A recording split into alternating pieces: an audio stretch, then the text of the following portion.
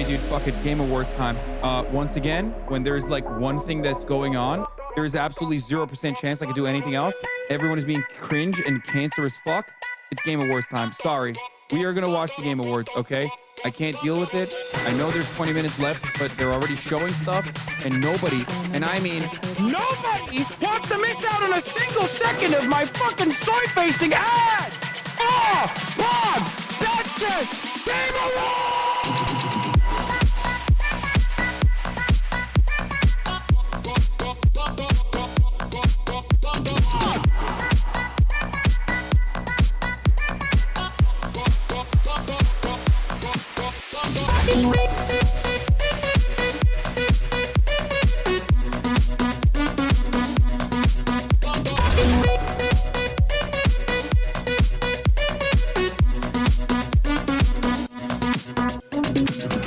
I can't even focus on this anymore because all you motherfuckers keep talking about the PlayStation event. You dude, fucking leave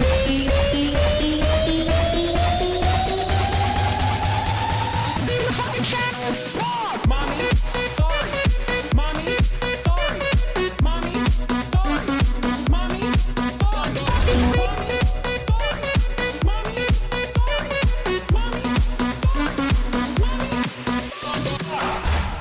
Dude, Megaphonics is literally just like What's hitting going on, everybody?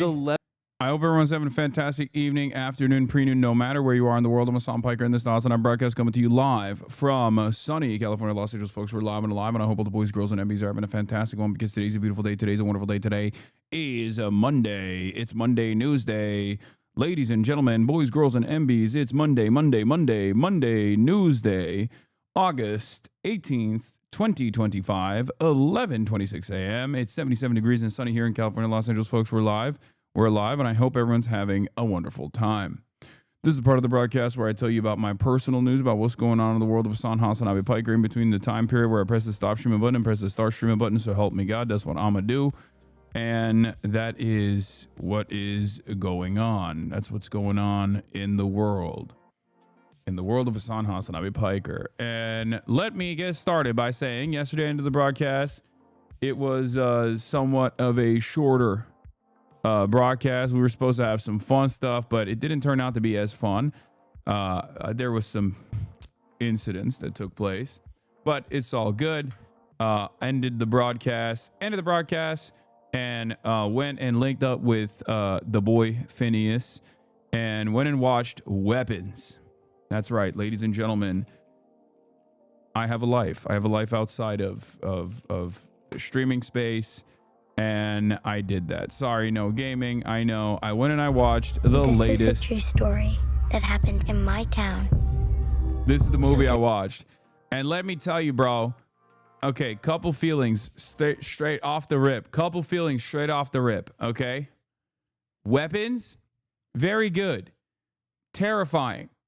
But they spam jump scares, okay? So if you are not into jump scares, I'm going to keep it $150. This is not the movie for you, because as good as the movie was, they spam jump scares in it. Like, it's shameless. It's a shameless spamming of jump scares.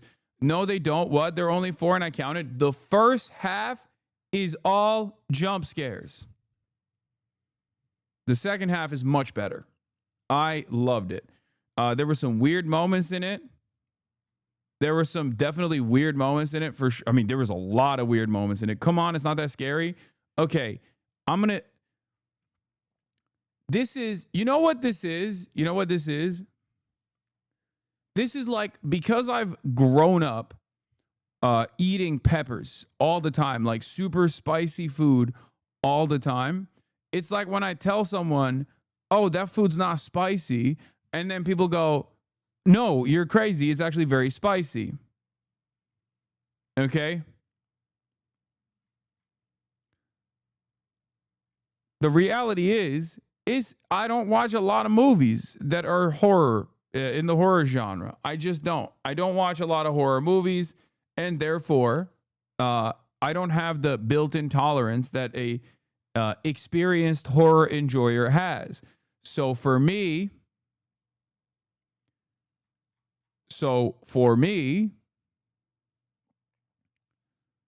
it's not even a question. This was a scary ass movie. Okay? There was a gay dude sitting next to us and he was shrieking the whole time. 10/10 would recommend. How is it on gore? I love horror, but I can't handle gore. There's gore. There's definitely gore.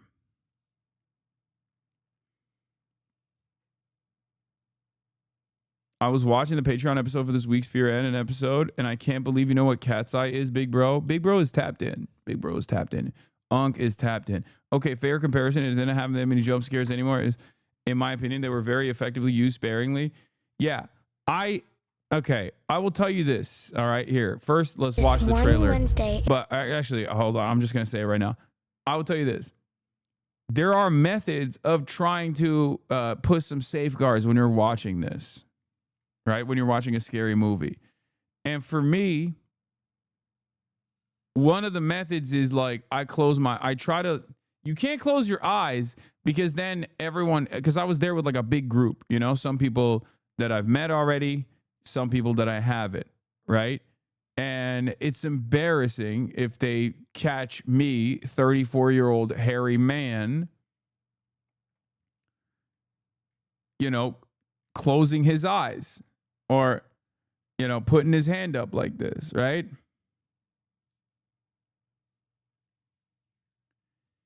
Putting his hand up like this, it doesn't work. But let me tell you something, okay? I didn't want to close my eyes either. I was embarrassed. I just like didn't want to look. I didn't want to look at the screen. But the problem was a lot of the jump scares are paced in a way where there is a tempered pause where it almost feels like the dude who made this movie basically timed it so that if you were like a scaredy cat and you closed your eyes and you went, oh, this scene has gone on for far too long. I don't think it's going to be a scary one. Okay. And then you look up and right at that moment it happens. That happened to me like 3 times, bro. That happened to me 3 Zach Kreger, writer. fucking times, dude. I don't know what the hell Zach Kreger was doing. I mean, the shots were amazing, by the way. God damn, he was so good. We get jump scared by Cook CNN audio every single day in your stream. This movie is totally fine for chat. The direction was incredible. Some of those shots, you're like, that is wow. I mean, it was actually awesome. The scissor scene made me so unbelievable. Oh my God, I know. It was so crazy. Your dad would hate this movie. My dad would never watch horror. Are you kidding me? And director of Weapons. The guy who made this is from The Whitest Kids You Know and is like originally a comedy guy. But it definitely shows. Okay? It definitely shows. The only thing that I do not understand is the actual gun. It's shown one time and never again. I genuinely don't know what the fuck that was. I'm not giving you any big spoilers. I think it's literally in the trailer. It is one of the, I just don't understand that. I didn't understand what it was supposed to be. Like, it was a poster on the wall. Okay, but like, what's the analog? He said he didn't know what it meant, but he put it in anyways. Okay, I kind of like that. I love when a director's just like, yeah, I went crazy with that one. I just went nutty mode with that. Fuck it, you know? That's cool. That's cool. That's just, yeah, that's beast mode. That's beast mode. It's just like this thing that is so weird and never gets addressed at all. This thing, no, it has meaning. He's lying. No, I mean, why would he lie? Bro said, I don't know. It's tough. Won't look at a vegetable peeler the same again. Okay. There is like a lot of stuff happening in the chat where people who have watched the movie are saying things that won't actually spoil because you have no context to understand what it means. But like you're still gonna say, don't do spoilers. Don't do spoilers anyway. Weapons is the only anti-pedophile movie. It's true.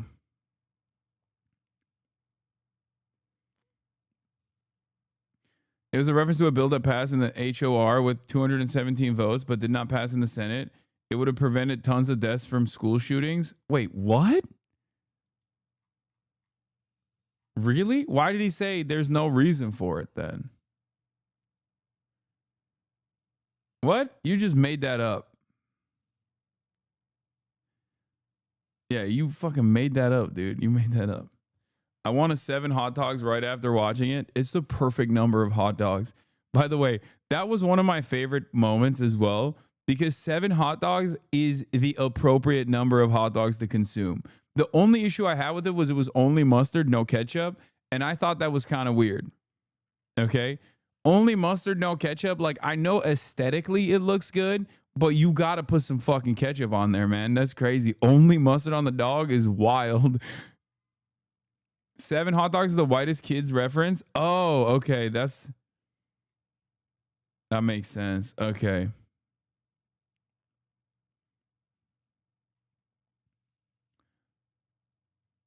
The bill is real, but he did say it came to him in a dream. House passes assault weapon ban that's doomed in the Senate. Democrats say the bill, which would reinstate a federal ban that expired almost 2 decades ago, is much needed response to recent mass shootings.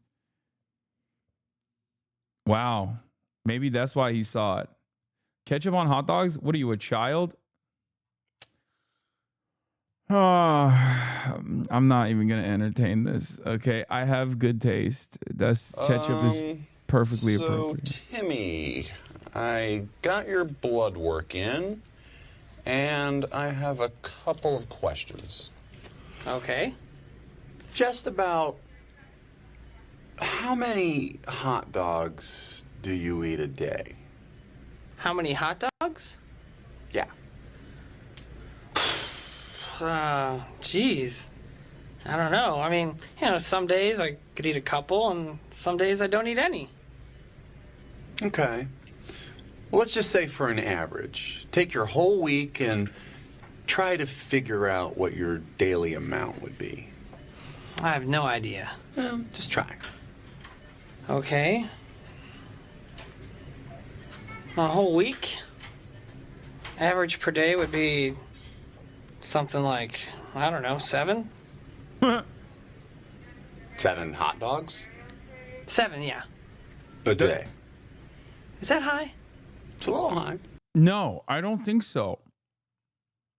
No. I think 7 dogs is the appropriate number of dogs, brother. It is. It is. It is. It is. It is. It is. It is. That's crazy. Is that bad? Yeah. By the way, the guy in the video is Trevor, the doctor from Whitest Kids You Know. He passed away a couple years ago on actually the day of the release of Weapons. Trevor Moore. So I think like even the time of the timing of the release of the movie was also a way to show him some to pay his respects.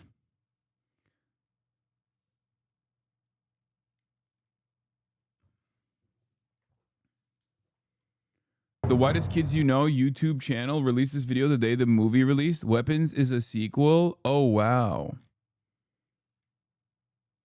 That's beautiful.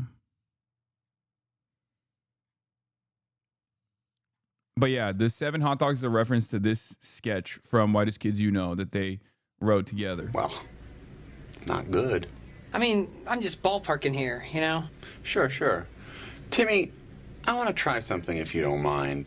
Walk me through one of your days. Walk you through my day?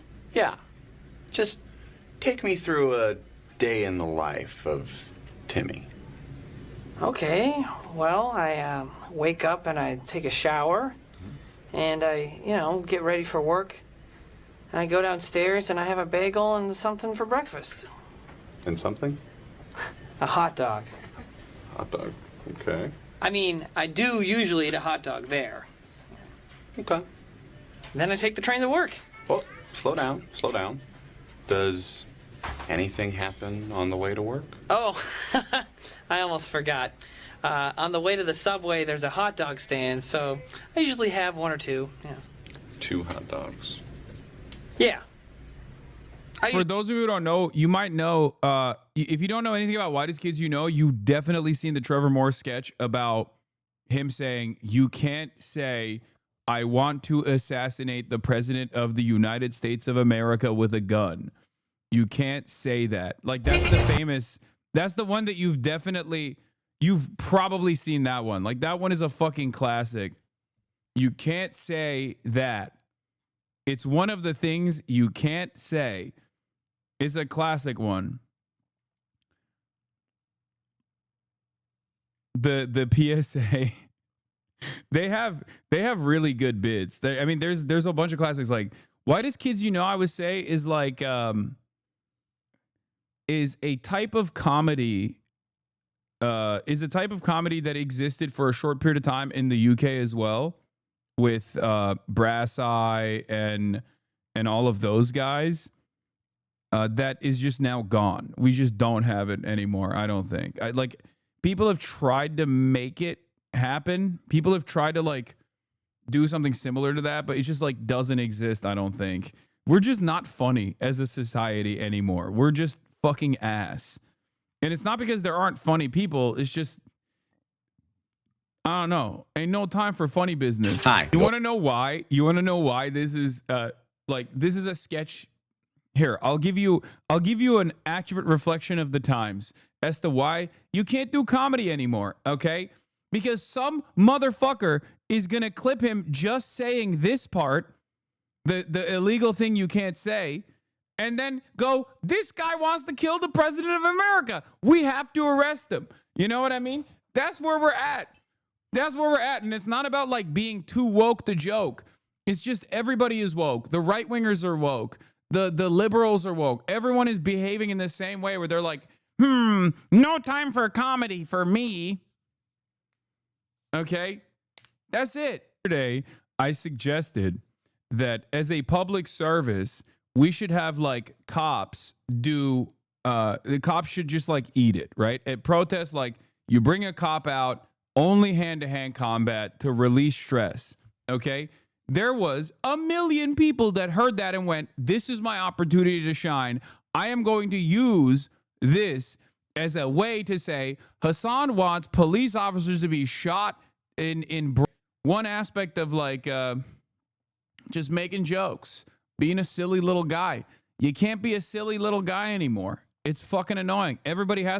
Some motherfucker has to take what you're saying sincerely, as though you are suggesting it as a real thing. And the algos are basically pumping that kind of attitude. And this isn't about like why can't we say slurs? Like woke killed comedy, we can't say slurs. That's not what I'm talking about at all, because right wingers are the ones who do this shit all the goddamn time. You know? I would say like one of the last examples of this kind of stuff, at least like flying in a podcast format, was Cumtown, unironically.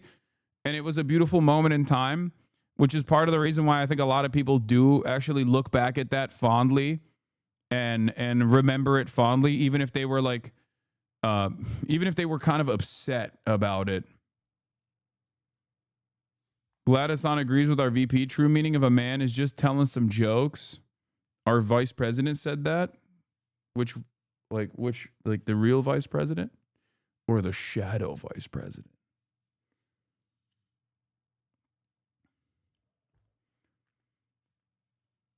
A man throwing a sandwich at a cop is comedy. Yeah, that's another one. Like, I was like, bro, really? You're going to fucking arrest people? And I talked to normies about this too. I was talking about the cop getting hit with a fucking ham sandwich thing. Okay. And I was like, bro, you're really gonna arrest this man for throwing a ham sandwich at you? Like, what do you have some fucking shame, you know, have some decency. And I talked to normies about it, and they unironically were like, nah, dude, fuck it. You can't throw something at a cop. You need to be killed. It's like Americans' brains are broken, dude. We used to have healthy attitudes. We used to be a real nation. People used to not really fuck with cops all that much. You know what I mean? People understood. People understood that it was like, you know, it's just, you got to let certain things slide, okay? We don't let nothing slide no more. If he throws a sandwich at my mother, I would hope they would get arrested. Is your mother a cop wearing Kevlar vests doing a fucking military invasion of DC, the nation's capital, and only getting a fucking light ham sandwich slapped to the chest? Like, what do you mean? What if my mother was in the trajectory of the sandwich? Like, why? Why are you making this? Why are you building an entire and arrest him and hit him with a litany of different crimes, like assaulting an officer with a delicious weapon? Like, it's just crazy. No, you were going to get shaken for that statement. I think it's an objectively funny thing. Okay? It's an objectively funny thing. People get so fucking mad. If people are crazy. People are fucking nuts. I don't know. I don't know how to deal with it anymore. You're getting more trolls because last week you said you don't get hogs anymore. I know. That's true. But this one's not a hog. I think this one's just a person who just wants to be contentious. Dude, remember, once again, you cannot post the diagram of the doohickey that was used in the assassination of Shinzo Abe as a quote retweet of a sitting senator demanding that people kill protest. Senator Tom Cotton's post on Twitter about killing American citizens for the crime of doing a First Amendment protected demonstration. You can't do that. Okay? You cannot do that. It is illegal. It is illegal. Don't do that. Yeah. But do you see what I mean? Like that. Yeah. This I'm showing you right now. This illegal. Okay.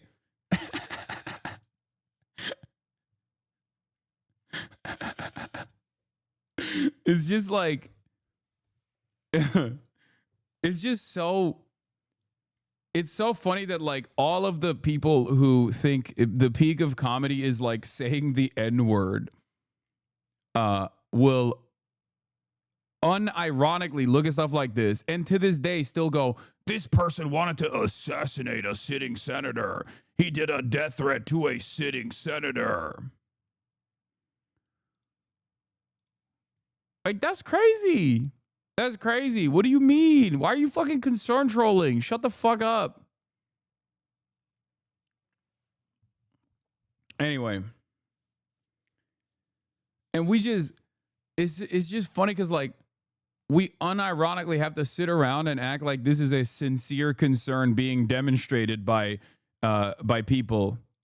A sincere concern demonstrated by really scared people. Really worried people. Like, this is causing a lot of instability. Their whole life on the internet is concern trolling. They never say what they truly think. I know. It's so fucking lame. Shut up. Anyway, how do we arrive at this? It was because I watched Weapons last night, and I thought about like the era of comedy and what the whitest kids you know represented for American comedy. Some of the best, and Weapons is great. I haven't seen Eddington yet. I'm gonna watch it eventually, but I haven't seen Weapons yet. or I saw Weapons. Sorry, I haven't seen Eddington yet. I'm not going to give you guys any spoilers, but I had a fantastic time, especially if you like horror, especially if you are a fan of the genre of horror. It is a very, very good movie. It's a very good horror movie. I'm going to just show you the trailer, and we're going to move on. I'm going to blast off because I haven't blasted off yet. I forgot that I haven't blasted off yet. And we are going to continue. We are going to continue with the broadcast. Hold on. Let's do it. Let's do it. Let's do it.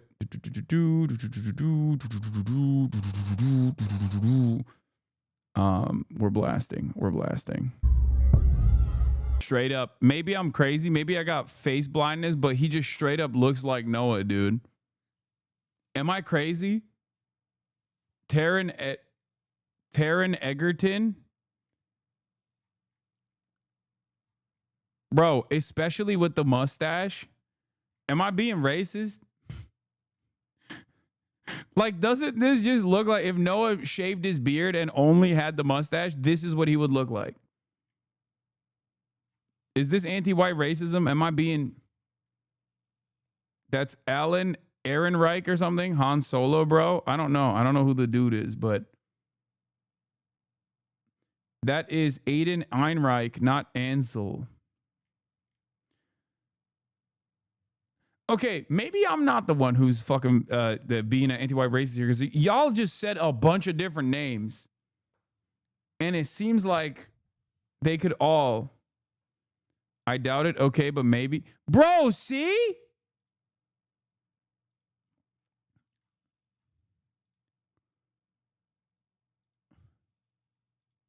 Come on, dude. Am I crazy? Yo, come on. Come on. Am I that off base with this? Or did I cook?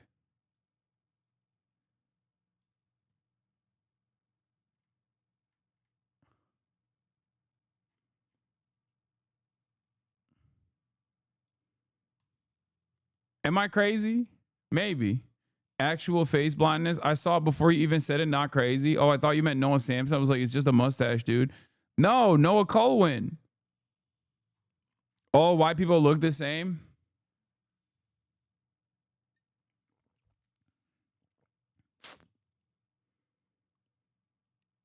Wait, is this a picture? Why does Noah look like he go 2-3 year Dagestan? Yeah. Updated playlist. Trump live with European leaders. All right, let's just get started. Fuck it. Let's talk about the actual issues and the actual things that matter. All right, let's get into it. But it would be. I like the ceasefire from. I'm gonna blast off. Does anyone have a blast off meme right now? But I believe a peace agreement at the end of all of this is something that's very attainable, and it can be done in the near future. With all of the wars that I got involved in, we only have this one left. Of course, as I walk out the door, there'll probably be a new one starting, and I'll get that stopped too. But I thought this was going to be one of the easier ones. It's actually one of the most difficult and very complex. The next step would be for a trilateral meeting, and that will be worked out. And I just look forward to working and having a great result. We're going to spend a lot of time today talking about, and we're really honored you guys came over. I mean, these are the heads of major countries and respected all over Europe. And they speak for, largely, I think I should say, but pretty much for the other countries of Europe. And we will come to a resolution today, I think, on almost everything, including probably the security. And that's pretty much the story. I'd like to say, Mr. President, would you like to say something? You have the media. If you want, you could come over and you could stand, you could use mine, or you could just turn around, whichever you feel comfortable with. Thank you so much. I can speak without microphone. Thank you so much. I think that we had very good conversation with President. Bro, we can't hear you if you speak without microphone. It was the best one, or sorry, maybe the best one will be in the future. But it was really good, and we spoke about very sensitive points. The first one is security guarantees, and we are very happy with President that all the leaders are here, and the security in Ukraine depends on the United States and on you and on those leaders who are with us in our hearts. They have been online before yesterday and etc. So a lot of countries on the side of Ukraine, our people, and all of us want to finish this war, stop Russia and stop this war. We spoke about it, and we will speak more about security guarantees. This is very important that the United States gives such strong signal and is ready for security guarantees. The second point, or maybe the first, the humanitarian direction, very important to exchange all the prisoners, and I think that President will help, and I was very thankful to your wife again, Mr. President, for the letter about our abducted children, and I hope that really it's not a suit. He's not wearing a suit. For the people. He is swagged out, though. I wouldn't say this is a suit. He's just wearing a jacket. No? And be happy.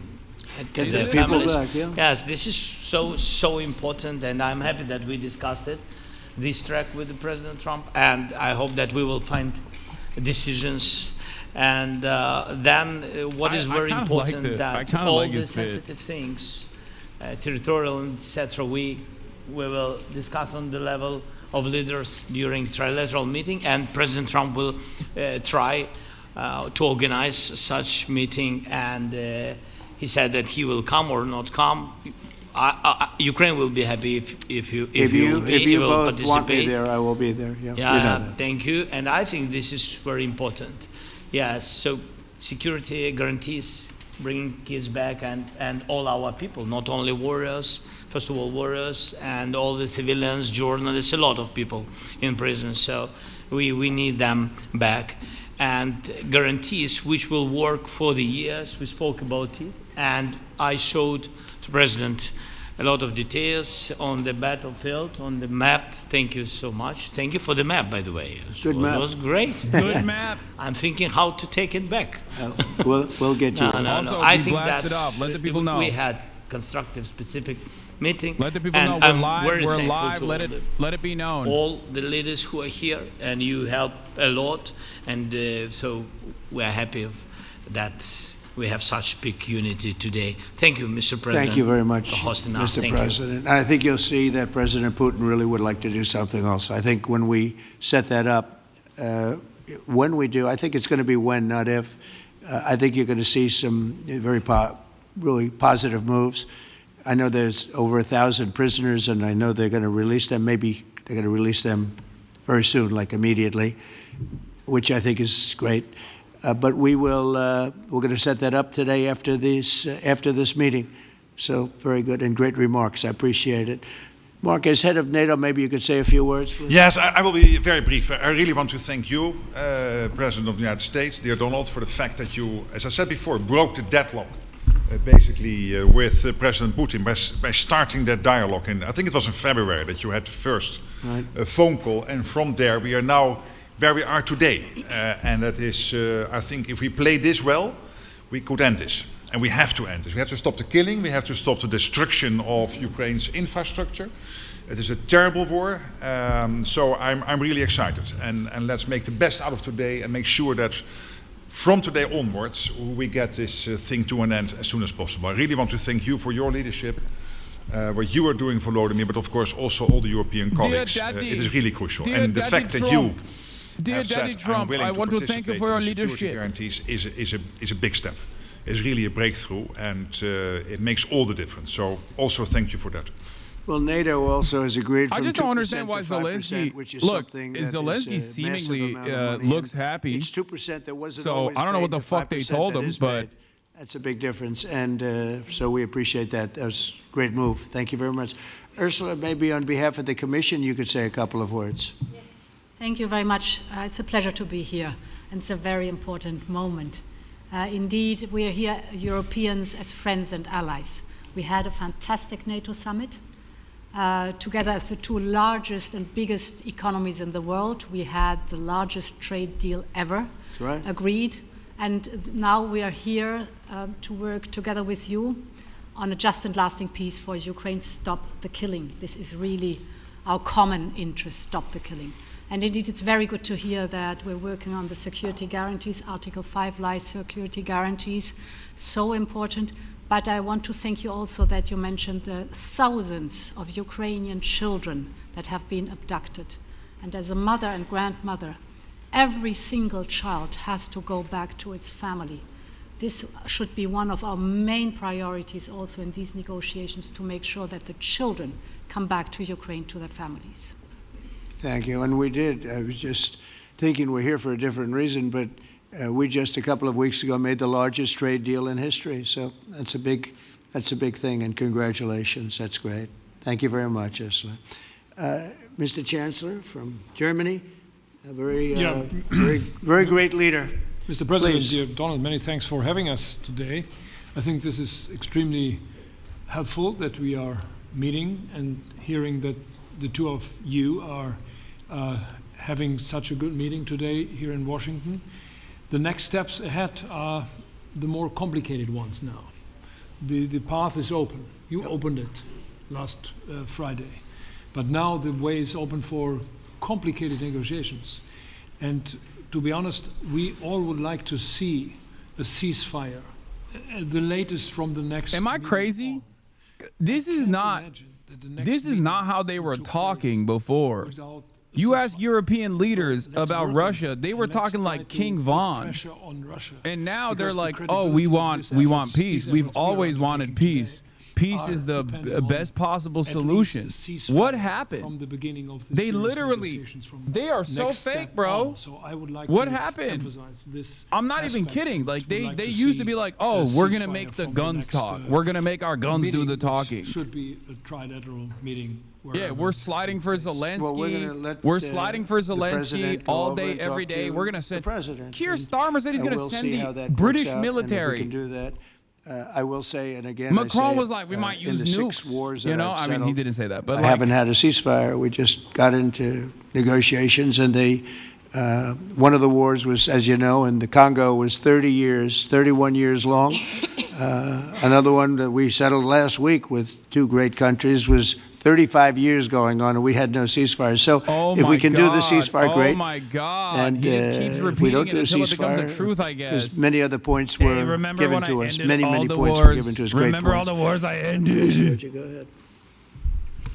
Well, thank you very much, Donald, Mr. President, for hosting us today in this important meeting. And I think it is an important day, a new phase, after 3 years and a half that we didn't see any kind of sign from the Russian side that there was a willing for dialogue. So something is changing, something has changed, thanks to you. Thanks also to the stalling in the battlefield, which was achieved with the bravery of Ukrainians and with the unity that we all provided to Ukraine. And the reason why I mention it is that we also have to remind that if we want to reach peace and if we want to guarantee justice, we have to do it united. So that's why it's a very good day, the one it's so funny that these like highly educated, well, not Maloney, she sucks, but like a lot of these guys are highly educated libs, right? They have a decent understanding of the world. I might not agree with their worldview, but like they're not stupid. So when they fucking hear Donald Trump be like, I'm ending all the wars, including the one in Congo, I ended the India clash, like they just have to sit there and be like, yes, Mr. President, you did do that. They know that's not the truth. But what can you do in the situation? He just kind of sits there and he's like, I've done it all. I've ended wars that you didn't even know. Like, they literally just have to sit there and appease him. So we are always ready to bring our proposals for peace, for dialogue. It's just like something a permanent we have ring-kissing operation. Together to guarantee peace and to defend the security of our nation. So thank you, Mr. President, for hosting us. Thank you very much. Emmanuel? Thank you, Mr. President, for organizing this meeting and for your commitment. And everything was said, but I just have to say here, everybody around this table is in favor of peace. And we work very hard, and we've worked very hard during the past few years to have a peace which is a robust and long-standing peace. This is why the idea of a trilateral meeting is very important, because this is the only way to fix it. And by the way, I think as a follow-up, we would need probably a quadrilateral meeting, because when we speak about security guarantees, we speak about the whole security of the European continent. And this is why we are all united here with Ukraine on this matter. In order to organize such a trilateral meeting, your idea to ask for a truce or ceasefire, at least to stop the killings, as we discussed, is a necessity. And we all support this idea. And in order to have such a long-standing peace for Ukraine and for the whole continent, we do need these security guarantees. And the first one is clearly a credible Ukrainian army. What does that look like? What does that look like? And the second one is what does this look like? This is what I need to understand. And like they keep saying we're going to do security guarantees, but what does that mean? You know what I mean? Is it like NATO-style security guarantees without actual NATO intervention? Guarantees and our commitments. And you can be sure that Europeans are very lucid about the fact that they have their fair share in these security guarantees for Ukraine, but their own security is clearly at stake in this situation. So you can count on us, as we can count on you, in order to deliver this robust peace for both Ukraine and Europe. Thank you very much, Emmanuel. Mr. Prime Minister. Thank you very much, Mr. President, and thank you for hosting us here. Can I start where Emmanuel started, which is we all want peace. The war in Ukraine has had a huge impact, particularly on the Ukrainians who've borne the brunt of it, but it's also had an impact on Europe and on the United Kingdom. There's not a family or community that hasn't been affected. And when we talk about security, we're talking about the security not just of Ukraine, we're talking about the security of Europe and the United Kingdom as well, which is why this is such an important issue. I think this is such an important meeting. As a group, I think we've had a discussion on the phone a number of times, Mr. President, but be able now to be around the table to take it forward. And I really feel that we can, I think, with the right approach this afternoon, make real progress, particularly on the security guarantees, and your indication of security guarantees, of some sort of Article 5 style guarantees, fits with what we've been doing with the Coalition of the Willing, which we started some months ago, bringing countries together and showing that we were prepared to step up to the plate when it came to security. With you coming alongside, the US alongside what we've already developed, I think we could take a really important I don't know. Maybe this is like a face-saving operation for the West and America's like military prowess or something, where they just have to make it seem like they're actually standing down from the Russian incursion with 20% of Ukrainian territory and perhaps even more now being relinquished to Russian control, and they're just saying like, but we actually did such a good job. Thank you for being prepared to take that forward. You know what I mean? I don't know what the security guarantees are going to look like. I don't even know if like Vladimir Putin is actually going to follow through on the conditions of the ceasefire. I don't know what the actual details of the ceasefire look like currently, but it doesn't. Difficult issues to a head. I don't know. It doesn't feel like this is anything different than just straightforwardly saying like, no, you get all of your maximalist positions, but please promise that you're just not going to hit Ukraine any harder. Thank you for that. Well, thank you very much. And, you know, it's very interesting because this is the first for the White House. You can't say that very often. It's seen a lot over the years. Maybe they're just like presenting this as a way to be like, see, we tried to do a peace. I could see them doing this as a way to be like, see, we try to do peace. Putin is actually the big hurdle to peace. And maybe they're going to get Donald Trump to finally recognize that Putin is a hurdle to peace or something.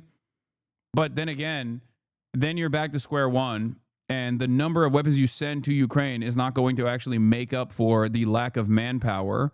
So even if you go back to square one and you just thank you very much, get Mr. everybody President. involved in like think in the past defensive posture for Ukraine, it doesn't change the dynamic on the battlefield unless there's like actual military 3.5 years. Military intervention. The fact that we're around this table today is very much symbolic in the sense that it's Team Europe and Team United States helping Ukraine. And the progress that we're looking out. Do you think Putin is a hurdle to peace? I mean, considering that he did invade Ukraine, yes, which are a big part. he is the warring party here. He is the belligerent. Towards a process with a trilateral meeting with you. Yes, I do think that. President Putin and President Zelensky. Some of the international media might wonder, you know, why is the president of Finland here? I think the reason is probably you got to get out of your rational bag on this nonsense. None of this is rational. We have a long border with Russia. over 800 miles. I'm noticing we, a of course, significant lack of Turkish presence at this table, and it's frustrating me. From World War II, the Winter War and the War of Continuation.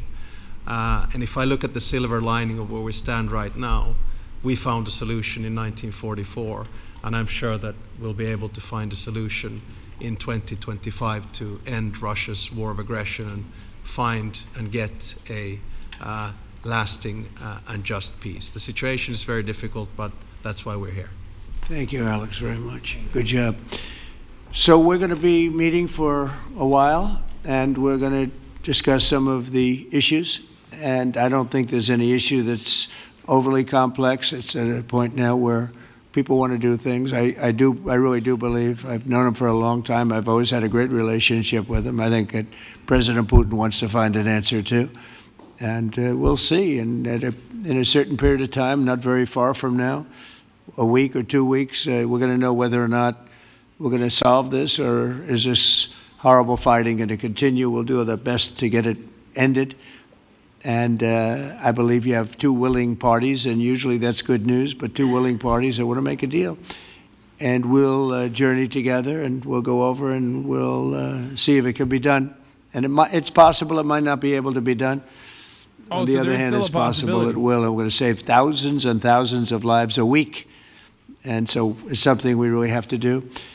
And, or at least we have to give it our best. It's all you can do. You can give it your best. But I think we may have a very good outcome. So I want to thank you all, and the media, I want to thank you. We're going to be staying here for a little while. Then we're going to walk over to the Oval Office, and we're going to have another little discussion about similar matters. And then they're going to go home to their great countries and report. And I'm going to remain here and work, and you're going to go and work. We're all going to be working. We may be in a different location, but that's what we know how to do, is work. But I want to thank the media. Has been actually very fair, generally speaking, very fair. I think it's important that they're fair, because this is a very important. This is a very important. I can't be the only one confused by this, right? And like, so am I? I feel like I'm not alone in this, right? There is like, this is a confusing set of events that has taken place, specifically around the issue. They just keep having meetings, whether it be Vladimir Putin coming to the United States of America, or whether it be European leaders coming to the United States of America, and there is no negotiation. What is going on? They just keep saying it's at the table, it's imminent, but they never actually define what the terms are. And they don't even, like, we don't even know. It's just a meeting about a meeting. It's a meeting about a meeting for another meeting in the future at a certain point, at a certain date. And I truly don't understand what is happening here. Blue Anon was right. Just admit it. Wake up, HasanAbi. No, I don't think it's like Agent Krasnov shit. I said this already. Looking at what has taken place so far, especially in the aftermath of that Trump meeting with Vladimir Putin, I came to the conclusion that is maybe not so great for a lot of American dominance enjoyers, American hegemony enjoyers. But I came to this conclusion that, like, I think Trump doesn't have any other way out of this. I don't think any American president would have a different way out of this. It's just like, they tried it.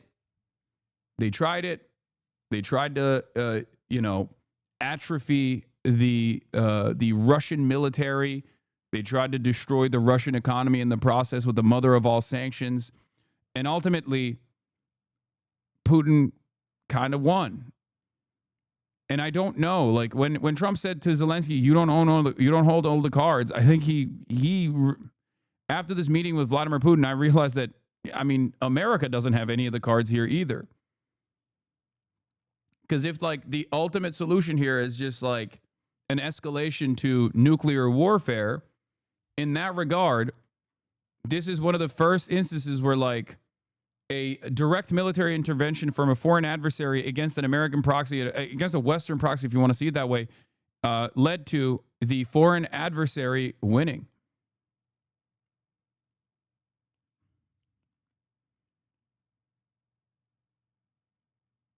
It's just because there's nothing else. There's nothing else that the Western world could do. There's nothing else that the Western world could do in this regard.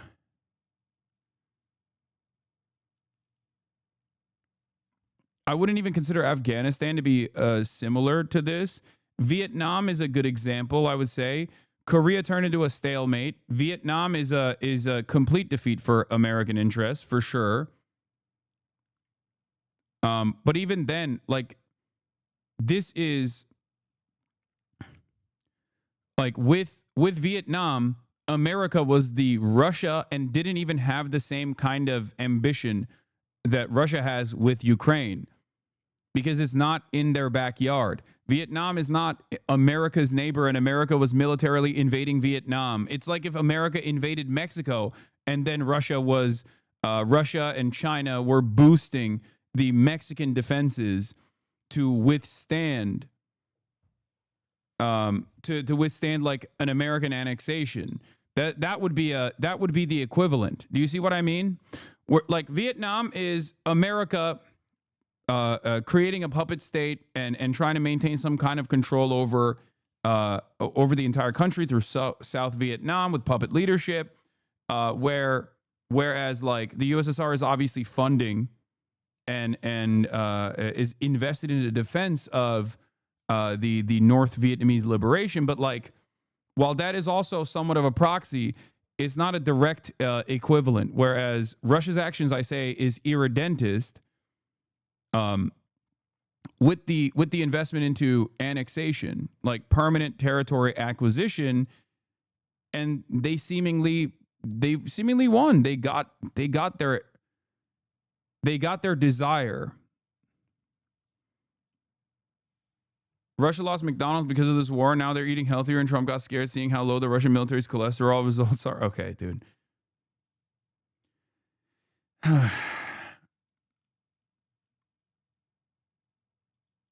It just doesn't make a lot of sense, is what I mean. It just, like, they talk about how there is going to be a managed resolution, an end to this conflict.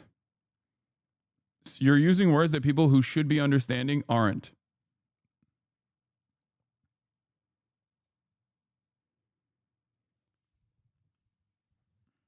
Okay. Russia's interest in Ukraine, in the most charitable interpretation, is to maintain control over Ukraine, to not allow Ukraine, which is directly its neighbor, to be in the grips of Western influence. Okay? Regardless of what the Ukrainian population thinks, by the way. I'm not talking about like the Ukrainian sovereignty. I'm not talking about the wishes of the Ukrainian population at all. I'm simply saying like Russia's goals was territorial acquisition, halting any sort of like NATO intervention in a country that has proximity to strike the Kremlin, right? They obviously also with Crimea wanted wanted to protect their point of entry into the Black Sea, all that stuff. But I bracket that off separately, because it does seem like even the European leaders and Ukraine has basically dropped Crimea from the equation. It seems like if they were to give Crimea permanent recognition, like permanent annexation recognition, legal recognition, as is, and say it's like Russian territory, and then in extraction for that, they got the Russians to pull back from like certain Eastern Ukrainian positions, that would be an insanely good proposition. It's just not even going to happen regardless, right? So, that's, but it seems like even the Western leadership is on board with that. But overall, I feel like I feel like they're not getting anything out of this, anything out of these talks at all. It's just like Putin getting everything he wanted, and I don't know if there's any alternative to that anyway. I don't even know what the alternative is to this. Like, what's the alternative? Because it's not even at a stalemate. Russia was able to acquire even more territory in eastern Ukraine. This pic shows a bit of the map that Zelensky told Trump he really liked. It shows the percentage occupied by Russia. I mean, I can't really fucking see it.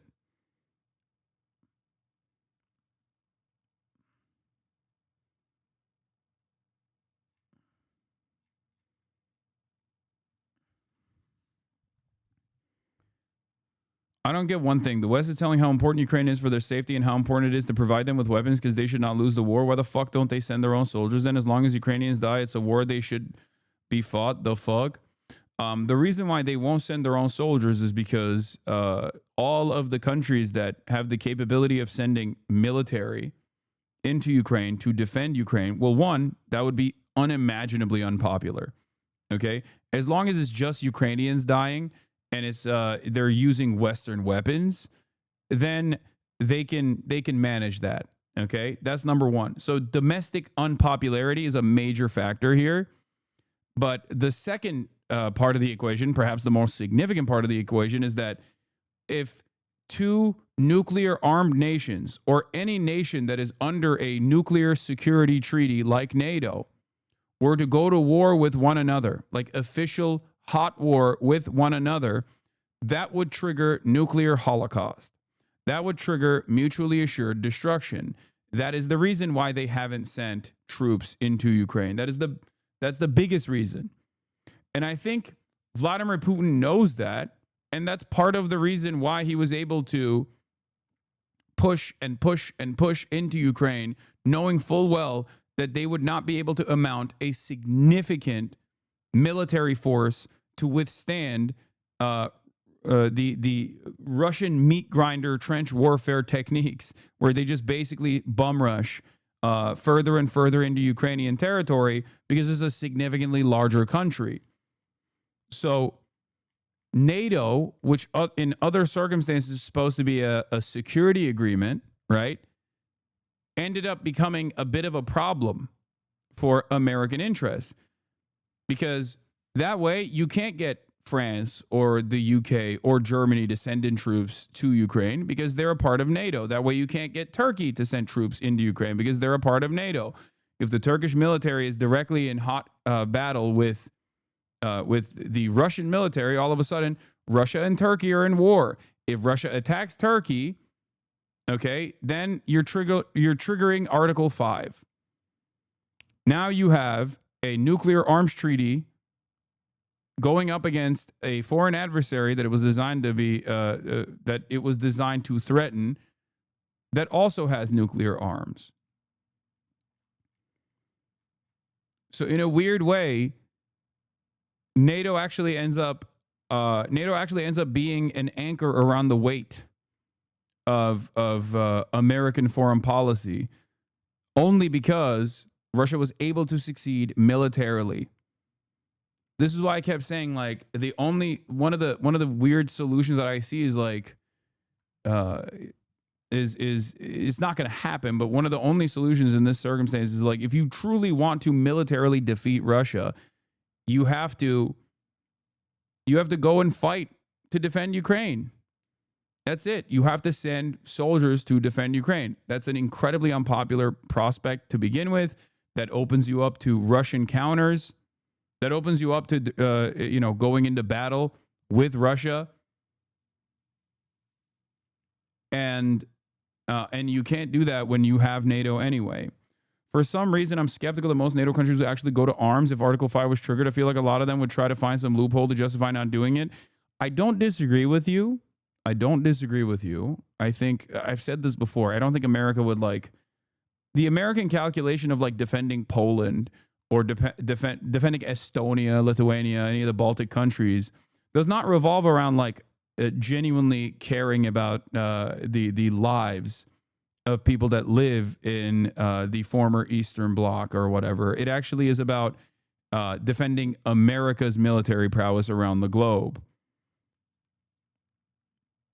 And in that situation, if Russia had the smoke, they would just let it go, potentially.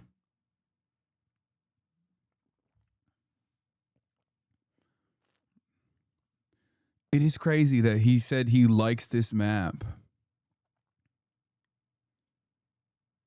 Trump said Zelensky can end the war now if he wants to. President Zelensky of Ukraine can end the war with Russia almost immediately if he wants to, or he can continue to fight. Remember how it started. No getting back Obama giving Crimea 12 years ago without a shot being fired, and no going into NATO by Ukraine. Some things never change. Trump announced that Ukraine will not get Crimea back and no NATO for Ukraine.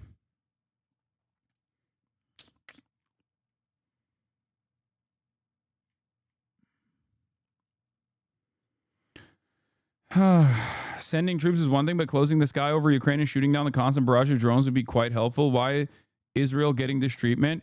Because Israel is attacking militant groups that don't have anti-aircraft defenses and a civilian population that these militancy groups are born out of. Russia is attacking a nation state. Like there is no equivalence here. You know, Israel's killing toddlers. Okay, Russia does end up killing toddlers too, but like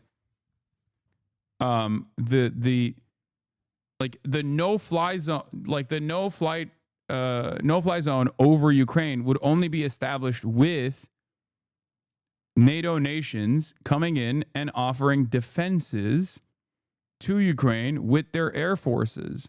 That's how you establish it. It's not like a fucking banner that you put over the airspace. It's not like you close the airspace by just putting up a fucking physical dome or something. You literally have to establish it with deterrence. You have to establish it with air forces. And the moment that you do that, it's basically the aerial equivalent of sending military into Ukraine. This would imply that these countries are going into war. It's no different. It's no different than like sending troops.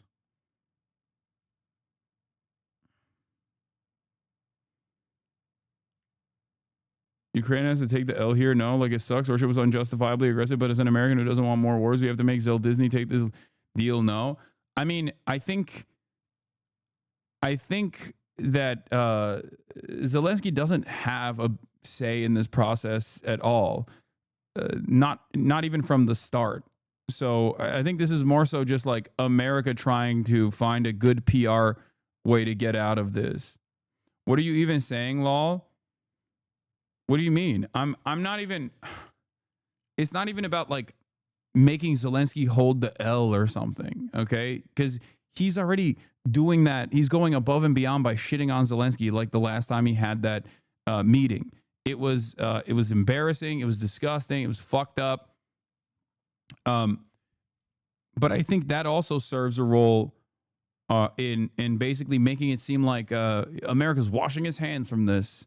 And it was maybe just the foreign leadership or the former leadership's fault that America's even in this quagmire to begin with.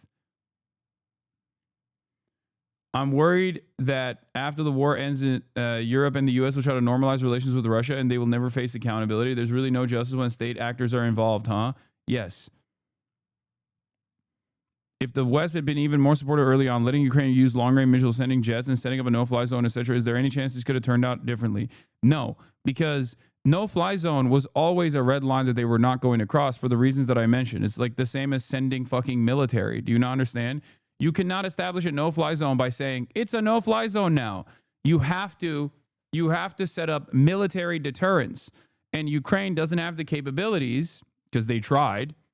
To destroy like Russian air superiority early on. They were able to take out a bunch of, they were able to establish some semblance of deterrence with anti-aircraft weaponry and things like that in the Ukrainian Air Force. But overall, a no-fly zone could only be implemented by Western forces and their Western air forces specifically. And that would require, just like sending military troops on the ground into Ukraine, that would require having, Polish Air Force fly over the Ukrainian airspace to literally shoot down Russian aircrafts. that would be the same as going into direct battle. And as long as Poland and as long as all these other countries are under the security banner of NATO, then that is the maximalist position. It automatically triggers nuclear deterrence. It automatically triggers nuclear retaliation. And that's the reason why they never did it.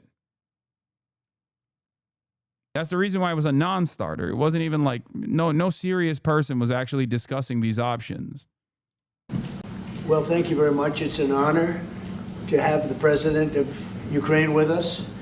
We've had a lot of good discussions, a lot of good talks, and I think progress is being made, very, very substantial progress in many ways.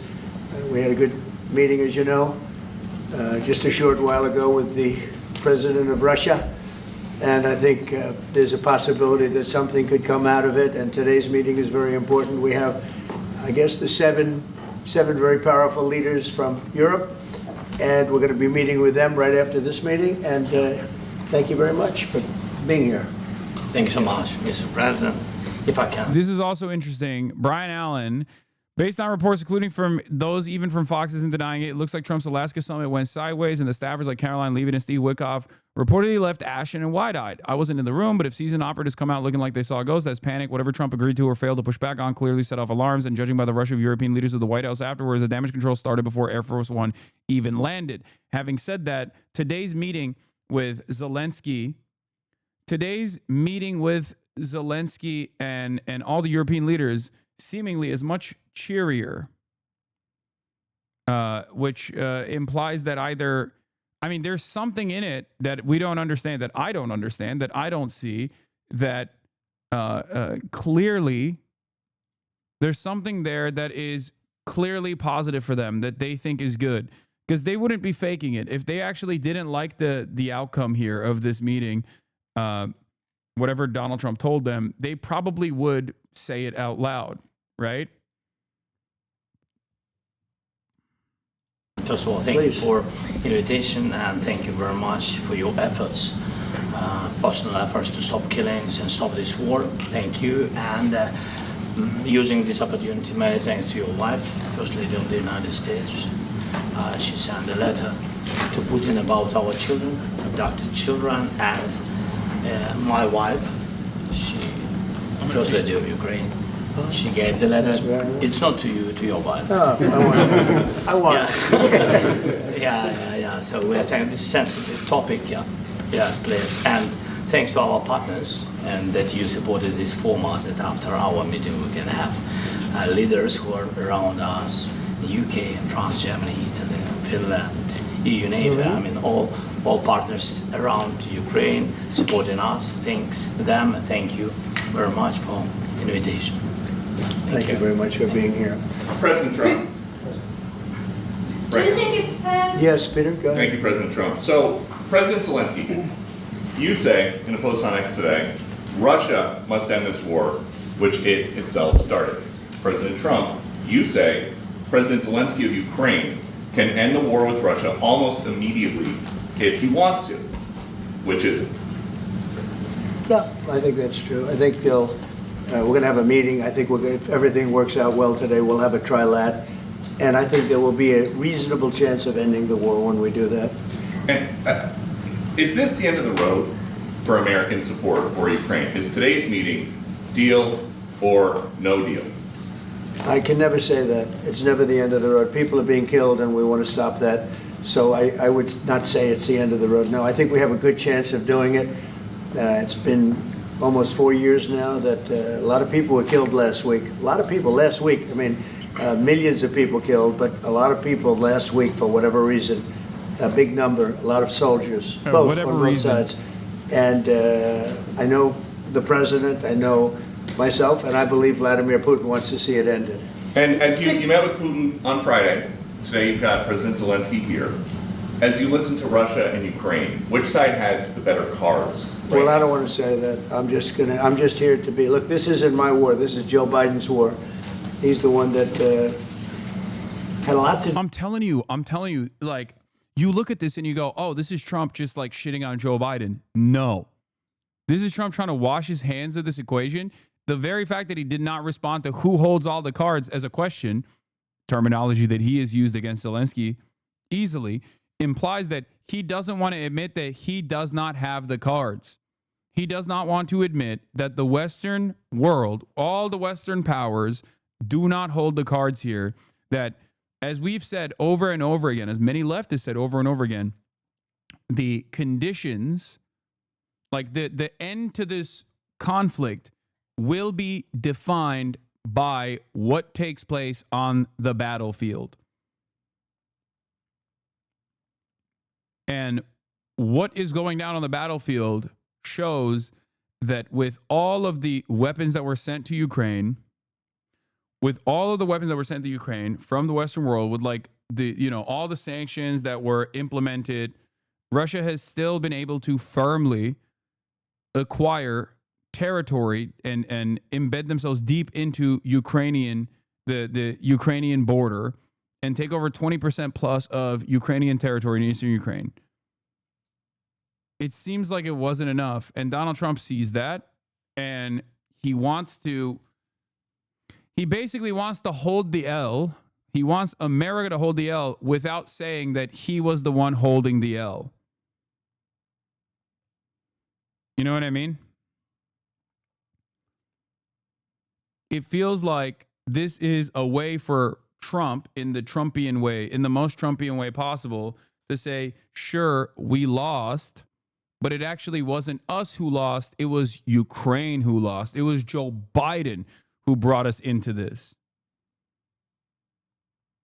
I don't think he wants to take a small L to avoid a much larger L, Russia going further into Ukraine. I don't think that's the equation. That's what his argument is.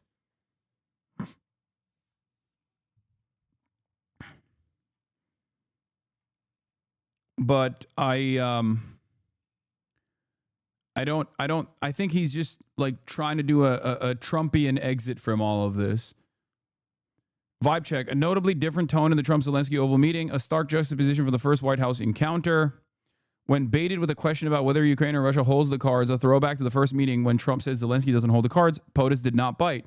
Even the wardrobe issue was addressed by the same reporter who criticized Zelensky for not wearing a suit last time. This time, Brian Glenn, Marjorie Taylor Greene's boyfriend, told Zelensky he looks great. Seems clear neither leader wants to get out ahead of the high-stakes closed-door discussions that will get underway shortly. Do with this happening, and we want to get it ended, and we want it to end good for everybody. We want it to end good. The people of Ukraine have suffered incredibly. President Zelensky, are you prepared? This is the most insane position. I'm a reformed IDF soldier, so I support Gaza because of you. I still support Russia, though. Brother, that is the most insane thing I have ever heard in my life. You got to give that up. You got to cut that. If you were capable of recognizing that Israel is doing a genocide, as someone who lived in Israel, as someone who fought for the Israeli occupying force, you can't be serious about like Russia doing a good job here. This is not a this is a brand new sentence because most people, like, there are a lot of people in Israel that are pro-Russia, okay? Israel is like little baby Russia, basically. But that's crazy. That is a brand new sentence. Something deep in the Israeli psyche that must support war crimes, if not theirs, someone else's. This is a normal position around the world. Yes, it's just not a normal position in Israel. It is the most abnormal position in Israel that you can arrive at, especially if someone is like an anti-Zionist now. They probably are pro-Ukraine as opposed to pro-Russia. Or, well, not necessarily pro-Russia, but like it wouldn't say that like Russia is doing a good job. You know what I mean? Being pro-Russia is the normal position. I've been explaining this to you guys over and over again. Yes, for much of the global South, they literally do not see Ukraine as a country that is stuck between a battle. They don't see Ukraine as like being manipulated and being destroyed in the process. They see Ukraine as a Western proxy. Okay? The pro-Russia, pro-Palestine position is the most popular position in the global South. I try to explain this to Westerners all the fucking time, and they just either don't understand it or they yell at me as though they're saying I'm in favor of this position. I'm not.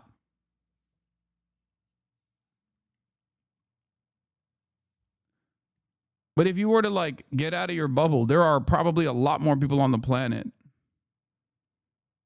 So much of the global South is just less enlightened than you. I'm not even pro-Russia, but damn, it's not about being less enlightened.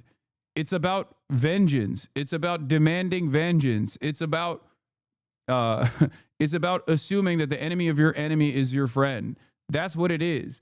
Because if you've been fucked over by Western forces, whether it be like colonialism in African countries or the United States of America's direct intervention in your country, then you're like anybody that fucking pushes back against this militarily, I'm on board with.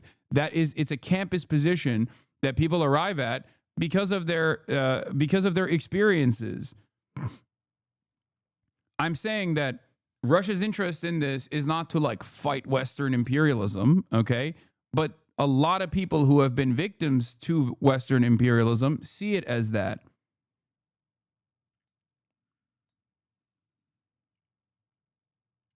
So if you want to understand like where people are coming from when you see that, like when you see the Bangladeshi unks with the pro-Russia, pro-Palestine stance, and you're like confused by it, this is the reason.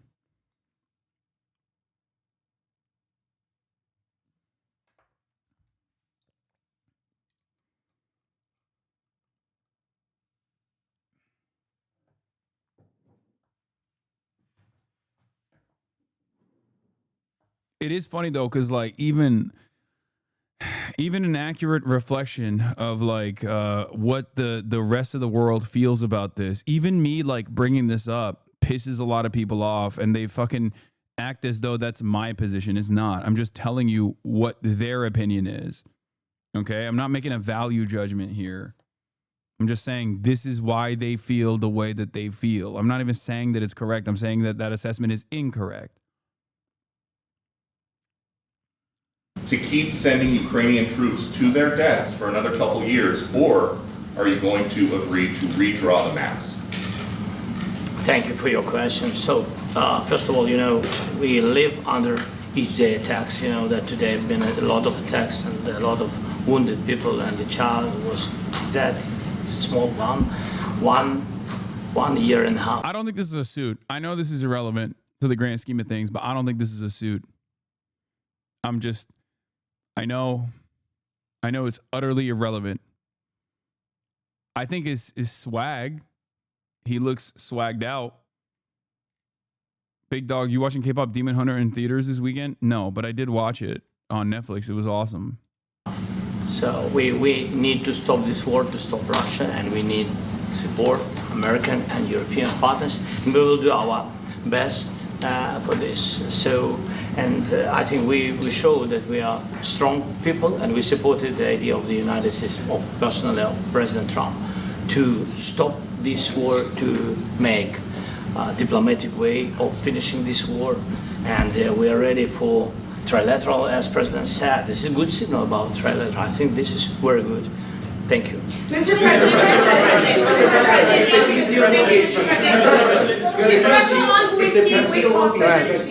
if the peace deal will be achieved, are you? I love how Chad is pretending like there isn't a lot of pro-Ukraine and pro-Israel people out there.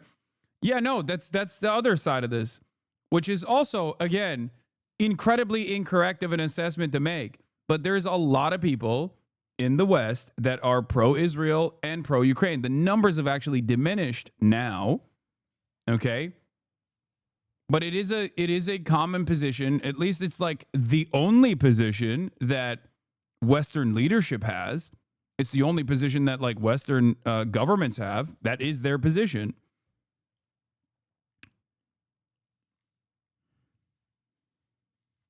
And people will try to justify that by saying like, well, Ukraine was attacked and also Israel was attacked October 7th. But that is a common, that's the other side of the story. There's a lot of people who look at what Russia is doing in Ukraine and say, oh, this is a fight against Western empire. This is like, finally, you got one country that is like able to militarily withstand and like do revenge to the West, right? That's the way they see it. And then on the opposing side, you have all the people in the Western nations who are looking at like Russia's incursion into Ukraine and are terrified about this. And or you got like pro-NATSEC liberals, like pro-NATO liberals who are just saying that they're pro-Ukraine and also literally pro-Israel.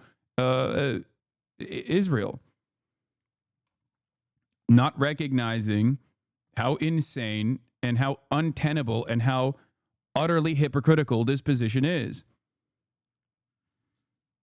Someone being pro-Russia and pro-Israel would be insane. Haven't met one of those. Israelis. I've definitely met pro-Russia and pro-Israel people. MAGA.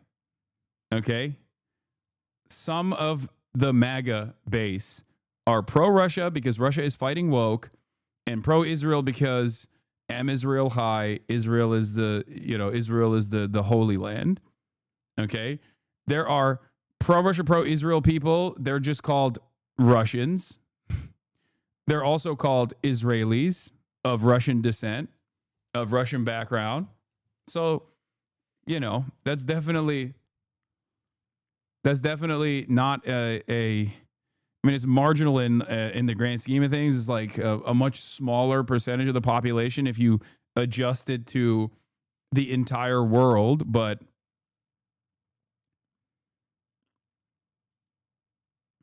Going to be willing to send American peacekeepers to Ukraine? Well, we're going to work with Ukraine. We're going to work with everybody, and we're going to make sure that if there's peace, the peace is going to stay long. Did you say Tucker Carlson yet? No, Tucker Carlson is no longer pro-Israel. Let's be real. This is very long term. We're not talking about a 2-year peace and then we end up in this mess again. We're going to make sure that everything's good. We'll work with Russia. We're going to work with Ukraine. And we're going to make sure it works. And I think if we can get to peace, it's going to work. I have no doubt about it. Your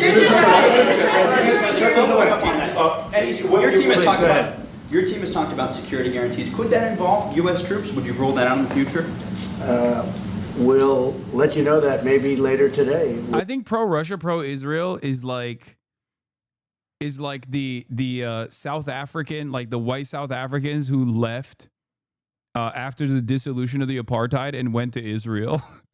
They're just one note. They don't care who's doing it. They just like war crimes. They just like dominating people. They're like, nah, it's fine. If there's another country, it doesn't matter. Any country that's doing it, I'm in favor of. You know what I mean? Like, there are people that did that, right? There were people in South Africa that after the dissolution of the apartheid in South Africa were like, oh, I'm not going to live in a country full of black people where I can't dominate them. I'm going to another country where I can be a part of the in-group that will dominate the out-group. Instead, I'm moving to Israel. It's kind of like that. It's kind of like that. They're just like, I like attacking civilian infrastructure. I am in favor of blood and soil narratives. I like it no matter where it's coming from. Okay? I like war crimes. I like blood and soil politics. I'm just on board with it no matter who's doing it. I don't give a fuck. We're meeting with 7 great leaders of great countries also, and we'll be talking about that. They'll all be involved, but there'll be a lot of help. When it comes to security, there's going to be a lot of help. It's going to be good. They are first line of defense because they're there. They're Europe. But we're going to help them out also. We'll be involved. Mr. President, Vladimir Putin mentioned that the war will not end without addressing the root causes of this war. Have you had an understanding what are the root causes of this war? Well, look, the war is going to end. When it ends, I can't tell you, but the war is going to end, and this gentleman wants it to end, and Vladimir Putin wants it to end. I think the whole world is tired of it, and we're going to get it ended. It was, I've done 6 wars. I've ended 6 wars, and oh my God! I've ended 6 wars, even more wars than you haven't seen before. And it's like you can just basically lie about the Congo whichever way you want, because who's going to question it? It's not like people were privy to what the fuck was going on anyway. So even if the conflict is still going on, no one is going to investigate this statement. So he can just say it. Just make up new shit. Make up fake countries that don't even exist. Be like, I ended Myanmar. Countries that do exist. I ended Myanmar. I did that. That was me, right? It's not like you got any journalist in that room going, well, that's not true. Why are you saying that? I ended Sudan. I ended it.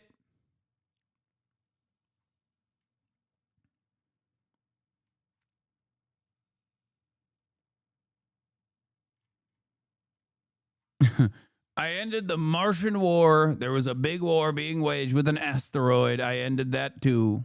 But this maybe would be the easiest one, and it's not the easiest one. It's a tough one. A lot of reasons for it, and they'll be talking about it for a long time. But they'll be talking about the others. Look, India, Pakistan. We're talking about. That's racist. Assuming Americans don't care about wars in Africa. Shaking my head. Yeah, exactly. They don't. They don't. The big places. When you look at, you just take a look at some of these wars. You go to Africa and take a look at that. Rwanda and the Congo, Republic of the Congo. That's been going on for 31 years. And so we've done a total of 6, and we really have 6, not including the fact that we obliterated, and it turned out to be a total obliteration, the nuclear, as you said, the future nuclear capability of Iran. And this one, I think we're going to get solved also. I feel confident we're going to get it solved. Thank you, Mr. President. Can you tell us about your conversations with European leaders and the Republic of Congo, condominiums, they're making a Trump Tower. They need to see to support an end to the war? Yeah, well, we're going to be meeting with a great representative group and 7 very powerful, very big countries, and great people, all friends of mine and friends of yours. And we're going to have some suggestions made. They want to see peace. They would like to see peace. They call it Republic of Congo. I call it Republic of Condo. Condominiums, Trump Towers, left and right. In the red. President Trump, do you think it's fair to, for Ukraine and for Russia to achieve a lasting and durable? Yeah, I ended 6 wars is his like Brandonized version of I did NATO. Like that's it. That's it. I'm doing AUKUS, Jack. I'm doing AUKUS. Except like even in the even though it's like basically the same shit that they're saying, which is an old man rambling. Obviously Trump's rhetoric in this regard is more palatable to the average person. Because like he's saying that he's ending wars. He's saying that he's ending wars, even though he's not. It doesn't really matter. But like people understand that as like a thing that the president is doing. If Ukraine Whereas people don't understand when someone says like, I did NATO, I did AUKUS. It's territories that Russia hasn't yet conquered. Do you think it's a fair peace for Ukraine? We're going to have a lasting peace. Just to answer the first part of your question, we're going to have a lasting peace. I hope it's going to be immediately. I hope it doesn't have to go on. And I think people of the whole world is going to be very happy when that's announced. Mr. President, you posted on social media, Mr. President, a very touching letter from the First Lady. And the letter was hand-delivered to President Putin. And it calls for an end to the war, essentially, because of the children and the children's future.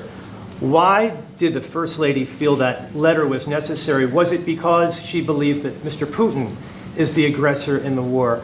Is a similar letter being hand-delivered to President Zelensky? So the First Lady felt very strongly. She's watched the same thing that you watch and that I watch. I see things that you don't get to see, and it's horrible. But when she's got a great love of children, she has a wonderful son that she loves, probably more than anybody, including me. I hate to say it, but She loves her son. She loves children, and she hates to see something like this happening. And that goes for other wars too. I mean, she sees the heartbreak, the parents, the funerals that you see on television. Always funerals. We want to see something other than funerals. No, she felt it was a beautiful letter. It was very well received by him, and she did ask me to say, you know, she would love to see this end. She would love to see it end, and she says it very openly, very proudly, and with great sorrow because so many people have been killed. Mr. President, last week, Brian, go ahead, Brian. Yes, sir. I've got a question for each of you. Yes. First of all, Mr. President Zelensky, you look fabulous in that suit. I said the same thing. Yeah, you look. Oh, clown show, dude. Fucking clown show. That's what this is. It's a real dog and pony show. A real clown show. Good. I said the same thing. Yeah, looks good on I you. said to the one that attacked you last time. Yeah. See, now he's I remember that. I apologize to you. You look wonderful. No, my first question for you, President Zelensky. In the same suit. You see, I changed, you are not. Maybe yours is much better than mine. Real quickly, upon peace, God willing we get peace, are you open to holding an election in your country? Yes, of course. We are open for election, yes. We have to do safety circumstances, and a little bit we need to work in the parliament, because during the war you can't have elections, but we can do security. We need, maybe, how to say, we need a truth, yes, everywhere, in the battlefield, in the sky, in the sea, yeah, to make possible for people to do democratic, open, legal elections. So you say during the war you can't have elections. So let me just say 3.5 years from now. So you mean if we happen to be in a war with somebody, no more elections? Oh, that's good. I wonder what the fake You like this idea? Yeah. No. Speaking of news, I got a question for you. This sounds insane for me even to ask this, but do you think the American media really doesn't even want a peace deal because they've seen they've been so critical of you every step of the way as you lead the charge for peace? It's an amazing phenomenon. I said that if in the settlement you got Moscow, St. Petersburg, and thousands of miles around them, they would say I made a bad deal. That's not... Dog, what are you fucking saying? That is not the deal that is in place. All right, even if I did it, even if I gave... He said, Kievan Rus. Go back, you missed Trump, what Trump said. What? Do democratic, open, legal elections. So you say during the war you can't have elections. So let me just say 3.5 years from now. So you mean if we happen to be in a war with somebody, no more elections? Oh, that's good.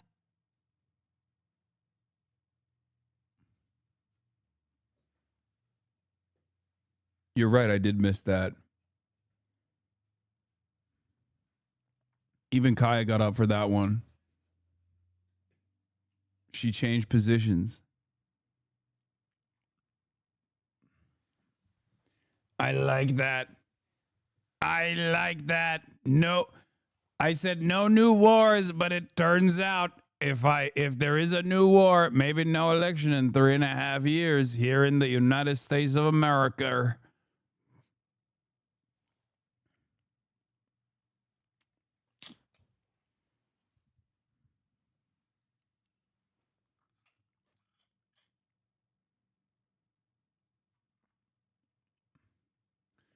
Seems great. Seems great. Mexico looking so good. Mexico looking so good. Looking ripe. I wonder what the fake You like this idea? Yeah. No. Speaking of news, I got a question for you. This sounds insane for me even to ask this, but do you think the American media really doesn't even want a peace deal for peace? If in the settlement you got Moscow, St. Petersburg, and thousands of miles around them, they would say, I made a bad deal. Well, that's not the settlement, is it?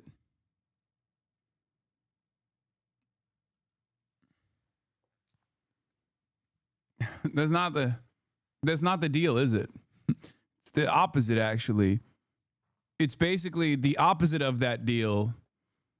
Level of hatred and animosity is incredible. Not with all. I mean, we have great people up here. We also have terrible people up there that I think are told what to say.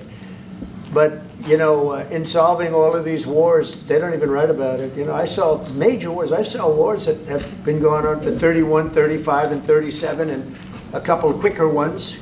One that was going to go into a full-blown deal very quickly. You know what the one I'm talking about. It was a big one. But they don't even write about that. No matter what I do, no matter what, and you know, this is not anything to do with you. It's probably to your advantage in a certain way. But no matter what I do, no matter what deal I make, from my standpoint, you'll come out good. Maybe President Putin will come out good. But they'll say, Trump was absolutely horrible. It's just that, and I've lived with that for a long time. I've lived with it since just before the first election. I used to get great publicity. Now I get the worst publicity anyone's ever gotten in office, but I won in a landslide, so that people understand. They're the only ones that count, ultimately. But I've also had great reporters. I've had journalists that are very good. But it's very sad when you do the right thing. As an example, they said, because of the fact that Vladimir Putin came to American soil, this was a tremendous defeat for Donald Trump. No, it was really wonderful that he did it. It was a hard thing for him to do, to be honest with you. It was the opposite of what they said, but they said it. Now, if he didn't come, they'd say that was also bad for Trump. You know, there's no way. And there's just a great dishonesty of the press, and I think that's why it's lost its credibility. You know, its credibility is at an all-time low. We have a thing going on right now in D.C. We went from the most unsafe place anywhere to a place that now friends are calling me up, Democrats are calling me up, and they're saying, sir, I want to thank you. My wife and I went out to dinner last night for the first time in 4 years, and Washington, D.C. is safe, and you did that in 4 days. I'll tell you, it's safe. I had another friend of mine, he has a son who's a great golfer, he's on tour, and he came in fourth yesterday in the big tournament where Scotty Scheffler made the great shot, and he said his son is going to dinner in Washington, D.C. tonight. I said, would you have allowed that to happen a year ago? He said, no way, no way. He said, what you've done is incredible. And I think the people realize it. But the press says, he's a dictator, he's trying to take over. No, all I want is security for our people. But people that haven't gone out to dinner in Washington, D.C. in 2 years are going out to dinner. And the restaurants the last 2 days were busier than they've been in a long time. Sir, I walked around yesterday with MTG. If you could walk around with DC with MTG and not be attacked, this city is safe. Yes. Thank you, Mr. President. Last week you warned of what you called severe consequences if a 30-day ceasefire or any type of ceasefire were not agreed to by Russia. Will there be severe consequences? Does that change because of I don't meeting think you with need a President Putin? ceasefire. You know, if you look at the 6 deals that I settled this year, they were all at war. I didn't do any ceasefires. And I know that it might be good to have, but I can also understand strategically why, well, you know, one country or the other wouldn't want it. You have a ceasefire and they rebuild and rebuild and rebuild, and, you know, maybe they don't want that. But if you look at the 6 deals that we made peace and what is the fucking press, dude? Holy shit. It's not. It's not. It's over. The notion that you are going to have a nominally adversarial press team in a press pool is completely gone. It's not happening. It's something that I've noticed, not just in the press. It's something that I'm going to be talking about with Ben Cohen of Ben&JERRY'S as well. It's not just the press.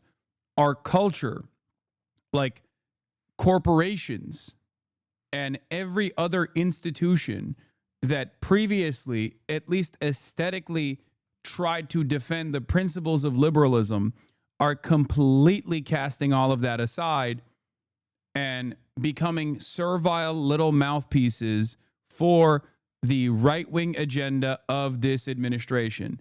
Some of it is out of fear, and some of it is because they want to make more money and they know Trump will press them. It is unfolding in every part of our lives. Okay? Every aspect of our lives is being dominated by right-wing crybabies, and I don't know if we'll be able to change this dynamic anytime soon, and I think it's going to get a lot worse before it gets better. The media was never adversarial to begin with, or it's just like, or they were only adversarial to Biden on a right-wing basis, but for the most part, they were servile to Biden too. You're a left-wing crybaby. It's really funny that you say this because I have literally, with the exception of a content creator directly issuing a death threat against me and telling his fans to kill me in the streets, I've never asked for deplatforming of another content creator, not even once. As a matter of fact, it's always right-wing content creators who are actively demanding that the FBI prosecute me, that the Customs and Border Patrol throw me in jail for any number of different made-up fucking reasons, constantly demanding that I get deplatformed every single fucking week. So the notion that like I'm the crybaby here is idiotic. You've made this up. You're creating an alternative reality because the reality that we all exist in makes you feel kind of shitty and weak and lame and soy. That's it.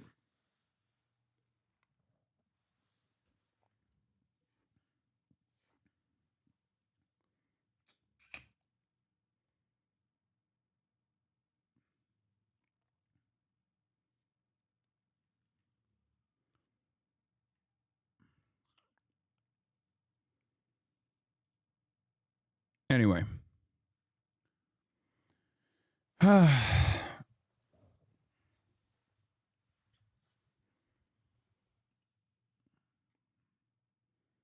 He keeps saying 666. What 6 deals is he talking about? Iran, Israel, allegedly Congo, Rwanda, Azerbaijan, Armenia. I think he means India, Pakistan as well, but I don't know how we arrive at 6. Why are you wearing your jacket inside? You're just trying to aura farm? Hell yeah, I am.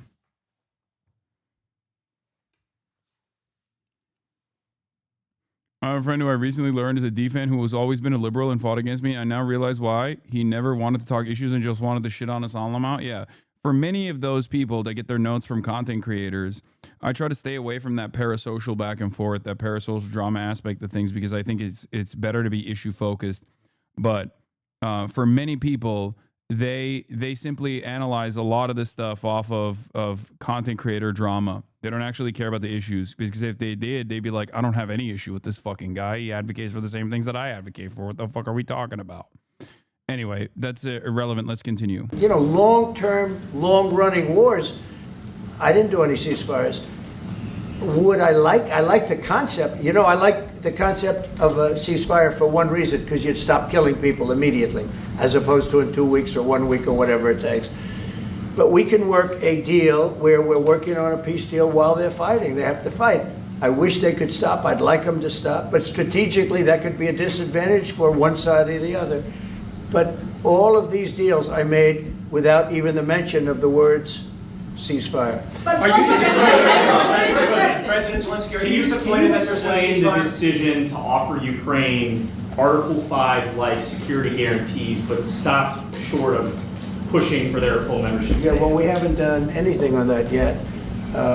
If you look back and you go back long before President Putin, it was always a statement that they would never allow Ukraine into NATO. So that was a statement that was made, but we haven't discussed any of that yet. We're going to be discussing it today, but we will give them very good protection, very good security. That's part of it. And the people that are waiting for us, they are, I think they're very like-minded. They want to help out all. Thank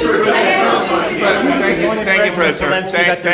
Thank you, President Trump. Are you disappointed there's no the United ceasefire, States, Mr. President? The United States has already given hundreds of billions of dollars to this. Happening, bro? What is like? They're just like yelling. It's just. Do they give the right wingers better microphones or something? Like, what the fuck's happening? They're like, they just tune it up. They're like, oh, it's douchey talking. We gotta fucking tune it. This war effort in Ukraine. Biden. At best, it is Biden. a stalemate, and the killing continues. So, President Trump, how much more is the United States willing to give Ukraine? And President Zelensky, how much more do you want? Well, I'll start off just by saying we're not giving anything now. We're selling weapons. This is something before, I guess the number is well over $300 billion. That was under Joe Biden, a corrupt politician, not a smart man, never was. By the way, go back 40 years, he was not a smart man 40 years ago either. But now he's in particular bad. This is MAGA's take on Ukraine, and you said I was wrong? What? That MAGA hates Ukraine, bro? I told you. Yeah, I don't think that's wrong. What do you mean? No, I think there are a lot of Americans. I talk about this all the time. They got duped by like Telegram. There are a lot of Americans who unironically, there are a lot of Americans on the right that unironically think that Russia is actually engaging in a moral war against woke. They see Ukraine as like Fox does still pummel MAGA with anti-Russia sentiment. That's true. Yeah, both of those things are true. Both of those things are true. While Fox News and the establishment Republicans are still very much invested in the quote-unquote defending Ukraine unconditionally narratives, even though it's like just so that they can continue sending weapons to Ukraine. There's no like moral interest here. American politics doesn't exist on moral boundaries. The average American, even not just like MAGA people, I think the average American is just like, why the fuck are we giving so much money to other countries? Like, that's their position. Americans are very selfish. MAGA supporters, however, also do have a specific type of reverence for Vladimir Putin. One, born out of Donald Trump's love for Vladimir Putin, and two, because they just got fucking tweaked into defending Russia because they went into the wrong Facebook groups and they went into the wrong Telegram channels, and they turned into people who actually think Russia is fighting a just war against woke and against like Western degeneracy. This was done by a corrupt administration that shouldn't have been in, and frankly, if the right results of the election were given, if I were president, this war would have never taken place, and he would have been very happy. Like, they make it seem as though like Democrats actually wanted to give money to Ukraine so they can make Ukraine gay. Okay? That's it. They think like Democrats wanted to homify Ukraine, and Vladimir Putin is invading Ukraine to stop the gay, stop the woke. Because he would have liked to have seen, I mean, they went through hell. He went through hell. This war would have never happened, and the people that were killed, a couple of million people, a lot of people with soldiers and everything else, and the people that have been displaced and forced into other areas and other countries because of what's happened, none of that would have happened. And I'm just saying that he was a horrible president, whether it was the borders or this, he was just a horrible, corrupt president. Mr.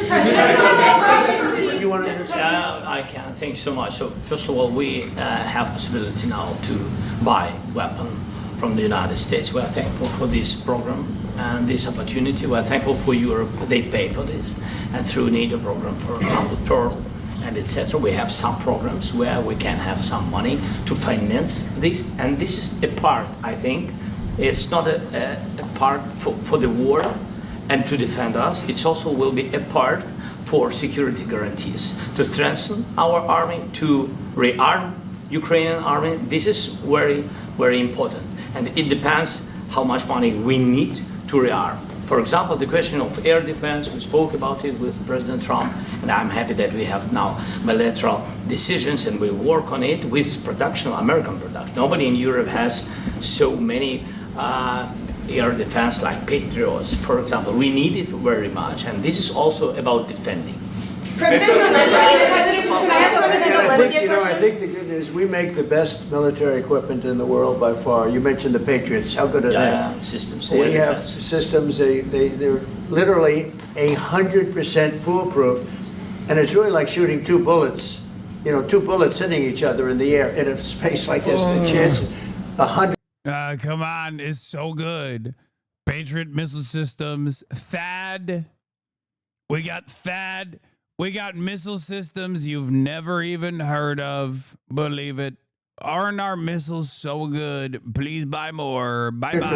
It's 99 to 100%. So we sell the equipment to NATO, and NATO does what, I don't know what the arrangement is that you have with, but I know that they want you to have the equipment. And we're getting the best equipment in the world, but they pay us for the equipment. Under Biden, it was just crazy what was going on. I believe the number is over 300. I think it could be $350 billion worth of equipment and money and everything else. And we've made more progress in settling this war in the last 2 months than they made in 4 years. This should have been settled a long time ago, but it should have never happened. Yeah, please. Real quickly, you pushed out on social media. All right, Brian, go first. You pushed out on social media about doing away with mail-in ballots and potentially electronic voting machines. Can you expand on that and how important Well, that's a very off-topic, just really quickly. Mail-in ballots are corrupt. Mail-in ballots, you can never have a real democracy with mail-in ballots. And we, as a Republican Party, are going to do everything possible that we get rid of mail-in ballots. We're going to start with an executive... Guy who was literally shitting on Zelensky.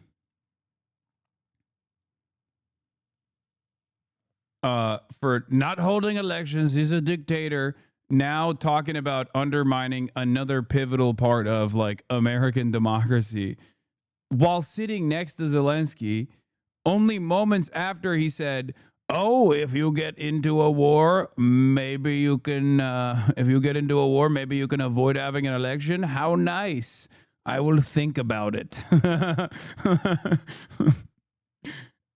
Everything that right-wingers do is good. Everything that they say is bad, or whoever they claim is doing the exact same thing is bad and immoral and wrong. Once you realize the world revolves around this fundamental truth, it makes a lot of this commentary more palatable. This is just truly what they believe, okay? It's good when I do it. It's bad when anybody else I say is bad is doing it. And it's woke, it's gay, it's communist. Order that's being written right now by the best lawyers in the country to end mail-in ballots because they're corrupt. And you know that we're the only country in the world, I believe, I may be wrong, but just about the only country in the world that uses them because of what's happened. Massive fraud all over the place. The other thing we want change are the machines. For all of the money they spend, it's approximately 10 times more expensive than paper ballots. And paper ballots are very sophisticated with the watermark paper and everything else. We would get secure elections. We'd get much faster results. The machines, I mean, they say we're going to have the results in 2 weeks. With paper ballots, you have the results that night. Most people, many countries use paper ballots. It's the most secure form. So between paper ballots, very, very important, paper ballots, and I think maybe even more important, the mail-in voting. We're going to end mail-in voting. It's a fraud. If you have mail-in vote, even Jimmy Carter with this commission, they set it up. He said the one thing about mail-in voting, you will never have an honest election if you have mail-in. And it's time that the Republicans get tough and stop it because the Democrats want it. It's the only way they can get elected. Because with men and women's sports and with transgender for everybody and open borders and all of the horrible things that you like, Zelensky, you want to do transgender sports in Ukraine. That's why Putin invaded. Right? You want to do mail-in voting, don't you? Be honest. You want to do transgender mail-in voting, everybody transgender, everything's computer, everybody transgender. And now the new thing is they love crime. They're fighting me on the fact that I've made Washington, D.C. safe. We're not going to get mugged, beaten up, or killed like all the people you've been watching get so badly hurt. I'm glad, I hate to take your time with this, but I'm glad you asked me that question. Sorry. We're going to stop mail-in ballots because it's corrupt. You know, when you go to a voting booth and you do it the right way and you go to a state that runs it properly, you go in, they even ask me, they asked me for my license plate, for identity. I said, I don't know if I have it. They said, sir, you have to have it. I was very impressed, actually. But it's very hard to cheat with mail-in voting. As you know what happens in California, it's so corrupt, where some people get 5, 6, 7 ballots delivered to them. Now, we got to stop mail-in voting, and the Republicans have to lead the charge. The Democrats want it because they have horrible policy. If you have mail-in voting, you're not going to have many Democrats get elected. That's bigger than anything having to do with redistricting, believe me. And the Republicans have to get smart. We're not going to have a country. I said for a long time at rallies, you need borders. Brother, you won. What are you talking about? Oh my God. Oh my God. He is still chirping about this, dude. You won the election, man. What the fuck? And you need free and fair elections. Those two things. Otherwise, you don't have. We have strong borders now. In 90 days, Mr. President, we didn't have one. I know mail-in voting is incredibly important to Republican control of Florida because that's how old people vote here. I know he votes by mail. Trump votes by mail. Mail-in voting, universal mail-in ballots is a prominent fixture of Republican states. Red states have used them in perpetuity. Old people need mail-in ballots. He is not trying to stop mail-in ballots. He's trying to stop mail-in ballots and mail-in voting in blue states. That's it. That's it. Because mail-in ballots make it easier. It's a access thing. And the easier it is to go out and vote, especially when you're a horribly unpopular leader, the easier it is to vote against you and your administration. But once again, as I've literally told you, after criticizing voting by mail, Trump and First Lady request mail-in ballots. They vote by mail.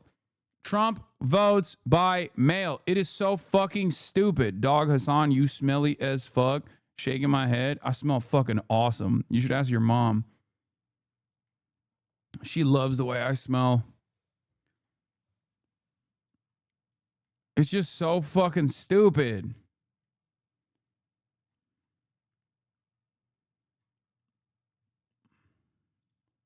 Zero, and 3 months.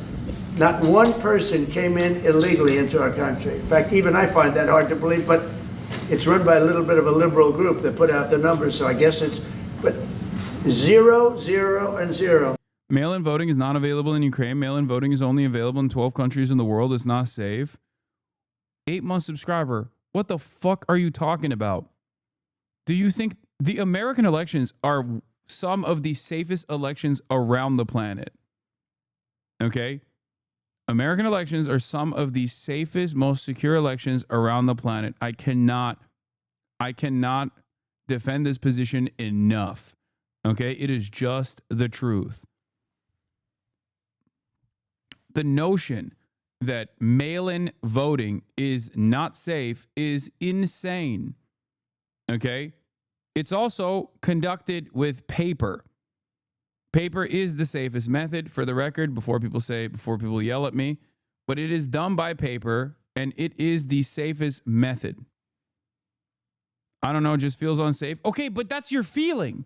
You can't just operate off of your feeling. Can we? Can we operate off of your feelings? Don't you think what matters more than your personal feelings and your personal fears is the million different times that this has been endlessly relitigated? Like, do you think that they don't do checks after the election? Bipartisan committees have been launched to investigate the security of our elections. Republican think tanks have tried to tackle this issue to make a claim that American elections are insecure, they're unsafe. Every single time this has been investigated, every single time, the results have always been the same.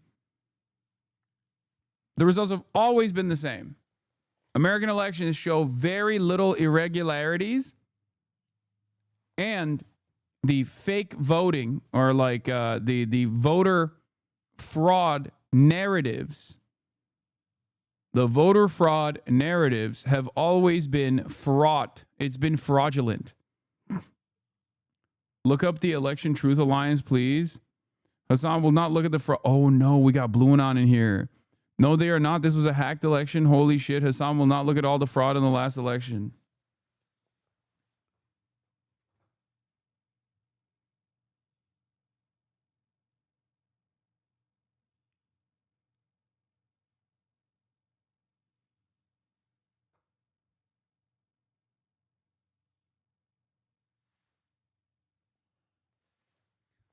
When I said I wanted more hogs, I didn't mean Blue and on, dude. I want like right-wing hogs. This is crazy. Oh. No, I don't want a mythical blue hog. That's like a shiny Pokemon. I want a fucking red hog. I want a hog. I want a real-ass hog. What is happening? What is happening? You go back a year ago, 2 years ago, millions of people poured into our country. It was terrible. Thank you very much. International Institute for Democracy and Electoral Assistance, IDEA, an intergovernmental organization that works to protect democratic institutions, says that 34 countries allow postal voting, 12 of which allow it for all voters, and 22 of which allow it for some voters. Among the countries that allow it are Canada, the United States, the United Kingdom, Australia, and Germany.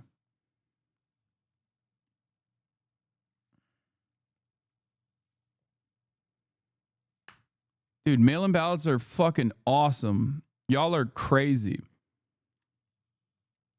I voted by mail every single time, and I will continue to do so.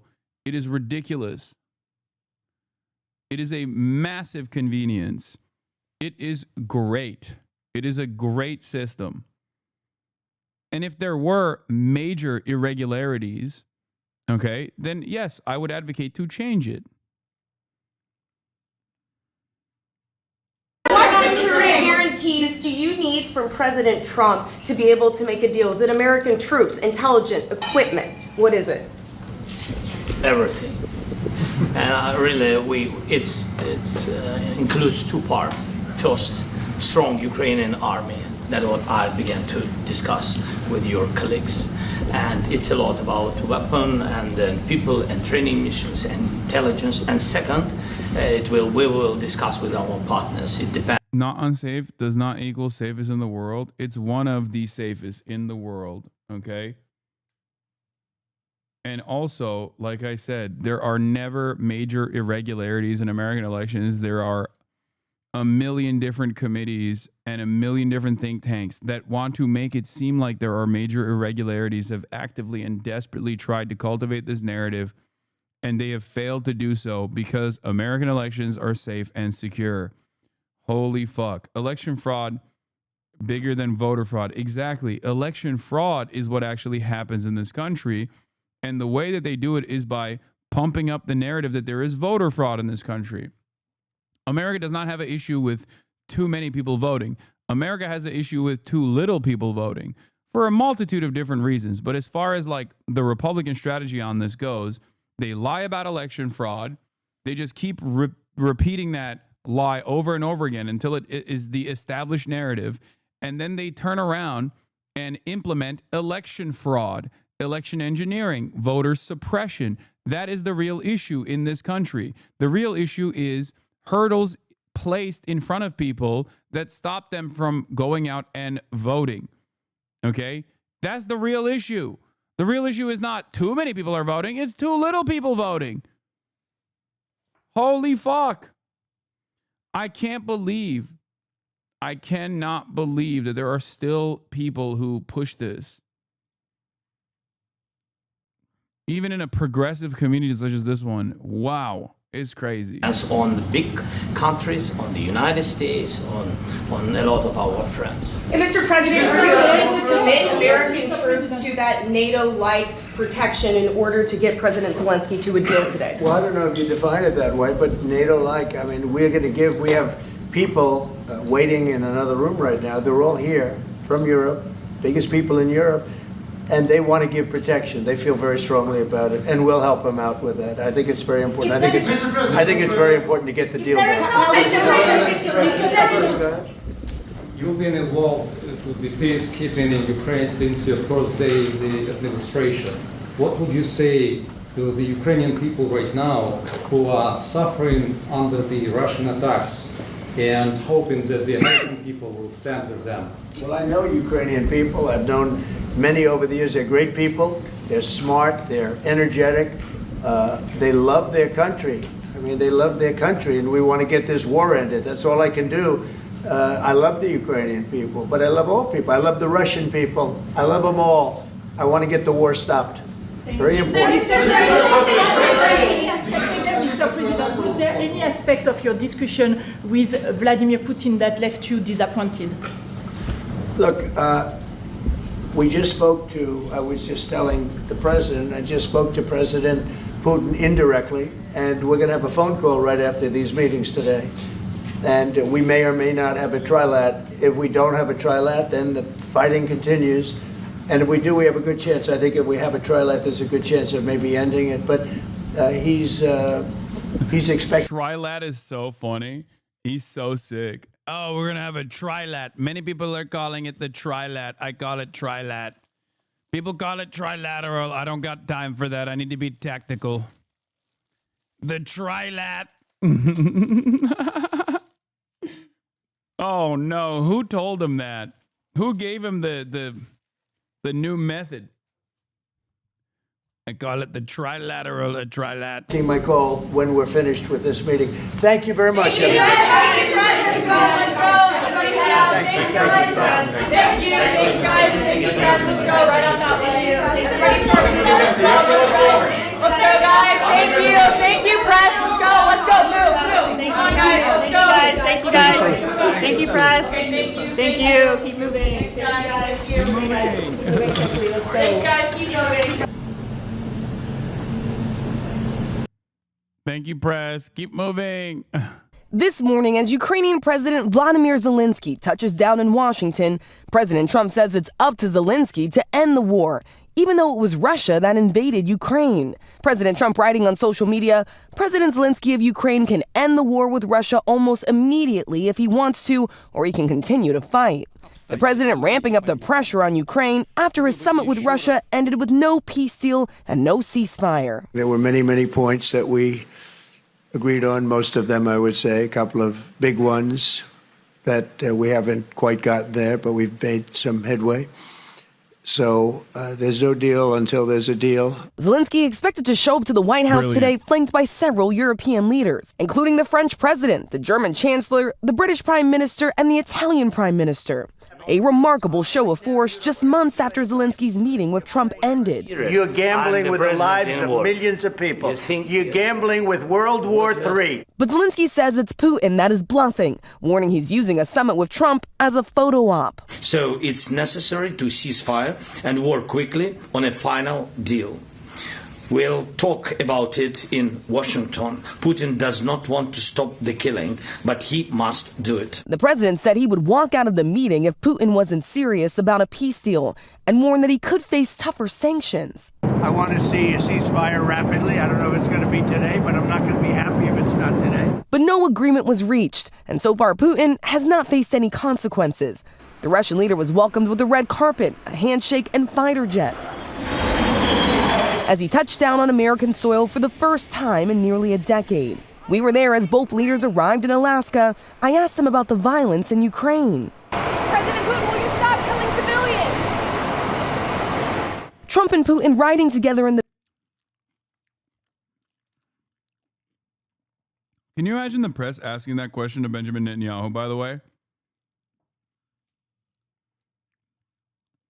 I'm just imagining a world where, like,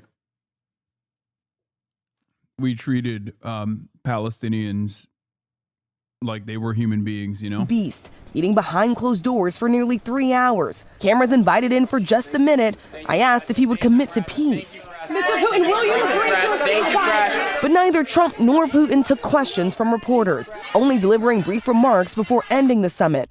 Putin boarding his plane to head back to Russia, only to continue attacking Ukraine. And Zelensky has been adamant that there needs to be a ceasefire before any longer-term discussions on peace negotiations continue. But President Trump has abandoned that idea. He does appear to be coming around to one of Zelensky's demands, providing some sort of security guarantees for Ukraine. On the way to Alaska, I asked the president about if he'd be discussing territory swaps with the Russian leader. He told me that that would be on the table, but ultimately it would be up to Zelensky to decide what, if anything, he'd be willing to hand over to Russia. We have former National Security Advisor for President Trump and former U.S. Ambassador to the UN, John Bolton, and CNN Chief National Affairs Correspondent Jeff Zeleny. Ambassador, what did you think of the meeting? Did you think that it went well, better than it could have gone for sure? Well, I would say it was a normal meeting, which is progress. But remember what the iconic French Foreign Minister, the Marquis de Talleyrand, once told his young diplomats. Don't get too enthusiastic in your work. And I've always found that good advice. They had a normal meeting. That's great. Now let's see what happens. You, in an op-ed you wrote for the Wall Street Journal, talked about the silver lining being that a ceasefire not being reached in Alaska actually helps Ukraine. Help us understand why. Well, I think a ceasefire along the existing front lines on the battlefield, then followed by what could well be very extensive negotiations lasting months, years, could turn that ceasefire line into the new Ukraine-Russia border. There's always a risk of that. It's happened in numerous other UN peacekeeping operations, in the case of Korea in the 1950s. So there's a big caveat to that, which to carry on the war, Ukraine still has to have necessary military support from Europe and the United States. It sounds, so far at least, like that could continue. I don't think the Russians are going to negotiate really seriously until they suffer reverses on the battlefield. Putin thinks he's on a roll now, and they are gaining small amounts of territory at an exorbitant human cost. I think if those the movement of the troops was in the other direction, he'd be a lot more eager to talk. Can you help us understand, Jeff, how... Okay, that last part is not wrong, but that's not the case, is it?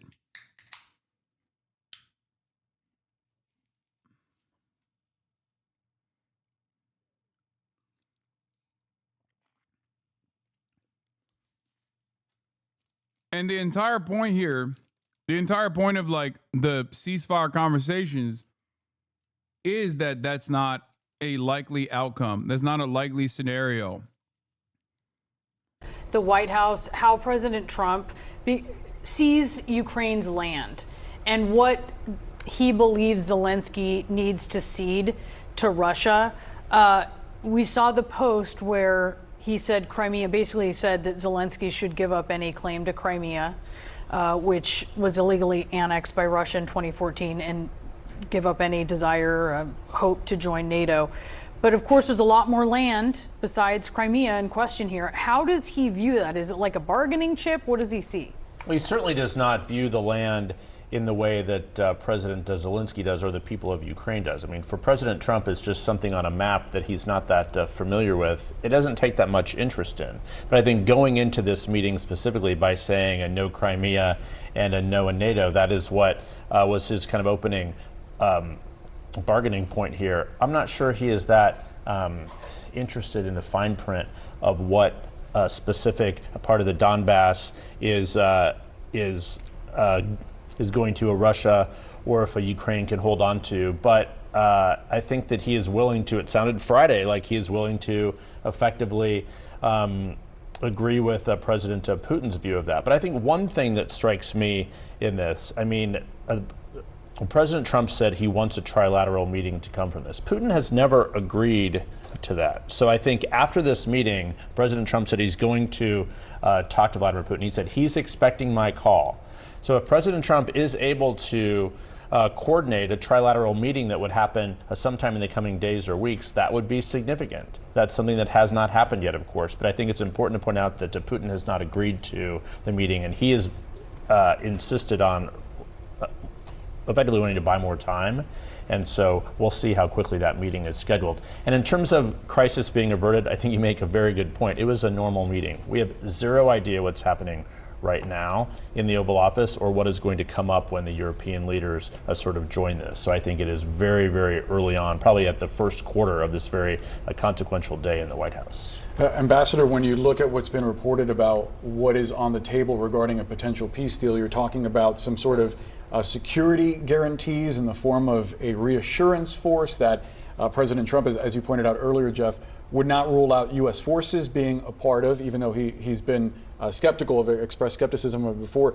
And then also this idea that there would be some kind of Article 5-like agreement between allies of Ukraine to intervene if Russia were to advance its incursions down the road. Is that actually enough to keep Vladimir Putin away from his ambition of remaking the Russian imperial order? I think we're a long way from any of that. I can't wait till the MAGA base hears that Donald Trump has committed American combat forces, U.S. forces against Russian forces on the line in Ukraine if the Russians violate the ceasefire. One nuclear power directly against another nuclear power. I don't think that's what they signed up for with Donald Trump, and I don't think he's necessarily thought through that implication either. He wants a Nobel Peace Prize, and he wants it now. So he's willing to say a lot of things. He didn't really commit to anything. You could have all kinds of U.S. troops in Ukraine, as we did before the invasion. We had train and assist missions. They weren't there to fight anybody. They were there to train the Ukrainians. That's very different from a combat force. And in terms of Article 5... yeah, right. That was what we did in Vietnam, too.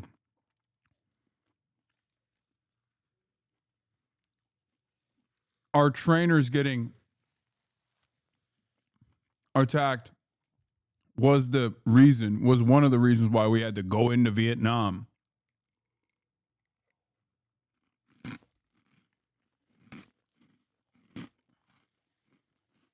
Hey, Jake Weber. Thank you for the raid. Hope you had a good stream, brother.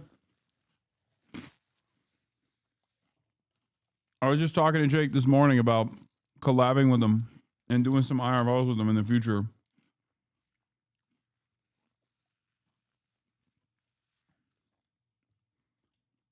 We are talking about John Bolton, a war criminal and an absolute psycho. And we're covering the conversations that took place today between Trump and the president of Ukraine and European leaders. Steve Witkoff said this yesterday in an interview with Jake Tapper. I've listened to that portion of the interview several times. I don't understand it at all because Witkoff started with Article 5 and then started talking about enshrining a Russian commitment not to take more territory in Ukraine, not to take any other territory in Europe in Russian law, which doesn't have anything to do with Article 5 or Article 5-like guarantees. Moreover, and I hate to raise this point, but the question of what Article 5 actually means in a non-NATO context, very much up in the air. And so you'll forgive me, I'll read 6 words from Article 5. That the parties, when one is attacked, it's one attack on one is an attack on all. What do? They are, quote, to take such action, each party, take such action as it deems necessary. As it deems necessary. And then it says, including the use of armed force, meaning you're not required to use armed force. You could, or you could send a note saying, that's terrible, do let us know how it turns out. A lot of wiggle room there, That's as right. you point out. While President Trump rolled out the red carpet for... So what? They're going to just fucking drop the most important aspect of NATO security guarantees so they can send troops? Which country? I don't even know which country would be down to relinquish Article 5 NATO security guarantees. Which NATO nation would be like, yeah, we're sending our troops to defend Ukraine? There's no shot that any country would do that.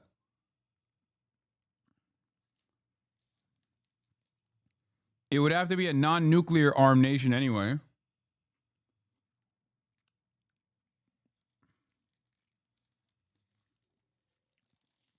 And also, on top of that, it would be the most unimaginably unpopular. Like, I can maybe Poland, but even then, I feel like that's a very, very different world we're living in.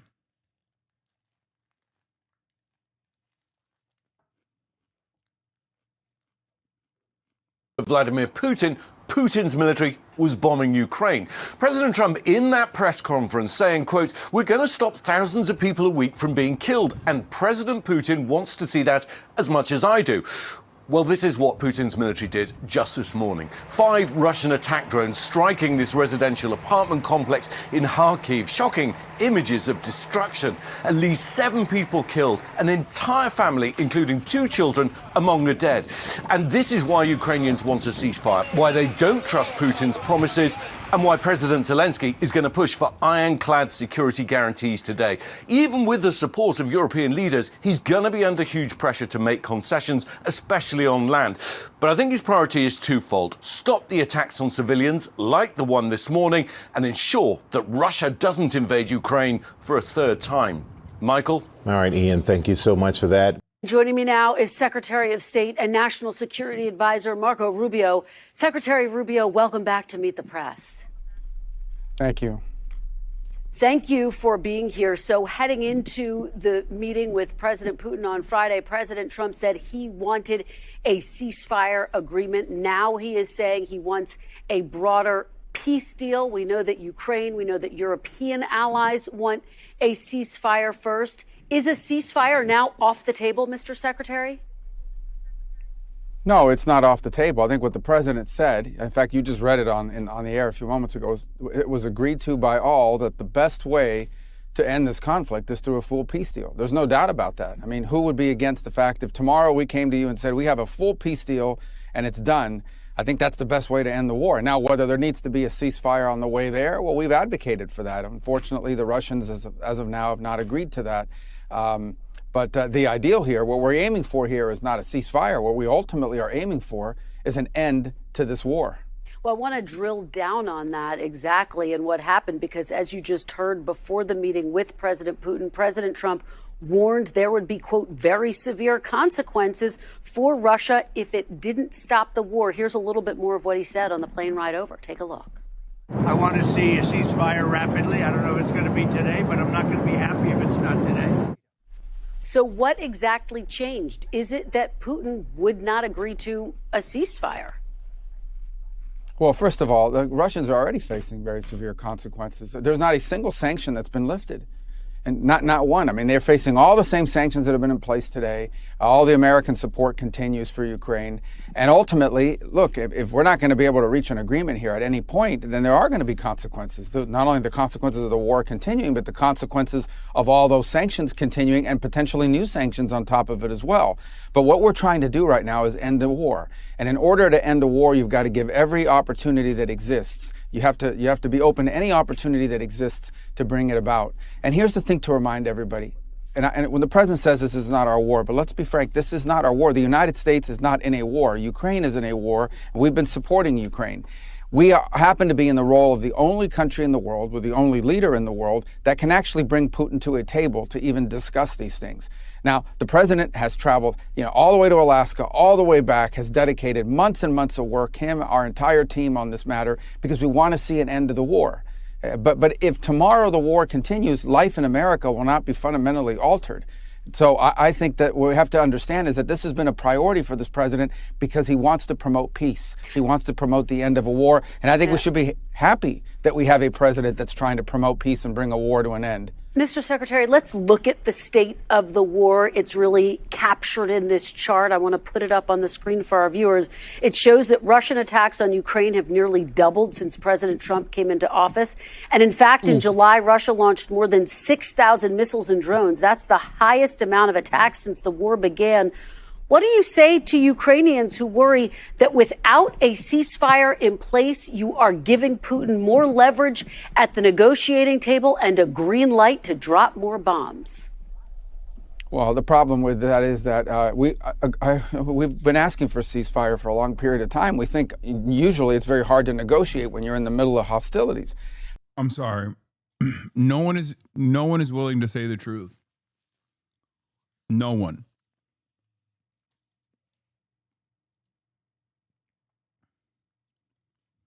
It's over. It's over. They lost. America does not hold the cards any longer.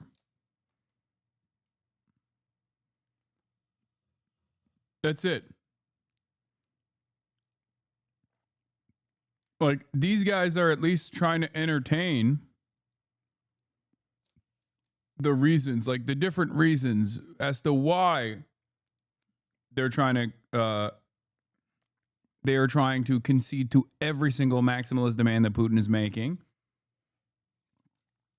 by removing their own personal responsibility, or removing the American government's responsibility, at least under this administration. But Russia holds the cards.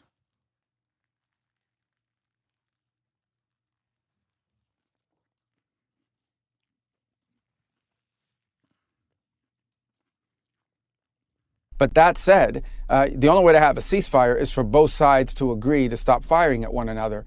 Beyond, and the Russians just haven't agreed to that. Beyond that, I would say that one of the complications about ceasefires is they have to be maintained, which is very difficult. I mean, every single day we keep an eye on what's happening between Pakistan and India, what's happening between Cambodia and Thailand.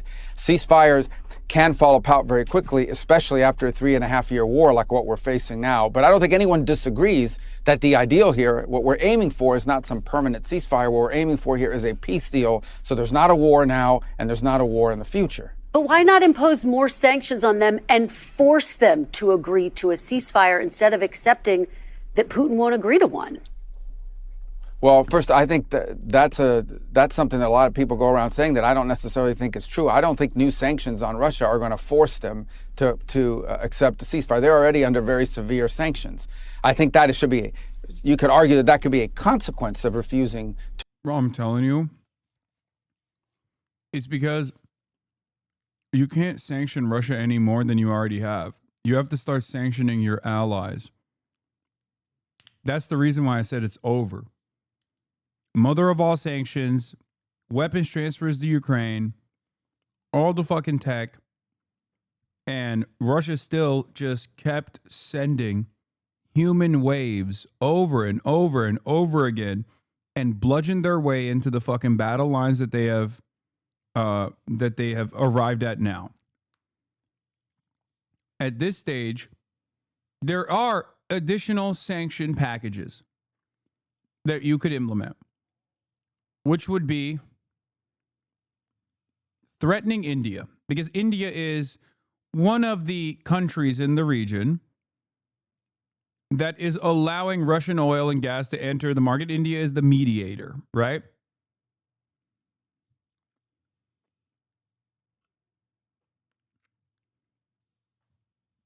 So that would basically shut off.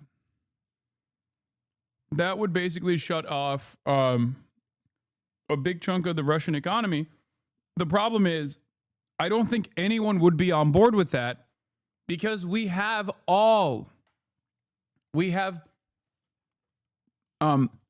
already sanctioned so many fucking countries. We're already bullying so many countries with tariffs.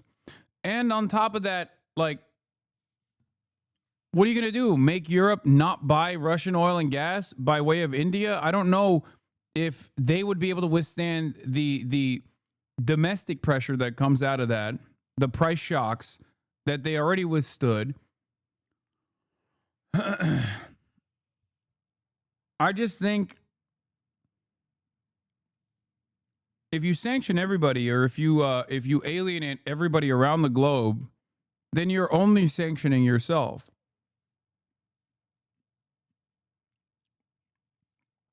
So I feel as though in this situation, it's just like, stop spreading the human wave myth, man. People have been saying this stupid shit since World War II. Russia employs just like Ukraine infantry tactics suited for the situation as per doctrine and strategy post-2000. Human wave is just a buzzword. I mean, they're throwing fucking bodies on the pile. It's true. Okay?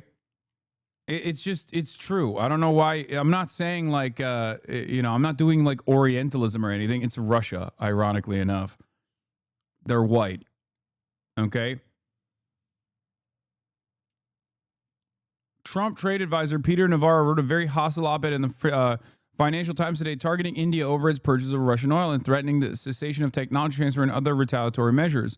The thing that does not make sense is that if the U.S. is anyways interested in rebuilding ties with Russia, why is it so offended by India purchasing Russian oil?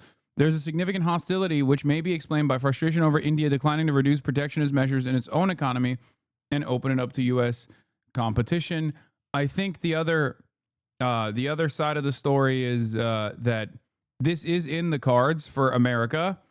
It is the nuclear option for the last remaining sanctions package that they could apply.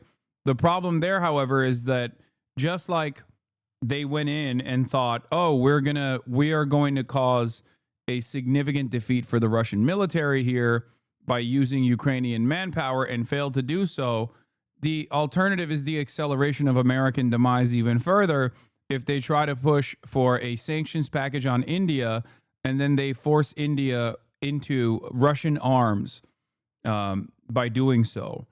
I think it's a dangerous proposition for American, the continuation of America as a nation state in the global markets where you're just like, oh, we're going to sanction India. We're going to sanction Europe for purchasing Russian oil and gas. But we're gonna sanction India for being like an entry point for Russian oil and gas into the global markets. When you do that, well, India is supposed to be a major role player against China, major bulwark against China. India is supposed to be your big ally there, a manufacturing hub that you could transfer over to if you want to forcibly remove trade relations that other countries, other allies, regional allies, and international allies alike have with China. You got to move them to fucking India. But if you also are entertaining the notion of like crippling the Indian economy, then you have no cards remaining. This is why I keep saying we don't really have the cards. America does not have any of the cards any longer. The Kremlin is negatively reacting to the U.S. proposal that Ukraine receive Article 5-like security guarantees. Russian Foreign Ministry categorically rejects NATO countries sending a military contingent to Ukraine. For the record. So when Trump says like, oh, I'm going to do a NATO-like guarantee here, I don't know what he's talking about. To agree to a ceasefire or the end of hostilities. But there is no evidence that more sanctions, because sanctions take months and sometimes years to bite. And we may very well wind up in that place. I hope not, because that means that peace talks failed. But we have to give every opportunity for peace a chance in this particular case. And that's what we're trying to do here. And so those options remain to the president. The minute he takes those steps, all talk stop.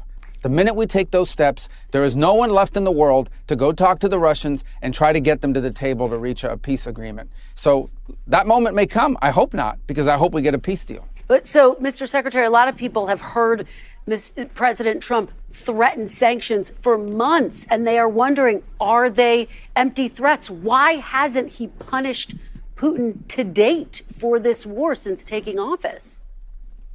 Well, again, every single sanction that was in place on the day he took over remained. And the impact of all those sanctions remain. You know, when the Russians landed in Alaska, they were there to refuel. They had to offer to pay in cash to refuel their airplanes because they can't use our banking system. They face consequences every single day. But the bottom line is that has not altered the direction of this war. That doesn't mean those sanctions are inappropriate. It means it hasn't altered the outcome of it. And here's what we do think. I mean, this is as close as you're going to get to an American head of state or a secretary of state openly admitting that the sanctions amounted to fuck all for Russia.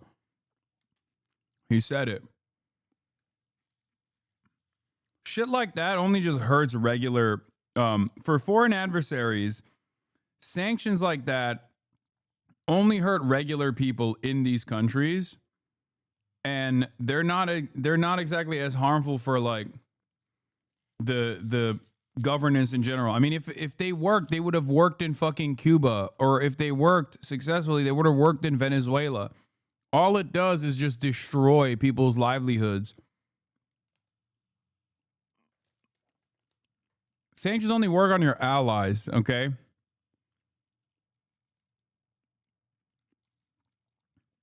Foreign adversaries, for the most part, have developed their economy entirely around avoiding American sanctions anyway. I mean, Marco Rubio is openly admitting that the sanctions didn't work in terms of thwarting the Russian invasion. Didn't you hear his anecdote? The Russians had to use cash to pay for fuel, cash, Hasan? No, he's literally saying, we have the fucking insane sanctions against them. It's not working. They have to do this embarrassing thing where they have to pay for cash for the fuel. But even then, it doesn't matter.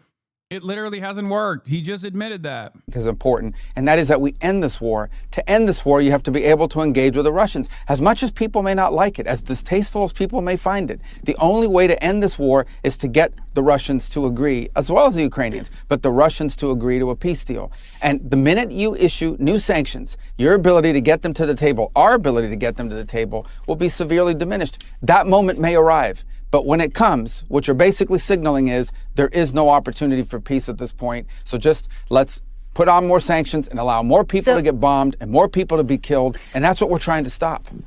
So, Mr. Secretary, what will Russia have to give up? What concessions will Russia, the aggressor, have to make as a part of this peace agreement?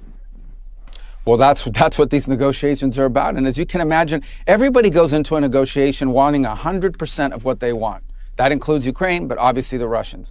And the only way to reach a deal on anything, whether it's in business or in politics or in geopolitics, the only way to reach a deal is for each side to get something and each side to give something. And that's been very difficult. If it was easy, this wouldn't have been going on for 3.5 years. Understand, the longer these wars go on, the harder they are to end, unfortunately, because one side... What's Russia giving up? This is what I mean when I say they're just like not being honest. And I almost understand why they can't be honest. You can't have the Secretary of State of the United States of America just be like, we lost. We're losing. There's nothing we can do. What do you want us to do? Sanction the entire fucking planet for continuing to get oil and gas from Russia, an OPEC Plus partner, draw further enmity towards the United States of America? We lost.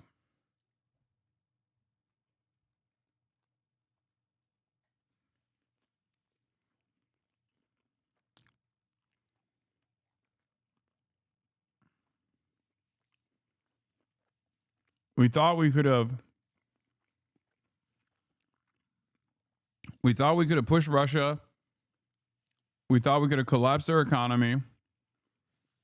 We thought we could have purged their forces from Ukrainian borders without expending a single American active duty combat service member. Was simply weapons transfers to Ukraine.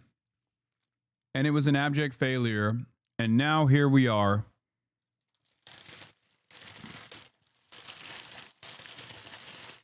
I think that's the reason. I think in a weird way, I feel like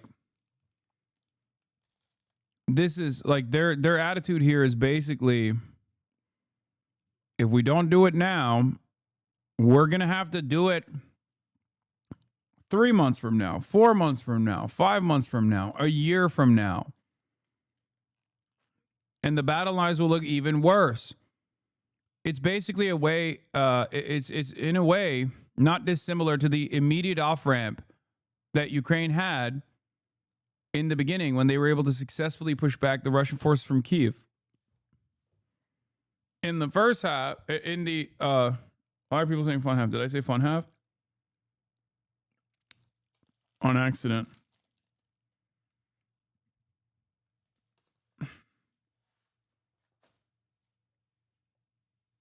There was a point in time where Ukraine had more leverage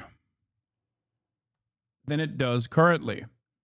If they had taken that deal,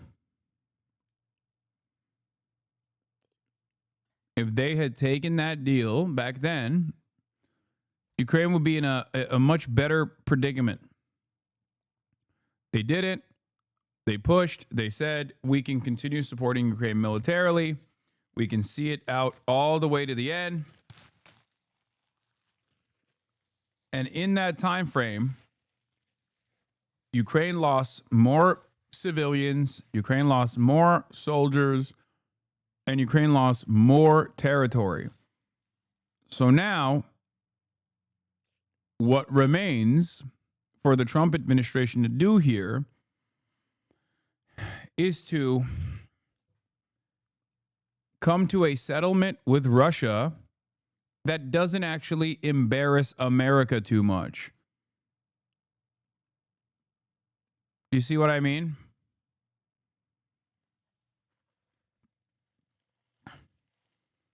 Even down to the mineral deals that Trump is putting together for America, American extraction. How much minerals exist in Ukraine? It's not a whole lot. I think that's just Trump trying to present it as like, no, we get something good out of this deal too. We get the fuck over Ukraine as well because it's not our war. It's Ukraine's war. That's it. They just want to pick apart the remaining, the remainder of the country for scraps and to make it seem like they didn't take a fucking fat L. America, I mean. They didn't take a fat L in this because they tried it and they lost. So now they're like, no, we're getting something out of this.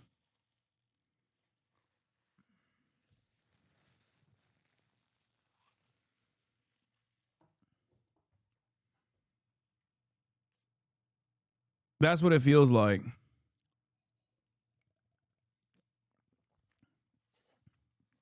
This is not,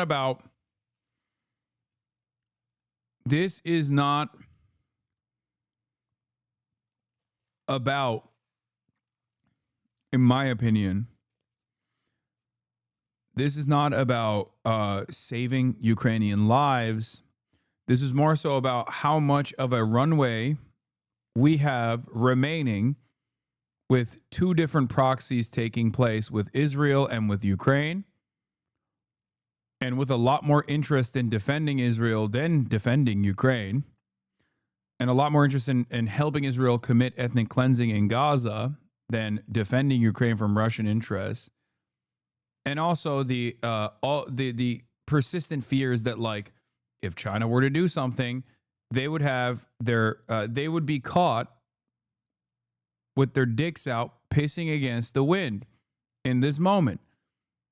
Because remember, missiles are not an infinite resource. You have to make more missiles. You have to make artillery shells. You have to make more tanks. You have to make more drones. And it's obvious to me that America does not have the capability of continuing to steadily supply Ukraine and Israel at the same time with the same intensity and simultaneously have Ukraine engage in this war of attrition that they are obviously losing, because their problem is much larger than the weapons that they're receiving, but instead the manpower that has diminished. Is always looking for leverage on the other, in this particular case, the Russian side as well. And so I think that's the core of what we're trying to work through here. That's why Zelensky's coming tomorrow. That's why European leaders are coming tomorrow. That's why the president called them from the airplane, spent 2 hours in the middle of the night talking to them. And that's why we've been engaged with them every step of the way, is we are trying to find what can we get to that both sides can agree on. And it's been difficult. This is a hard issue set, but we're dedicating a lot of time to it. And the president deserves credit for dedicating time to it. And I understand that these negotiations are ongoing, but can you name one thing that President Trump is asking Russia to give up in order to get peace? Well, I'm not going to disclose those things because because they don't exist. There's literally nothing, because you can't. Also, apparently Donald Trump interrupted his meeting with the European leaders to call Putin.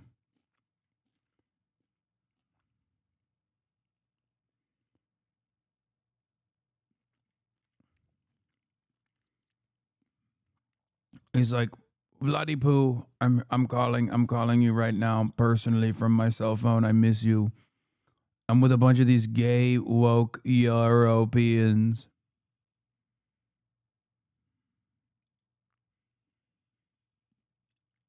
I hate them. I hate them. I miss you. You're so bold. You're so brave.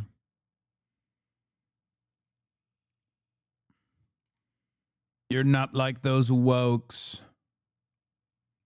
Then you can imagine negotiations could fall apart. These negotiations, look, I know everybody wants to know what's happening, and to a certain degree that's important. But what's more important is that these negotiations work. And for us to run to the press, like you see these leaks sometimes that are completely inaccurate, and in many cases, sometimes you see leaks out there that undermine the negotiations. Okay, these negotiations, in order for them to be successful, require for us to allow both sides to agree to potential concessions or discuss potential concessions without it finding its way in the public sphere and creating all kinds of internal problems for one country or the other country. So here's the bottom line. We all know what the elements of such a deal. There has to be talk about what the territories are going to look like and what the border lines are going to look like at the end of this conflict. There has to be talk about Ukraine's legitimate desire for security in the long term to make sure they don't get invaded again. There has to be talk about how Ukraine is rebuilt and how do you rebuild a country that's been attacked as often.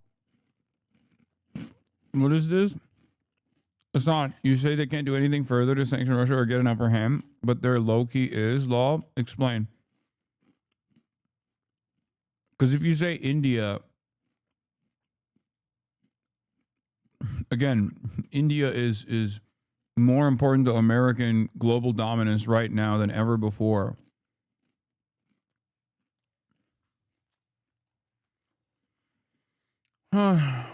They haven't seized any assets from Russian banks? What do you mean?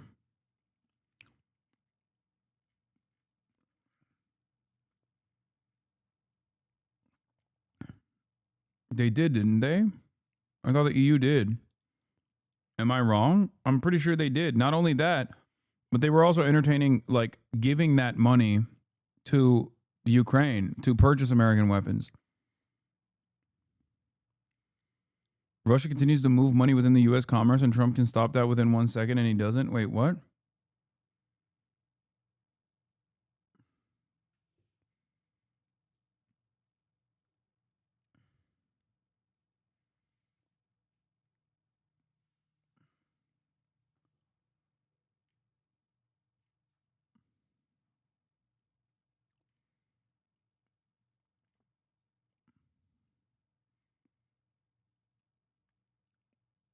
I don't understand what you mean. Like Russian nationals that live in the United States?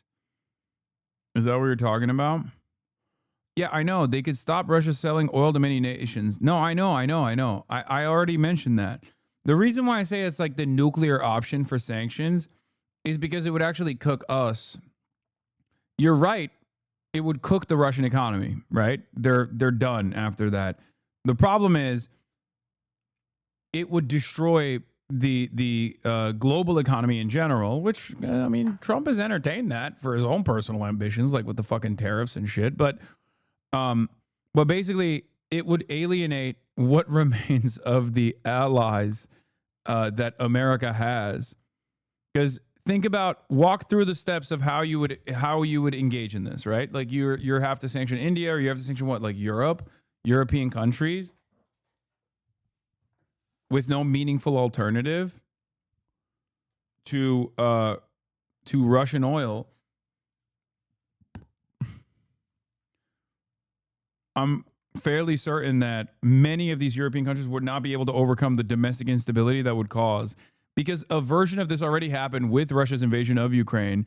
And that's part of the reason why so many fucking right-wing parties rose to power in the process, pointing the finger at blame at like migrants and brown people when they were experiencing cost of living crises born out of the energy prices skyrocketing.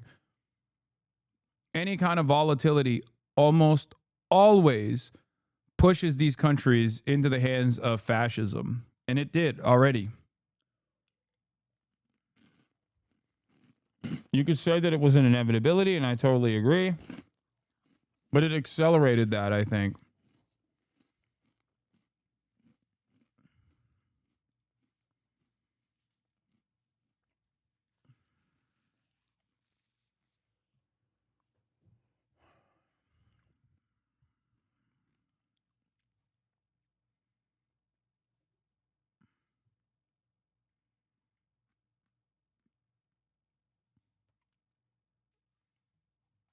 I would say that America also is like used. America also used the opportunity that it had to become a market substitute for American gas in Europe as opposed to Russia. So they already took advantage of that too.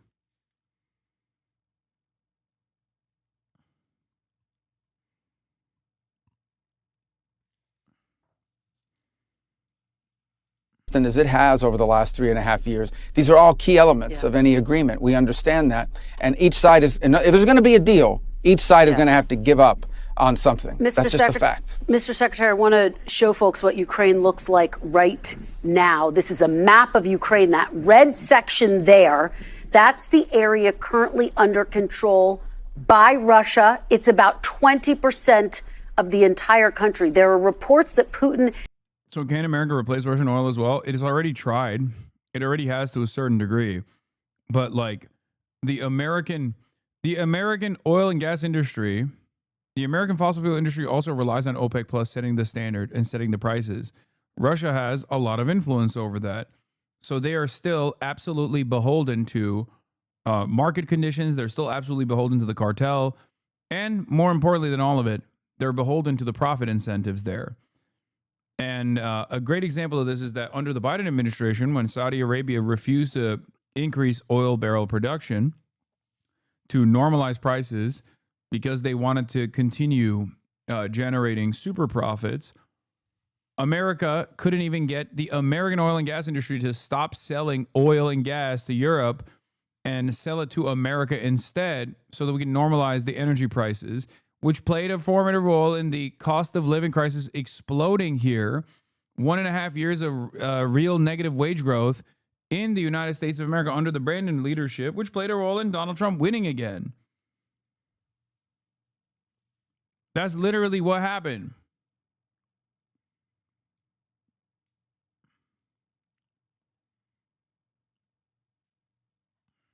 So if your argument is, why doesn't the American oil and gas industry like undercut the competition and artificially lower the price of oil and gas by like pumping out as much oil as possible? I don't even know if they have the capability to do that. I don't even know if we have the infrastructure ready for that. And I certainly don't think that any of these companies have the interest in doing so because it would undercut their own financial imperative, which is to keep prices stable, play along with the cartel, because they're the ones who still end up benefiting from it. Is asking to keep all of this territory in a potential deal. Is that what's being discussed? Can you confirm that? Well, I can confirm that he's given speeches in which he has said that repeatedly. So he's asking for that now in these private conversations? Well, look, ultimately, if the Ukrainians are not willing to give that up and no one's pushing you. As Ukrainian, I can't say you know nothing. Oh, well, thank you. I know some things.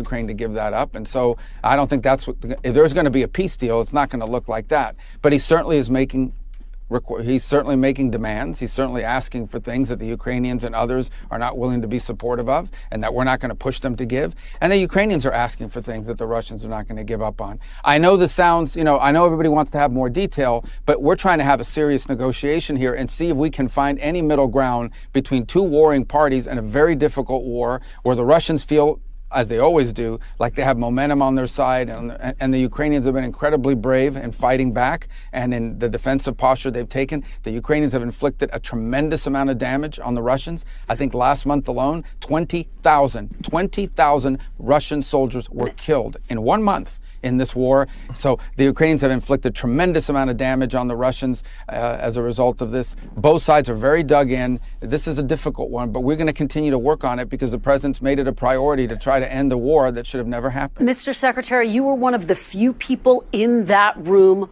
with President Putin and President Trump.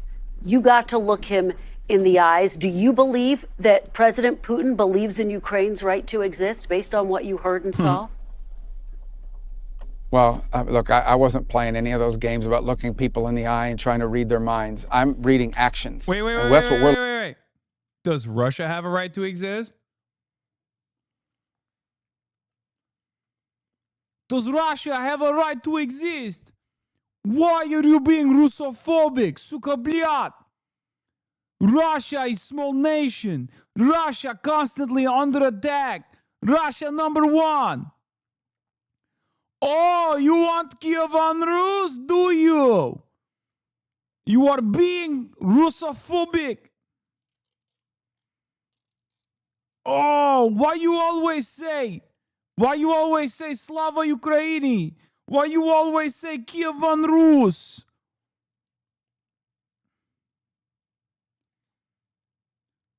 Russia small nation.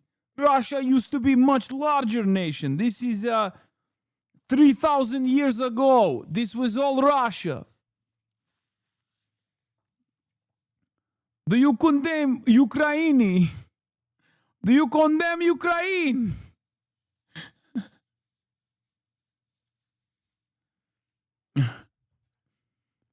That's what it would be like if the media treated Russia like they treat Israel.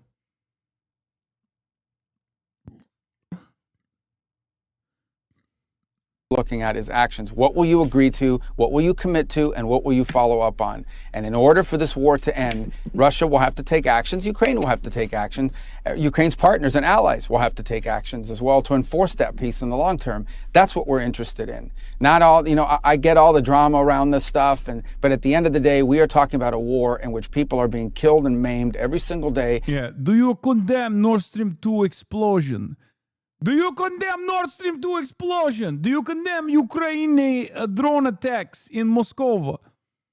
Do you condemn? Do you condemn 14,000 killed in LPR, DPR? Да, давай. Как дела, как тебя зовут? In which a country has been dismembered by 20%, as you've just pointed out, and it's really important to bring this war to an end. This war doesn't get better. It gets worse as time goes on. It gets worse. It actually threatens to spill over into other areas. So it needs to be stopped. That's why the president's made it a priority, and that's what we're focused on. Concrete actions by both sides, especially the Russian side, to bring this conflict to an end, and we're going to do everything we can to make it happen. Is it possible? I don't know, but we're going to try. We've spent a lot of time on this issue. We have a lot of other issues to focus on, but the president's made this a priority, and he deserves credit for that. Mr. Secretary, Yeah, it's actually Russophobic to call it Ukraine. It's Greater Russia. Yeah. 3,000 years ago, it was promised to me. It was.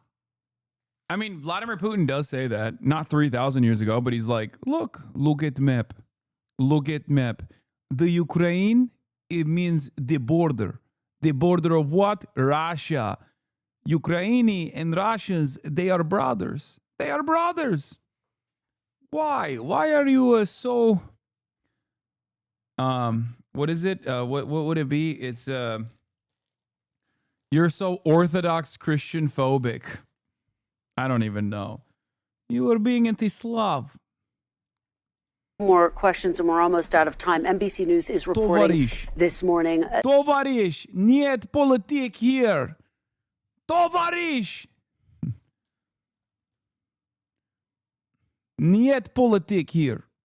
That NATO-like security guarantees for Ukraine were discussed as a part of this agreement. Can you tell us what role would the United States play in such a security agreement? Well, there'll have to be some security guarantees for Ukraine, right? I mean, it's one of their fundamental demands is that if this war were to end, they have to make sure this never happens again. They don't want to get reinvaded. They don't want to wait 3 or 4 years from now and find another, war on their hands. So there's going to have to be some security guarantees as part of it. How that's structured, how that's built, what our role will be, that'll be the kinds of things we'll have to work through. But again, that is going to be a key element of this deal. And it is something that in order for there to be a peace, the Russian side is going to have to accept that Ukraine is a sovereign country that has a right to defend itself and has a right to enter into alliances with other countries to defend itself. How that's constructed, what we call it, how it's built, what guarantees are built in there that are enforceable, that's what we'll be talking about over the next few days with our partners who are coming in from overseas tomorrow for a series of meetings and in the days to come. We had a long phone call about this yesterday with several of the national security advisors from various countries in Europe. Mr. Secretary, I want to play something you said about President Putin. This was right after the invasion in March of 2022. Take a look. This guy lies, habitually lies. He's never kept a deal they've ever signed, and he lies all the time. And I don't know why, but he plays us like a violin in the West, because the West wants to believe that you can cut a deal with everybody. You can't cut a deal with guys like this. He's a professional, experienced liar. Mr. Secretary, given that, what makes you think that if you are able to reach a deal with President Putin, that he would stick to it, based on, as you just said, he's a liar? Well, that's the point. That's why the deal has to have enforceable mechanisms in it. That's why the deal has to have things like security guarantees. That's the point I was making a few minutes ago when you were asking me about looking someone in the eye. What's important here is actions, not words, not paper, document. Those are all important. Those are elements of a deal, but they have to be enforceable. They have to be verifiable. They have to be enduring. There's no point here in signing a deal that's going to be violated in 3 or 4 months. There's no point in doing that. It actually would make things worse. So that's why this is such a difficult thing. Not only do you need a deal that's verifiable, that's enforceable, and that's enduring. If you don't achieve that, then I think you could have a ceasefire for a few months, a few weeks, and then the war will start again and more people will die. That's not the outcome we're interested in. That's not the outcome anyone wants. So that's why this is so difficult. All right. Secretary of State Marco Rubio, thank you so much for joining us after an historic week. We really appreciate it. Thank you. We thank you for watching. And remember, stay updated on breaking news and top stories on the NBC News app or watch live on our YouTube channel. If you look at territory, which is one of the key ones, President Trump has already suggested that Crimea is off the table, that it isn't going to be part of that negotiation. It is worth pointing out that Crimea was originally part of the Soviet Union. They'd fought hundreds of years ago for the strategically important port of Sevastopol down in the south there. In 1954, Khrushchev had handed that to Ukraine, largely for administrative purposes, when Ukraine was actually just a county of the Soviet Union at the time. Of course, when the Soviet Union collapsed, Russia and Ukraine very nearly went to war over Crimea, and there was an accommodation made at the time. And of course, but now that's why in 2014, following about 2 decades of Ukraine starting to look further to the west for Wow. That's interesting. First time I'm hearing about this. Wait a minute. Wow, Russian propaganda.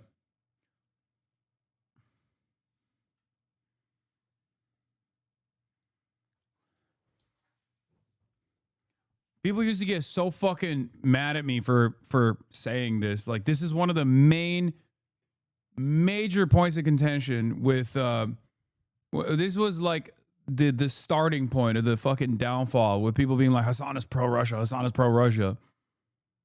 For just like an accurate reflection of events, while also simultaneously talking about like Russia as a separate fucking nation state, as a separate nation state that already had complete control over Sevastopol and was his like entry point into the Black Sea anyway.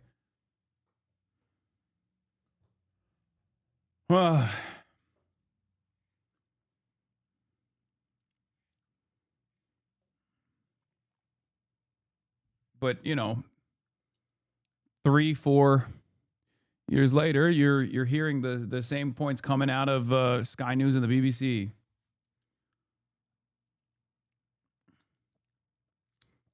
economic support, and with NATO starting to become on the agenda, that the Russians moved into Crimea. Now, having got in there, it'd be incredibly difficult military operation to liberate that. And that's why many people think that Crimea is not a useful negotiating tool at the moment.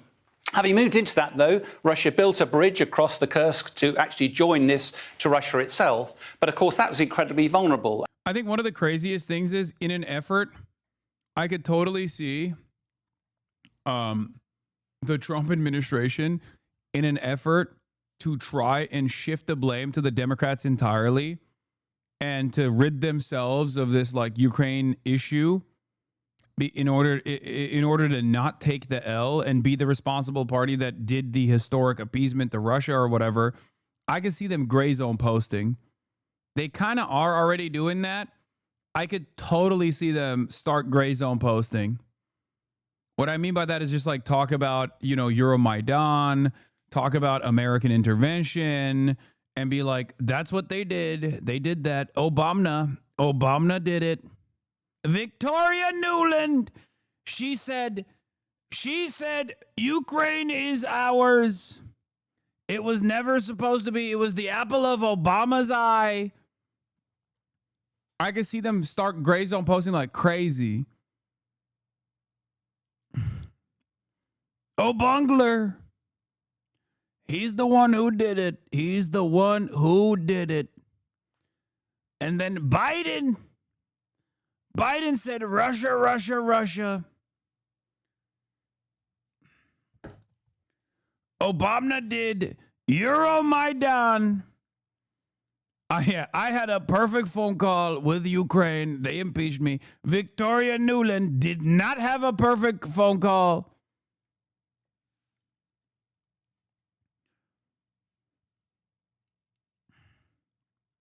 And as the years went by, that's why that Russia had started a sort of insurgency up in the Donetsk region and tried to build this land bridge across the region. Is any of that incorrect, though, besides Russia's holding the responsibility for invading? I mean, it's more complex than that. It's a more complex subject matter than that because it does avoid like whatever the Ukrainian people wanted as any part of the process. And not only that, but also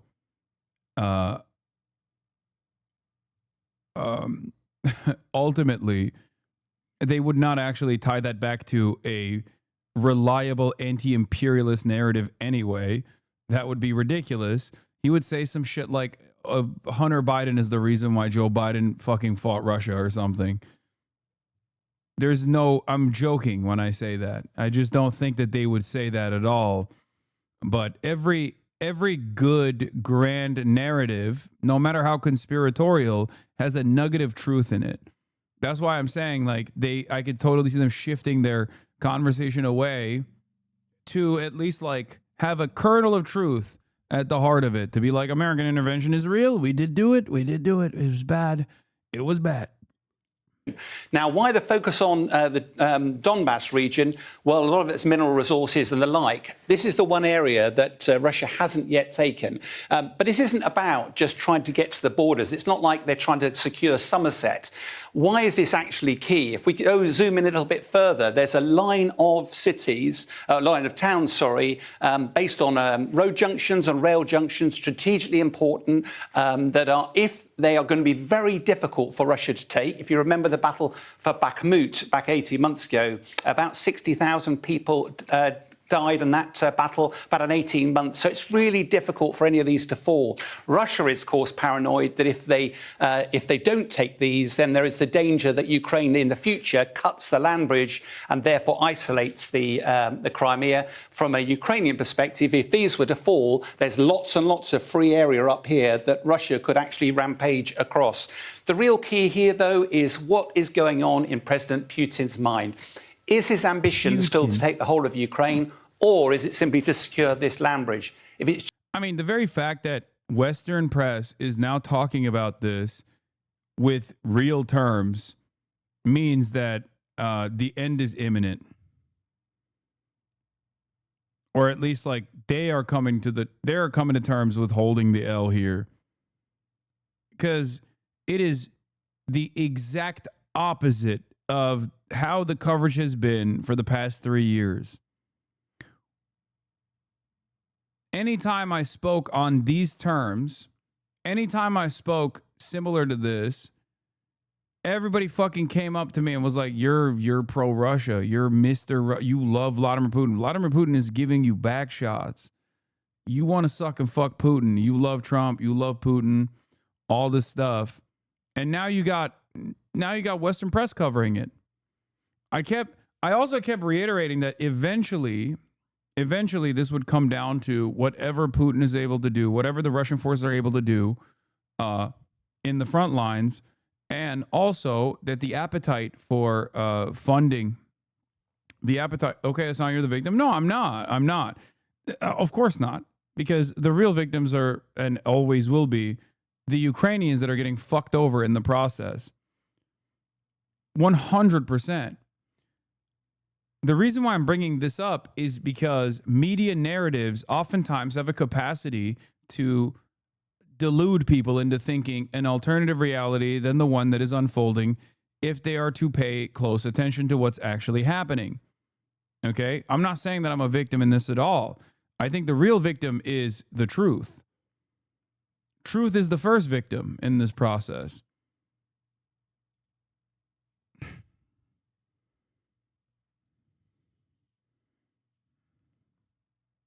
That's it. Just like a lot of online liberals have farmed the drama angle and say Hasan is, pro-Hamas, Hasan is pro-Hamas, to farm pro-Israeli propaganda, a lot of online liberals in bad faith farmed me for years and years to farm pro-NATO propaganda. And they deluded their audiences into thinking an alternative reality was actually happening, that a victory was imminent. A victory was imminent. It's going to happen. It's going to happen. It's going to happen. It's going to happen. It's going to happen any moment now. China is going to collapse any moment now. Ukraine is going to push out all the Russian orcs any moment now. And over again, they did this. And they will continue to do this. No matter which war we engage in, they will find a way to swing that narrative in the direction of pro-America. And anyone that says, hey, I don't think this is correct, is actually a hater of America, and is wrong and is a bad guy, and you shouldn't fucking listen to them. Fuck that guy over and over and over again. That's it.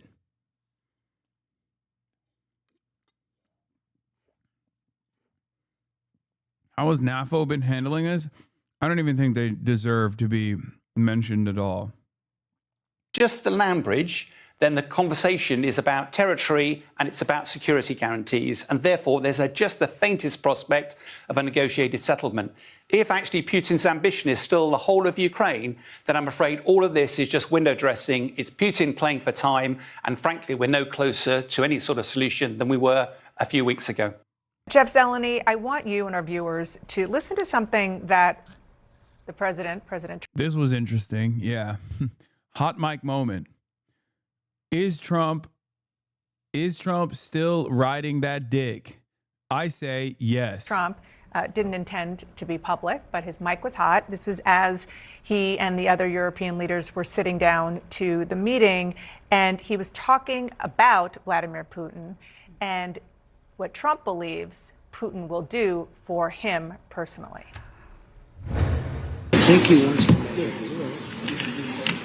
I think he wants to make it.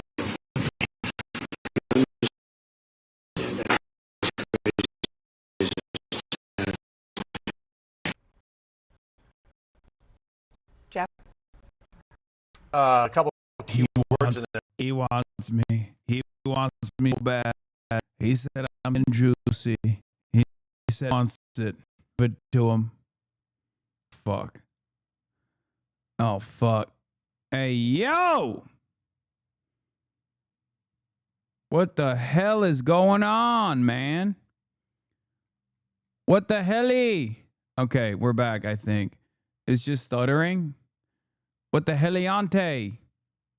I'm going to bring it back. Okay, we're back. We're back. Did you guys miss everything? You missed it. You missed it all. Okay, first of all, delay check. Post it. Post the number. Post 4. 2, 3, 4, 5, 6, 7, 8, 9. Okay. It's choppy. And it's still kind of choppy.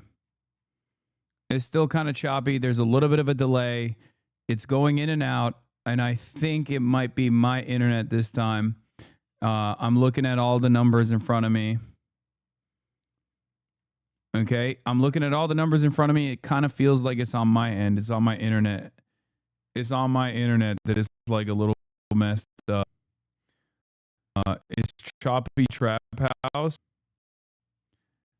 Okay. Well, in and out. On to your butts. Hold on to your butts. 1 second. I'm going to bring my I'm going to bring the backup. Hold on.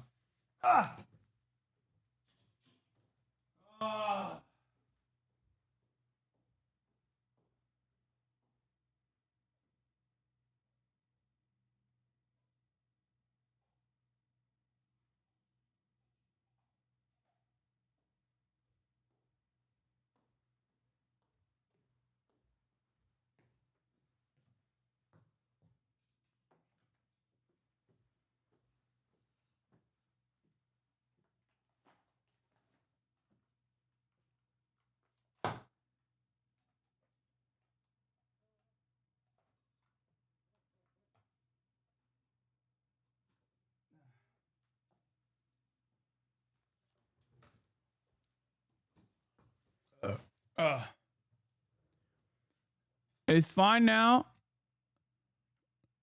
It's fine for the time being. Hopefully it stays fine. I'm going to fix the ingest to make sure that there's no delay. Don't worry. Make no mistake, I am a political engineer, which means I got the engineering background. I'm a technical internet engineer. So you're going to see a minor F.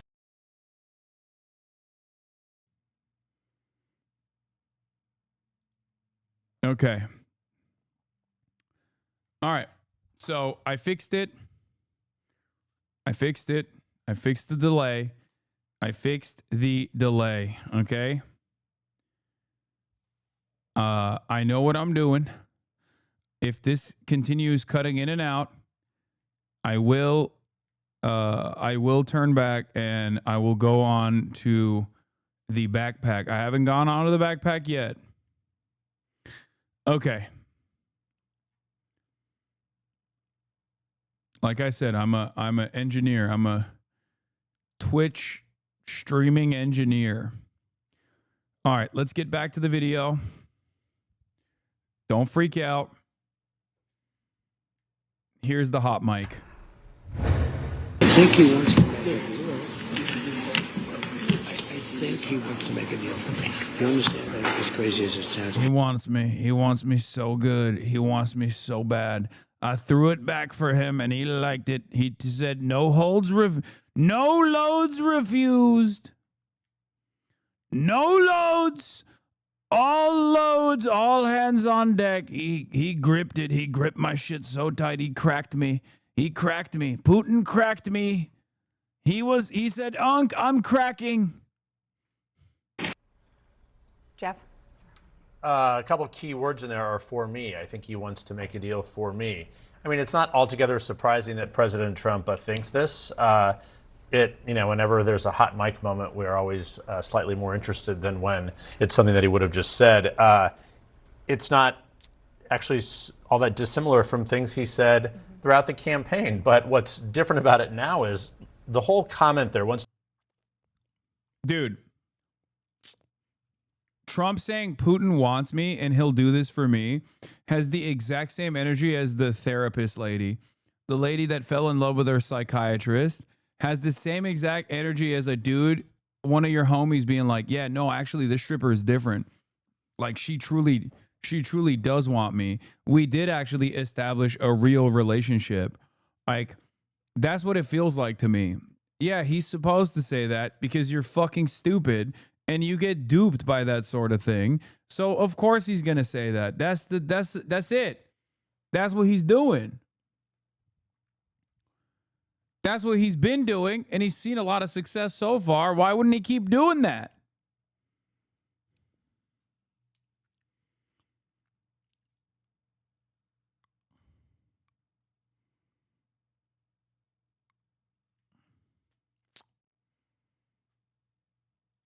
I don't think this war is ending anytime soon. Financial Times, Ukraine will promise to buy $100 billion of American weapons financed by Europe as a part of the deal to obtain U.S. guarantees for its security after the peace settlement with Russia. According to a document seen by the Financial Times, under the proposal, Kyiv and Washington would also strike a $50 billion deal to produce drones with Ukrainian companies that have pioneered technologies in Russia. Okay. Yeah, it's not going anywhere, I don't think.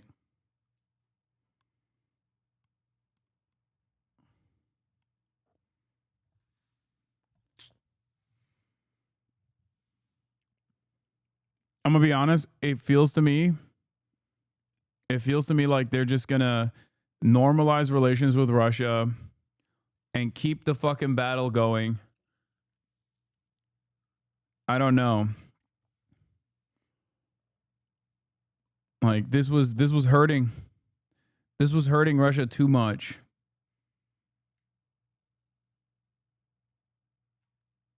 Holy shit.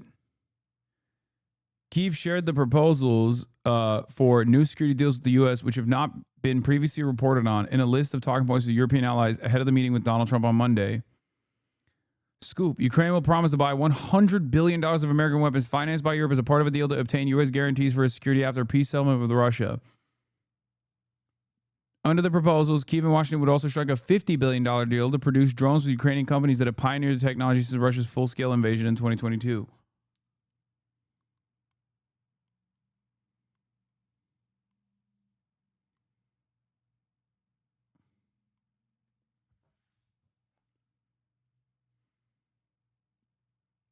I feel like I'm watching Meat Canyon video featuring Jake Paul. Putin is literally Jake Paul Lamau. Trump is just happy to be touched, even though he's being robbed.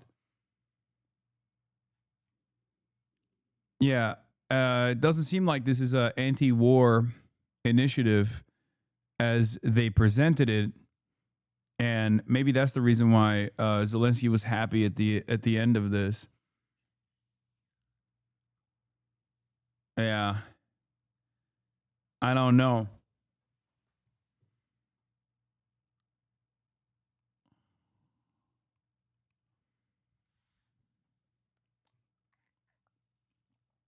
They're all in the Oval now being briefed on the Putin call. Harry Enton, holy Toledo. Every poll that comes out of New York City mayor leaves me with the same question. How does this not end up with Mamdani winning? Like there's A, no sign of consolidation of an anti-Mamdani vote behind one opponent of his. And B, it appears Mamdani is the most popular candidate.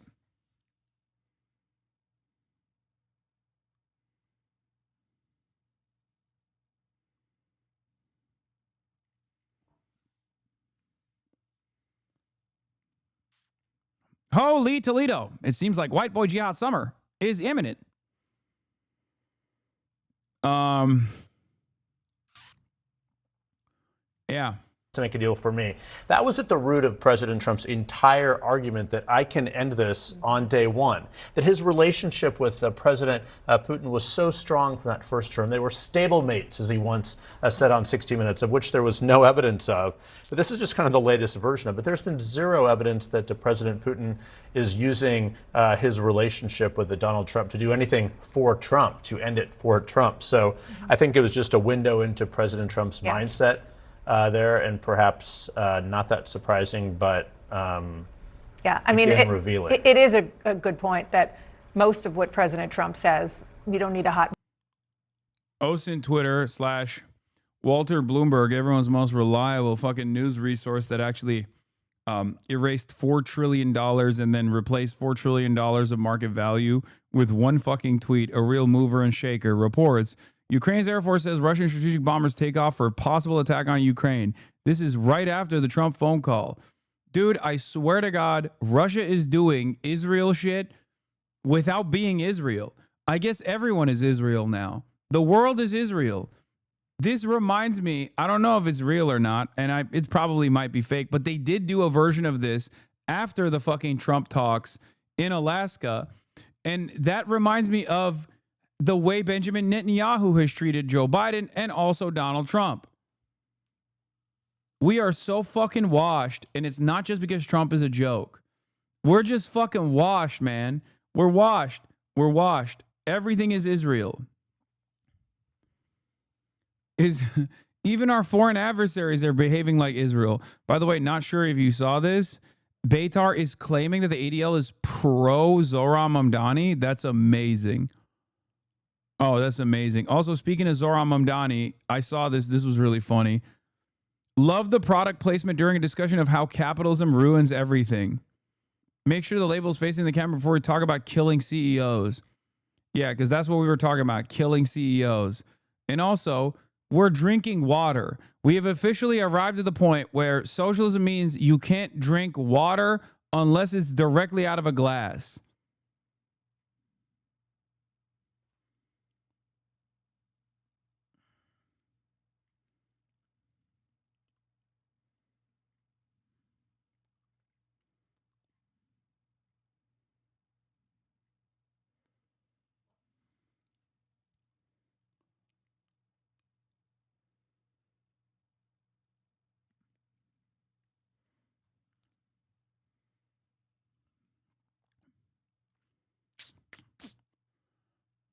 Not just tap water, but tap water that what?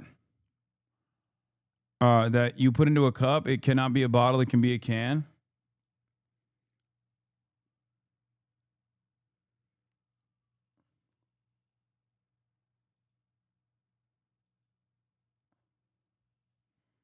major shift.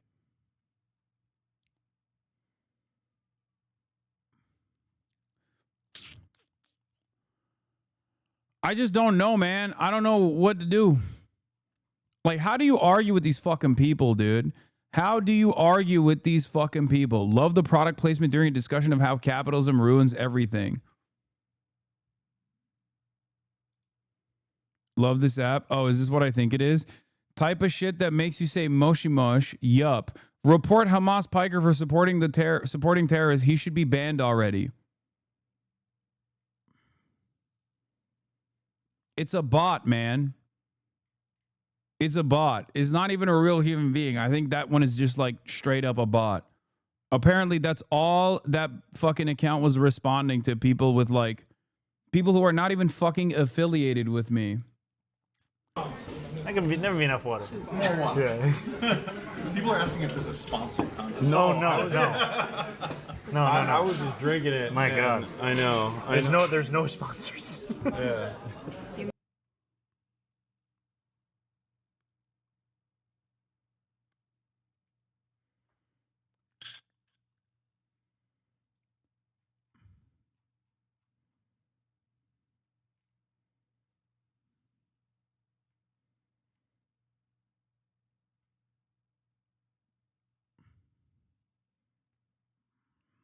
Sponsored? Oh, hell no. Of course not.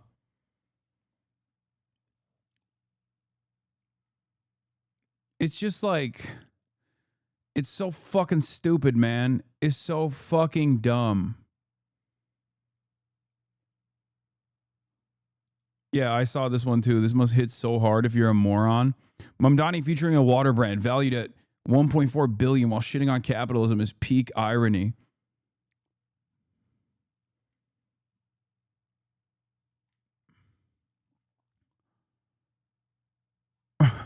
Socialism means you can't drink fucking water.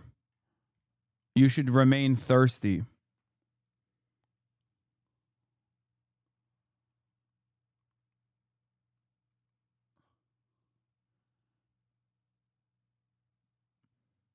A little scared that Hasan is advocating for every single person alive to take TRT, HRT, and Ozempic. Yeah, this is a joke, but this is unironically the way people approach anything that I say as a joke.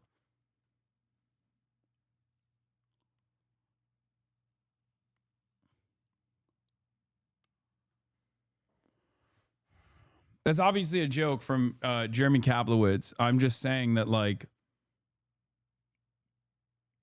that is what all my fucking haters sound like.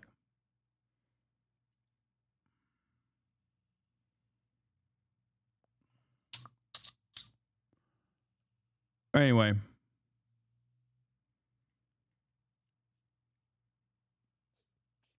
They can't take him when socialists aren't starving and homeless like they picture the socialists to be. Yeah.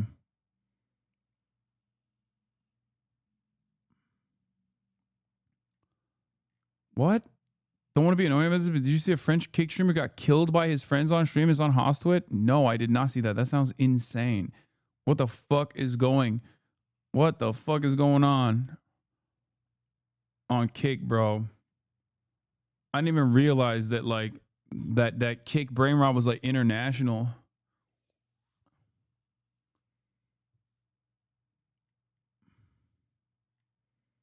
Yeah, watch that. No, I'm not watching that.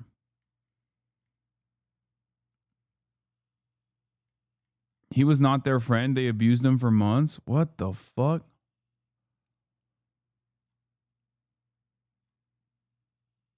The new meta is just doing snuff films now? Fucking gross. Anyway, let's look at the Holy Toledo. Harry Enton talks about support for Ukraine. It's the idea that Ukraine's going to achieve complete victory. That idea has collapsed within Ukrainian society. What are we talking about here? Ukrainians on the war versus Russia. You go back to 2022, the start of the war. Fight until Ukraine wins. Look at this. The vast majority, about 3/4, 73% agreed with that position. Negotiate to end the war as soon as possible. Only 22%. Look at where we are now. It's a complete flip. It's the inverse. Now 69% want to negotiate to end the war as soon as possible, compared to just 24% who want to fight until Ukraine wins. That's a 49-point drop in this position. Now, of course, negotiating to end the war as soon as possible, that's a bit more nuanced, right? Ukrainians don't want to agree to all of Russia's demand, but I think the idea of even there being some territory that would be not formally recognized as being given that Russia could in fact stay in, that does have majority support, but the idea of formal recognition of Russia's demands, absolutely not. All right. Why do you think that opinion has changed to the extent that it has? Well, I think one of the big reasons why opinions have changed is this idea that this war is going to end anytime soon. Ukrainians don't think it will. Take a look here. Ukrainians on the war ending within a year. Just 25% say that it is likely. Look at this. 68%. 68% say it is unlikely that the war will, in fact, end in a year. And you'll notice, John, this 68% looks a heck of a lot like this 69% who say that they want to negotiate to end the war as soon as possible. So President Trump overnight ruled out Ukraine joining NATO, seemingly ever, but what do Ukrainians feel about that? Yeah, you know, obviously Ukrainians would like to join NATO. That has been a goal of theirs for a number of years. But the idea that that NATO admission will happen within 10 years, look at the collapse in this position. 2022, it was 64%. Now it is just half that level at 32%. So again, this is one of the goals that, Ukrainians had since the beginning of the war. They no longer believe that it's achievable. Well, the idea that Russia is going to be forced out of all of that land that they're occupying, they don't necessarily believe that that is going to happen. So again, I think this is one of the reasons why Ukrainians, they certainly don't want to accede to every Russian position, certainly not most of them, but the idea that they do want to negotiate an end to this war as soon as possible, that has now gone through the roof. Again, we're talking about 69%, which is such a big difference from where we were at the beginning of the war when it was just 22. Wanting to negotiate doesn't mean wanting to surrender. Correct. It means wanting to discuss, and not believing that they'll join NATO is different than wanting to join NATO. You got it. But you can very much see how Ukrainian thinking has changed over the last few years. Absolutely, John. Hurican, thank you. Thank you.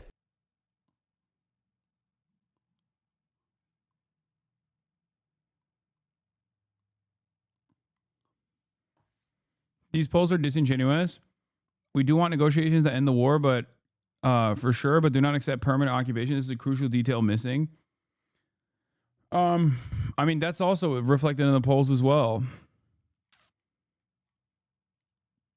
They say they don't want that, but like I've said from the start, which has, again, drawn a lot of controversy to my statements, but like Ukrainians and their real emancipatory need is not a part of the equation here. These decisions are being made without the opinion of Ukrainians. I would say that any sort of push to say like, oh, well, Ukrainians want sovereignty and therefore they should keep fighting, therefore we should keep giving them weapons, is simply a mechanism for America to continue selling weapons to Ukrainians. And it's not even necessarily the American population or the Western population's demands on this process that matters at all. The greatest example of this is, of course, Gaza. You have overwhelming majorities of Western populations demanding an end to America and the Western world's allowance for Israel to continue committing genocide in Gaza, and yet they have not moved an inch away from that position. They're in a permanent bloodshed position. They're deadlocked with Israel and their ambition to do ethnic cleansing in Gaza, and there's not really seemingly anything we can do about it to stop this process. Hold on. Oh, I think Ben might be here. Hold on. Hey, what's up? Oh, he is? Hold on. Oh, I see him. Okay, hold on. I just unlocked it. Okay. Ben Cohen is in the building, ladies and gentlemen. Ben Cohen of Ben&Jerry'S.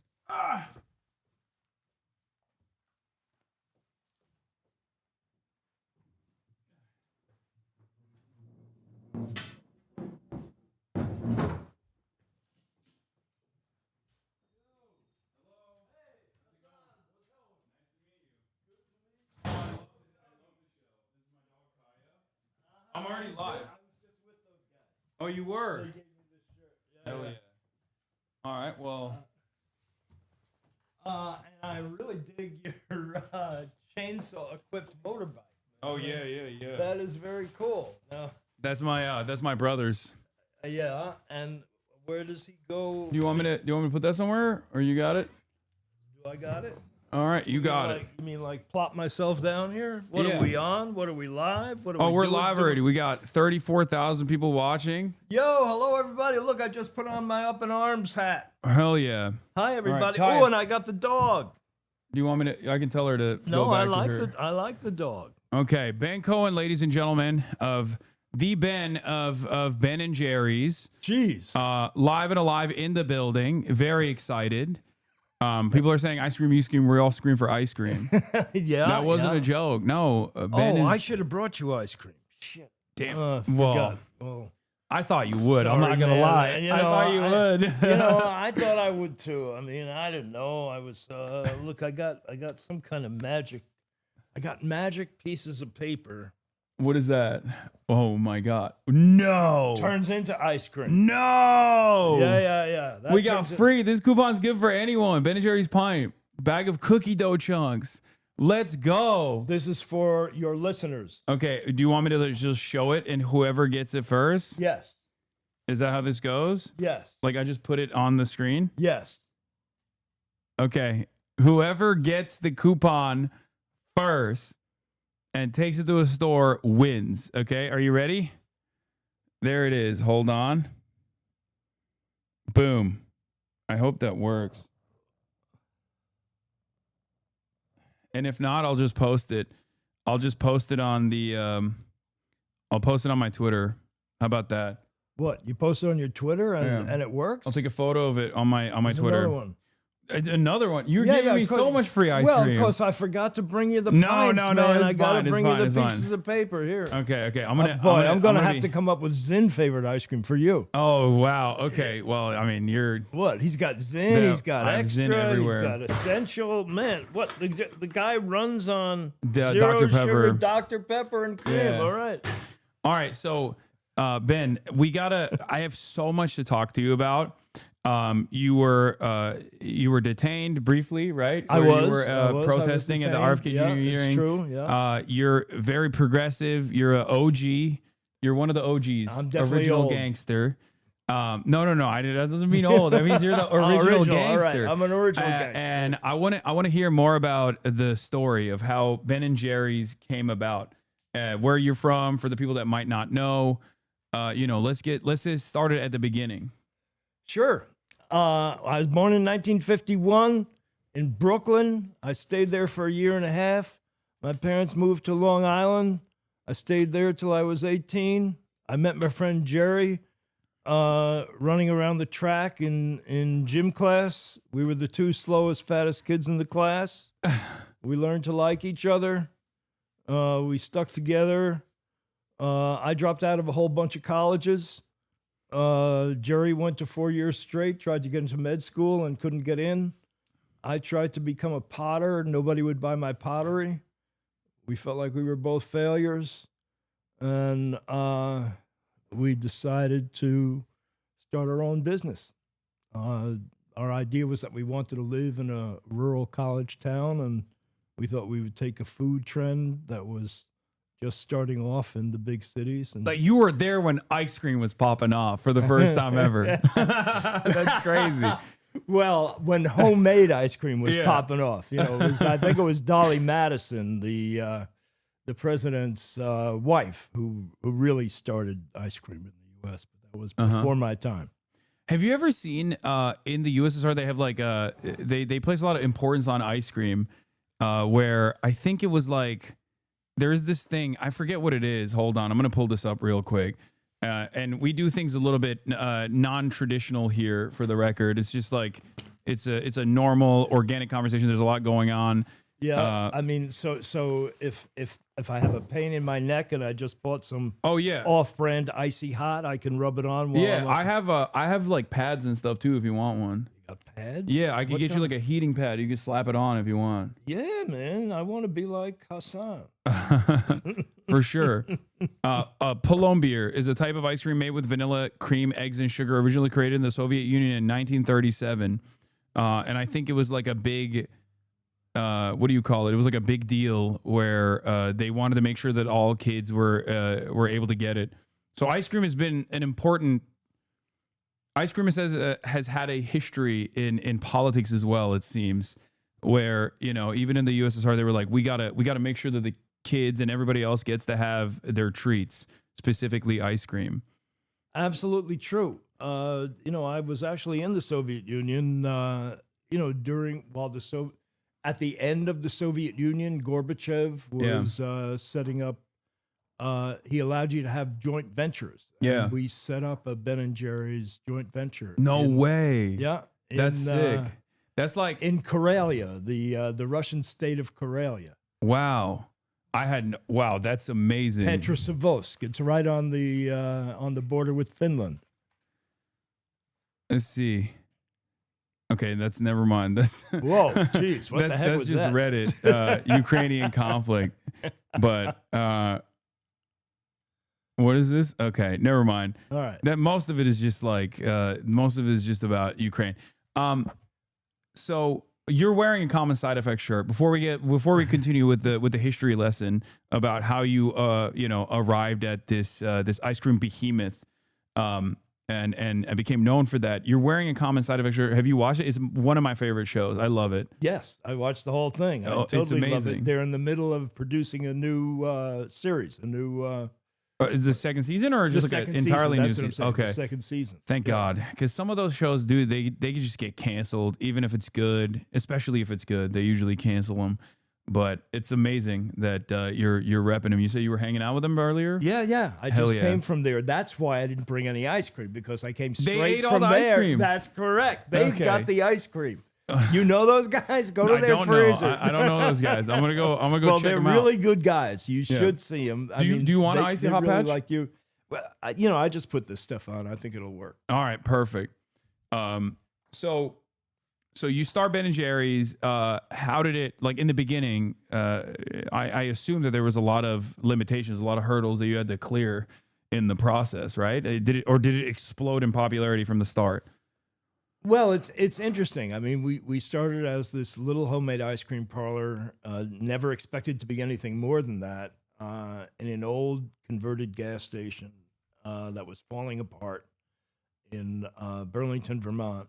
And, in terms of getting business permits back then and health permits and, the fire permit, all that stuff, it was a lot easier than it is now. Oh, so okay. There's kind of less, in that way, there was less obstacles. Yeah, the pesky nanny state hadn't intervened. Right. Bernie Sanders, the devastating, the dangerous mayor of Burlington, hadn't come in yet. He was just running for mayor for the first time as we were starting up. I guess we started a little before him, and I remember being at the incredible, huge celebration in the basement of Memorial Auditorium, scooping ice cream for the victory party. Wow, you were there from the beginning. Yeah, that's crazy. yeah.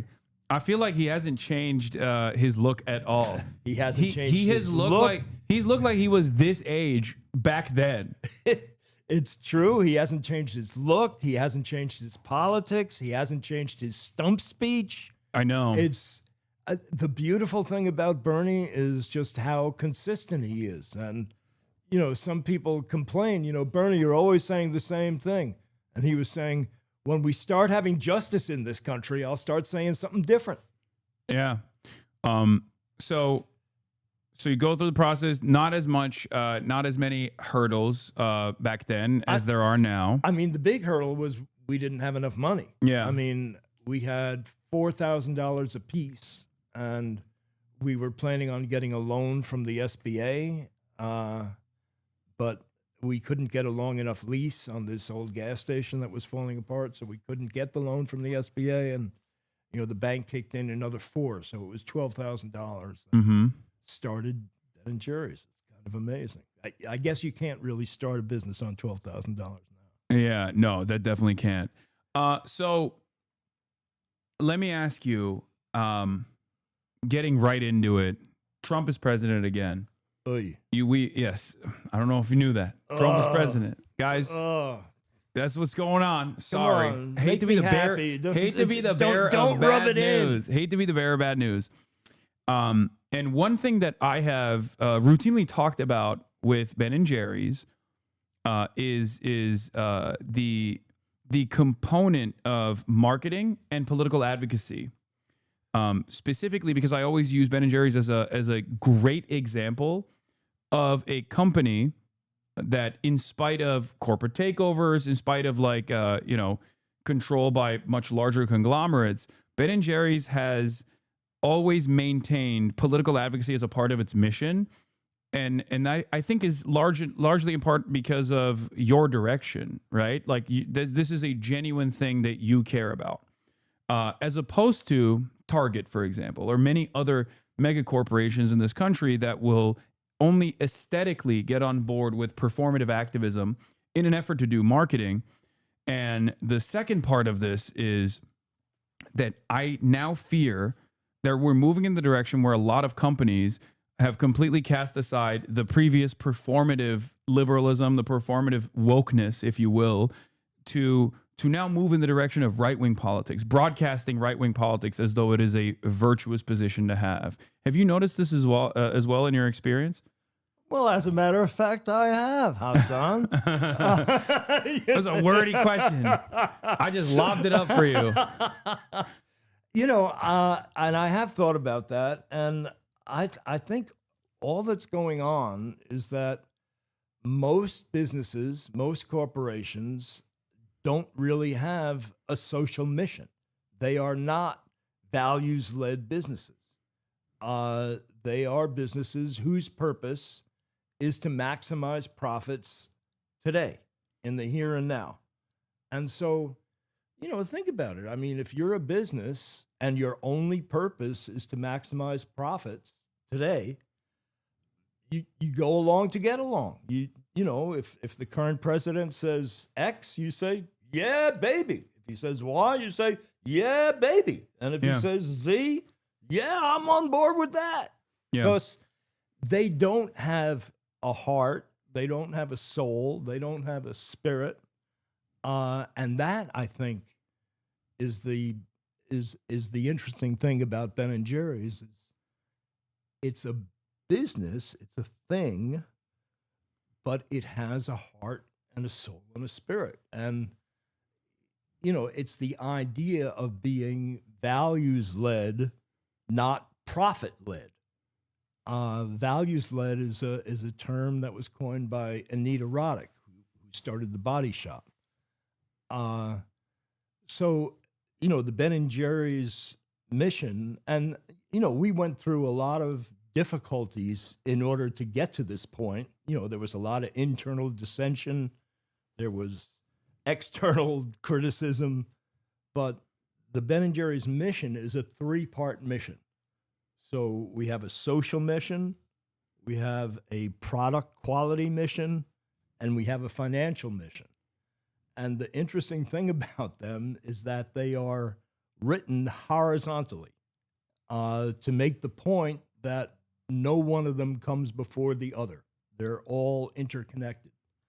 And staying true to those missions is what keeps Ben&Jerry's Ben&Jerry's. Yeah. You mentioned that there was some struggles that took place in the process. Do you want to elaborate a little bit on that? Sure. In the early days, the struggles were mostly internal. I would say, let's take a stand on a particular issue. For instance, peace. Dangerous prospect. An ever-present danger to the military-industrial complex. You're speaking a dangerous language, sir. Let's suggest that the government take 1% of the Pentagon budget and use it for peace through understanding activities between the U.S. and the former Soviet Union.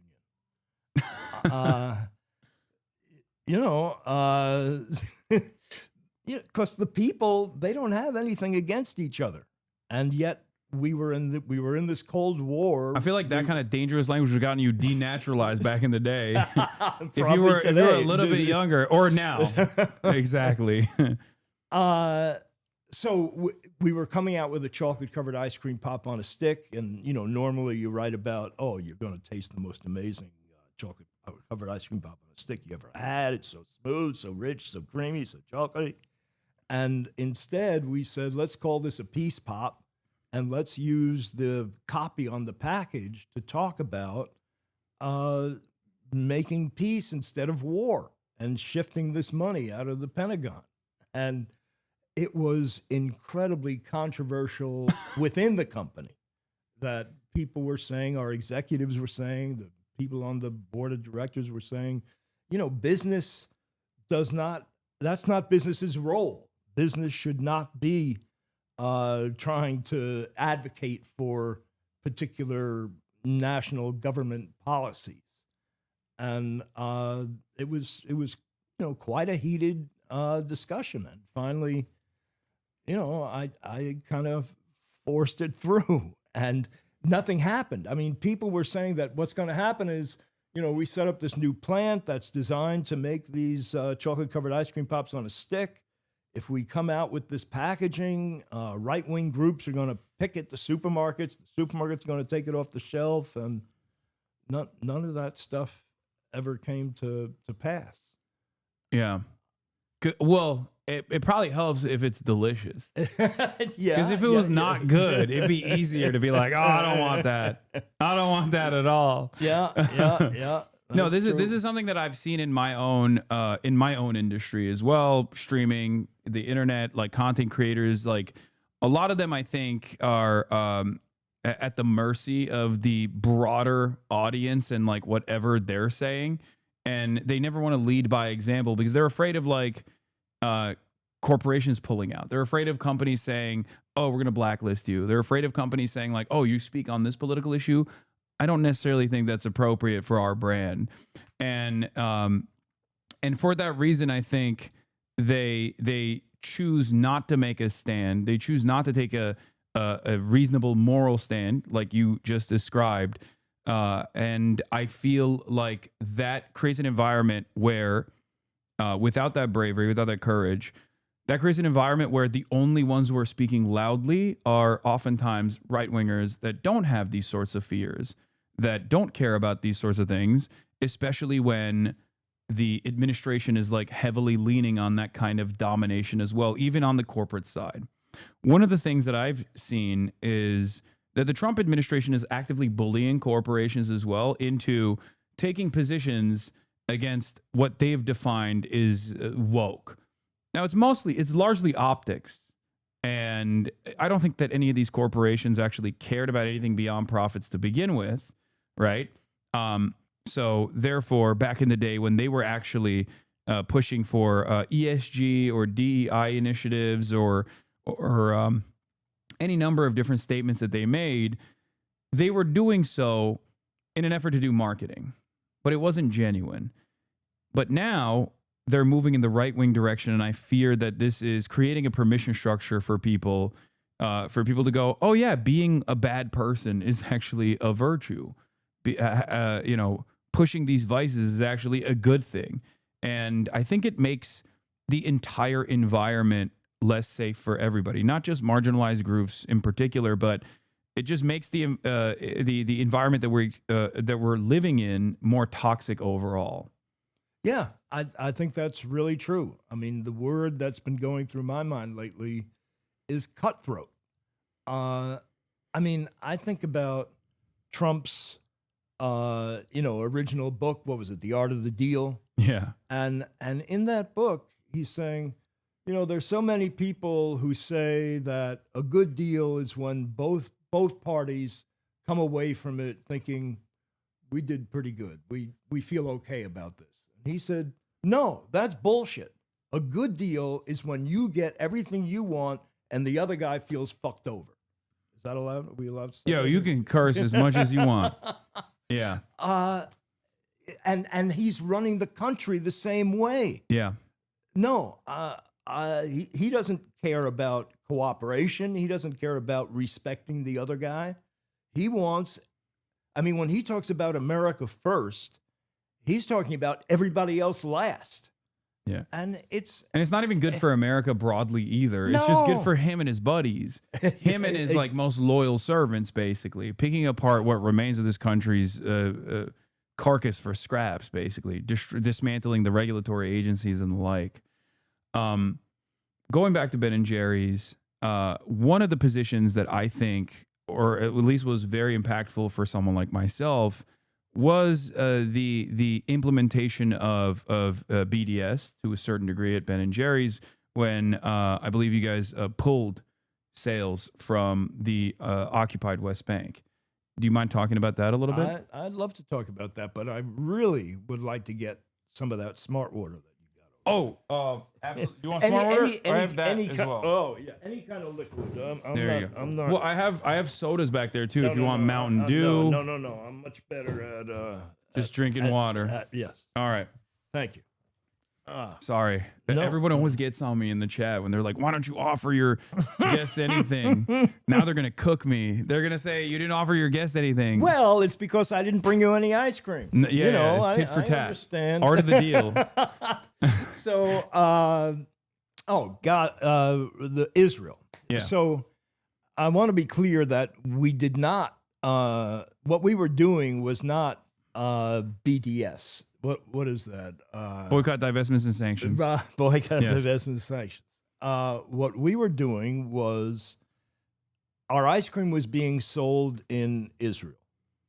It was being sold through a licensee that was also manufacturing the product there. And we told them that we don't want our ice cream being sold in the West Bank because we disagree with how Israel is treating people in the West Bank. And somehow or other, the ice cream showed up in the West Bank. Mm-hmm. And we went back and forth on that for a while, and eventually we said, hey, we really mean it. You need to pull the ice cream, not sell the ice cream in the West Bank. And so then we refused to renew that licensee's contract on that basis. And so the ice cream was not sold in the West Bank, and Unilever, who is the parent of Ben&Jerry's, owns Ben&Jerry's at the moment, was doing a lot of other business in Israel, many other brands, many other products. And Israel kind of came to, talk to the Unilever guys, the top Unilever guys. They call the managers. Right. And they said, if you don't take care of the situation, we're going to kick you out of Israel, for all your products, all your businesses. And so what Unilever did was they sold the rights to Ben&Jerry's to an Israeli, and now Ben&Jerry's in Hebrew. They didn't sell. You can't write it in English, but is now available anywhere in Israel or the occupied territories, I guess. But it's not called Ben&Jerry's. It's in Hebrew. It's in Hebrew. It's Hebrew letters that I guess are pronounced Ben&Jerry's. But that was illegal according to the terms of the contract, the acquisition agreement that was made with Ben&Jerry's when they bought Ben&Jerry's.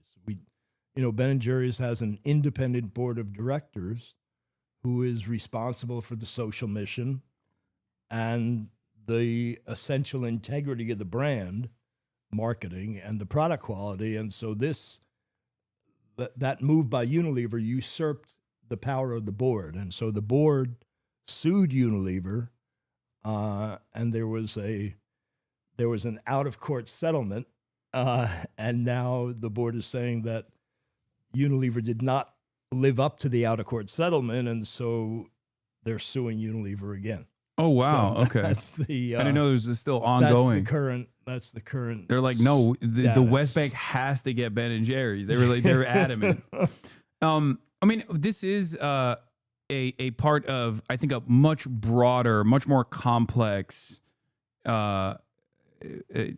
influence peddling operation that has taken place in America to basically get as many people on board or to completely diminish like some of the most violent aspects of Israel's occupation over the course of the past 80 years. Do you want to talk a little bit more about that specifically, considering that you were also protesting against the Trump administration as well on this issue? Because I don't know, were you there with the Code Pink people, or were you there separately? When I was in D.C.? Yeah, when you're in D.C.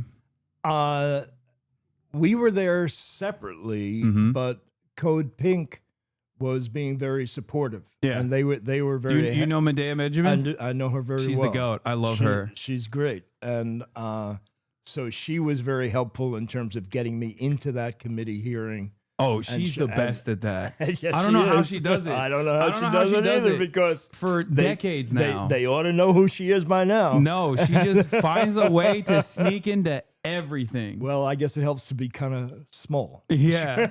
Yeah. So, but Code Pink was also very helpful in terms of creating the video. You know, when I was being walked in zip ties down the hall, it was Code Pink that was prompting me with the right questions and doing the videotaping. Yeah. I guess it's not taping anymore. Video filming, video clipping. They're good with clipping. That's what the Zoomers say now. They say clips. Clips? All right. Yeah. Video. They were clipping. They were clipping. Yeah, you had here another thing that a Zoomer was saying. I'm 34, but like a younger generation would say you had aura. That's the new term. What if you're old? No. 34? When you're doing something cool, you have aura. Aura. You had a lot of aura. All right. That's what they say. All right. That sounds good. Yeah, you got the clip. Well, you got aura too, man. Oh, I think we you. got aura together. We're blending our auras. You got the OG aura. You got the young G aura. I'm not. My audience says I'm unk. So they say I'm what, old. You're like really old? Yeah, they say well, I'm what old. the hell am I? You're at that point. You're Ancient. That's why you're OG. You're OG. OG. There's unk and then there's OG, and you're OG status. So do you want to talk about your experience in general? You're Jewish, and you grew up in Brooklyn, and then in Vermont as well. And I was wondering like how your opinion on Israel evolved throughout time, if you don't mind me asking. No, be my pleasure. After I slurp. Yeah. Go ahead. Kaya, place. So I went to when I was in like elementary school. I went a couple of afternoons a week to a thing called Center Island Jewish School.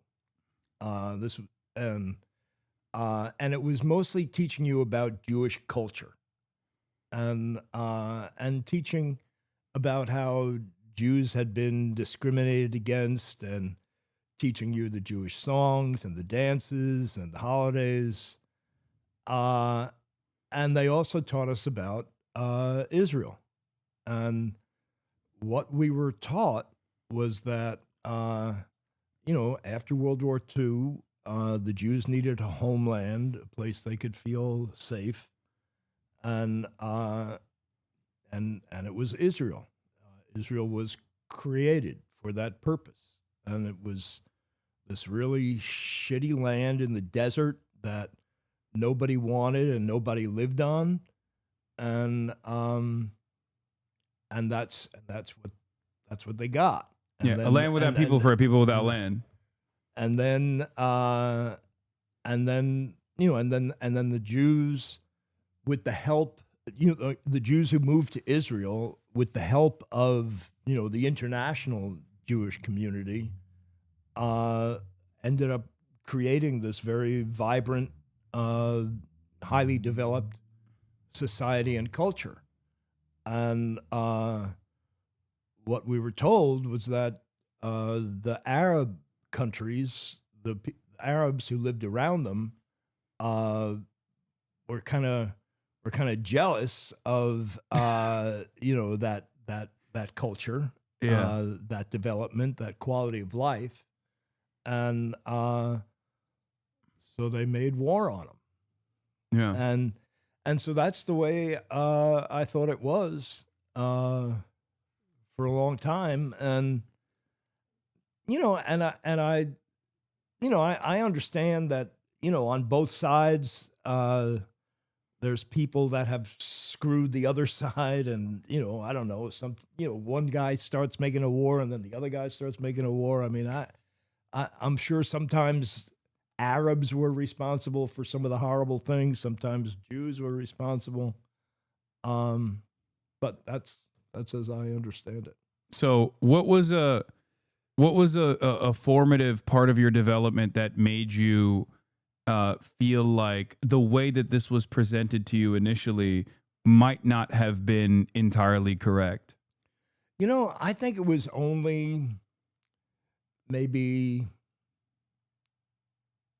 20 years ago that I started understanding that, whoa, there were people who lived there, and there were people that were pushed out.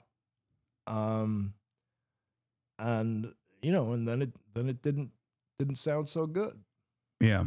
And I mean, I think that both the Jews and the Arabs have claims to that land. Some biblically and some legally and whatever, but it seems that they need to find a way to get along. And, I mean, what I believe strongly is that the mothers of people, of kids on one side don't want their kids to die, and they don't want their kids killing the other guy's kids. And I mean, I'm aware of, all these efforts at peace, and that almost created peace, and then some extremist on one side or the other screws it up. And I don't know what to do, but the one thing that I know is that you can't mistreat people.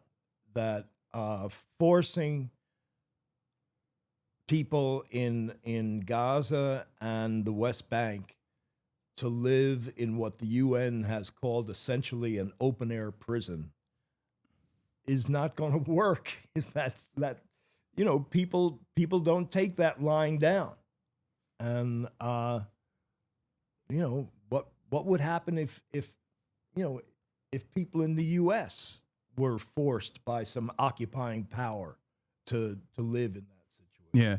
I use the analog of aliens because there is no equivalence with the asymmetry of power, because America is the most powerful nation on the planet and has been so, especially in the aftermath of the dissolution of the USSR. America won the Cold War. It's uncontested, right? 800 military bases all around the world, constantly in a state of permanent warfare, imperialism, military occupations everywhere, or military bases everywhere that is masqueraded as a security contract that they have with all of these other countries. And therefore, it's virtually impossible for us here living in the heart of empire, living in the United States of America, to ever comprehend what that would look like unless it was like an infinitely more technologically superior force that could control us in this way. Americans are so powerful, I think, that we invent enemies to be afraid of, whether it be Russia or whether it be China. We invent people to be afraid of that could do to us what we've done to the rest of the world. But you're absolutely correct. If there was some kind of superior force that came in and displaced a lot of Americans in the same, ironically, the same way that we did to the indigenous population on this land originally, and then partitioned off different segments of American soil and created a stateless stateless system that had no contiguity for Palestinians or for the Americans in this equation, of course people would fight back. It's the perfectly understandable position, one that is actually reflected by even former Israeli heads of state and even current contemporary Israeli heads of state, whether it be like the heads of Shin Bet and numerous other people that have openly recognized, if I was born on the other side of that boundary, I'd be fighting too. I'd be a terrorist. I'd be exactly the guy that they call it, that I call a terrorist right now. So I think our understanding of it here in America is very is very outdated, and that's, I think, partially because of the experience that that you reflected on just now with like your schooling, and it's not just about the way American Jews are educated on Israel. It's just broadly the way that Americans are educated on it, especially like Christian Zionists, for example, in evangelical churches get a very different theological justification for why Israel must belong to Jewish people and Jewish people only in an effort to trigger the rapture. So there's different facets of American society that have a lot of political power that have been taught that this is a moral battle, good versus evil, and you have to support the good guys in this process. And yet, I would say in the past 22 months, the societal attitudes, even in the Western world, has broadly shifted in the exact opposite direction. Do you feel like that will lead to a more meaningful conclusion? As someone who has been aware of this for 20 years plus now, especially, do you feel like societal attitudes have shifted? Well, it seems like just in the last month, more and more people around the world and in the United States are understanding that what Israel is doing, aided and abetted by the United States, is mass murder. Call it slaughter, call it genocide. I don't think it matters much which term you use, but it's intentionally, massively slaughtering people. And no, it's the moral issue of our time. Yeah. And the people of the world say this is horrible. This needs to stop. We will not allow this, and yet the leaders of our countries go against the population and continue to kill, mothers, fathers, sisters, brothers, sons and daughters, families just like ours in some other country in our name. That's what gets me about it, is that they're doing it with my money and in my name. Yeah, absolutely. I do feel like the changing societal attitude, at least, is like going to cause a generational divide that hopefully will lead to better outcomes for the Palestinian population down the line. Of course, they are running out of time. They don't have time at this moment. One thing that I've noticed, and I'm wondering how you feel about this, is that this has become such a moral stain that is so undeniable, that's so undeniably wrong, that it's almost making people in the Western world question whether we have a real democratic process at all. Do you see that as a warning for American politicians in general? That, like, if they don't pack absolutely. this up? Yeah. We do not have a democratic process. We do not have a democracy. We do not have government of the people, by the people, for the people. We have government of the money, by the money, for the money. And we so, I mean, a big part of it is we need to get big money out of politics. But, the most hopeful thing that I'm aware of is Mamdani, winning the primary in New York. And, he ran on on a platform that says, let's take care of the actual everyday needs of people. Let's make it so that they can afford to have a decent place to live, that they can afford to buy food, that they can have a decent, livable wage. And these other guys, the Democrats and the Republicans, have said they don't give a shit. Have mouthed the words, "Oh yeah, we care, we love the children," but you look at the federal discretionary budget, which I just happen to have with me here. Let me see. You just walk around with that? Yeah, I walk around with the federal discretionary budget. Somebody has to, somebody has to pay attention here. What? Wait a minute. Here. This is the 800 military bases. Oh yeah, you got it right there. Here, hold that. Put it up there. You know where to put it. That's amazing. And this is the discretionary budget. So all that big red stuff, that's what's going into the Pentagon. And then you got veterans, which is essentially retired soldiers and injured soldiers. Mm-hmm. And those little slivers, that's the stuff that we really want. That's the stuff that we really need. That's healthcare, childcare, housing, education. It's absurd. So let's talk about Up in Arms. You got the hat on. I got the hat. Yeah, I got the hat. And you got some pamphlets with you. I got this shirt because I was just with those guys, but I was going to wear this shirt, but I'm giving it to you. Oh, wow. Thank you so much. Congratulations. They gave me a shirt. I give you a shirt. It's kind of like passing it along.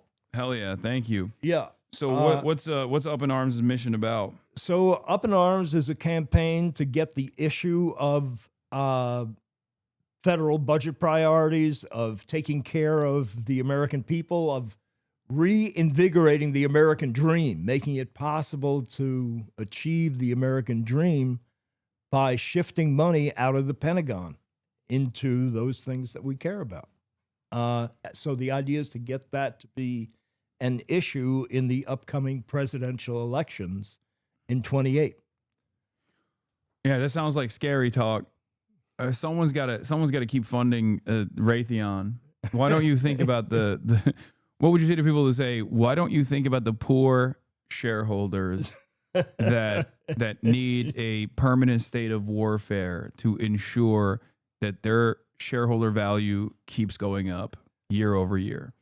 I'm telling you, those stock prices are rising humongously as we conduct these wars and as we continue to give weapons to all these different countries.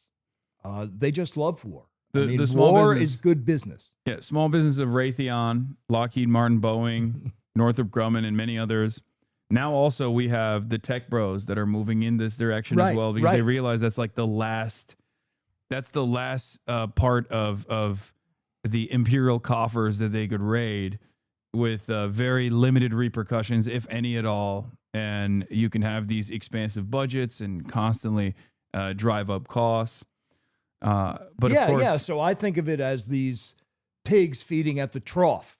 So right now you've got the legacy defense or weapons manufacturers, Lockheed, Raytheon, the ones you talked about, and they're all taking up the whole length of the trough. And now you got Palantir and all these silicon, Anduril, right, trying to shove them out, trying to nuzzle their way in because they want to be sucking up all those bucks. Yeah, no, absolutely. So do you feel like the Democrats are actually going to push back against this? Or do you feel like where does the lack of interest from the Democratic Party overall come from in terms of saying the things that you're saying? Because I would say that you are by no means a radical. I would say that I definitely have a lot more radical, probably a lot more radical opinions that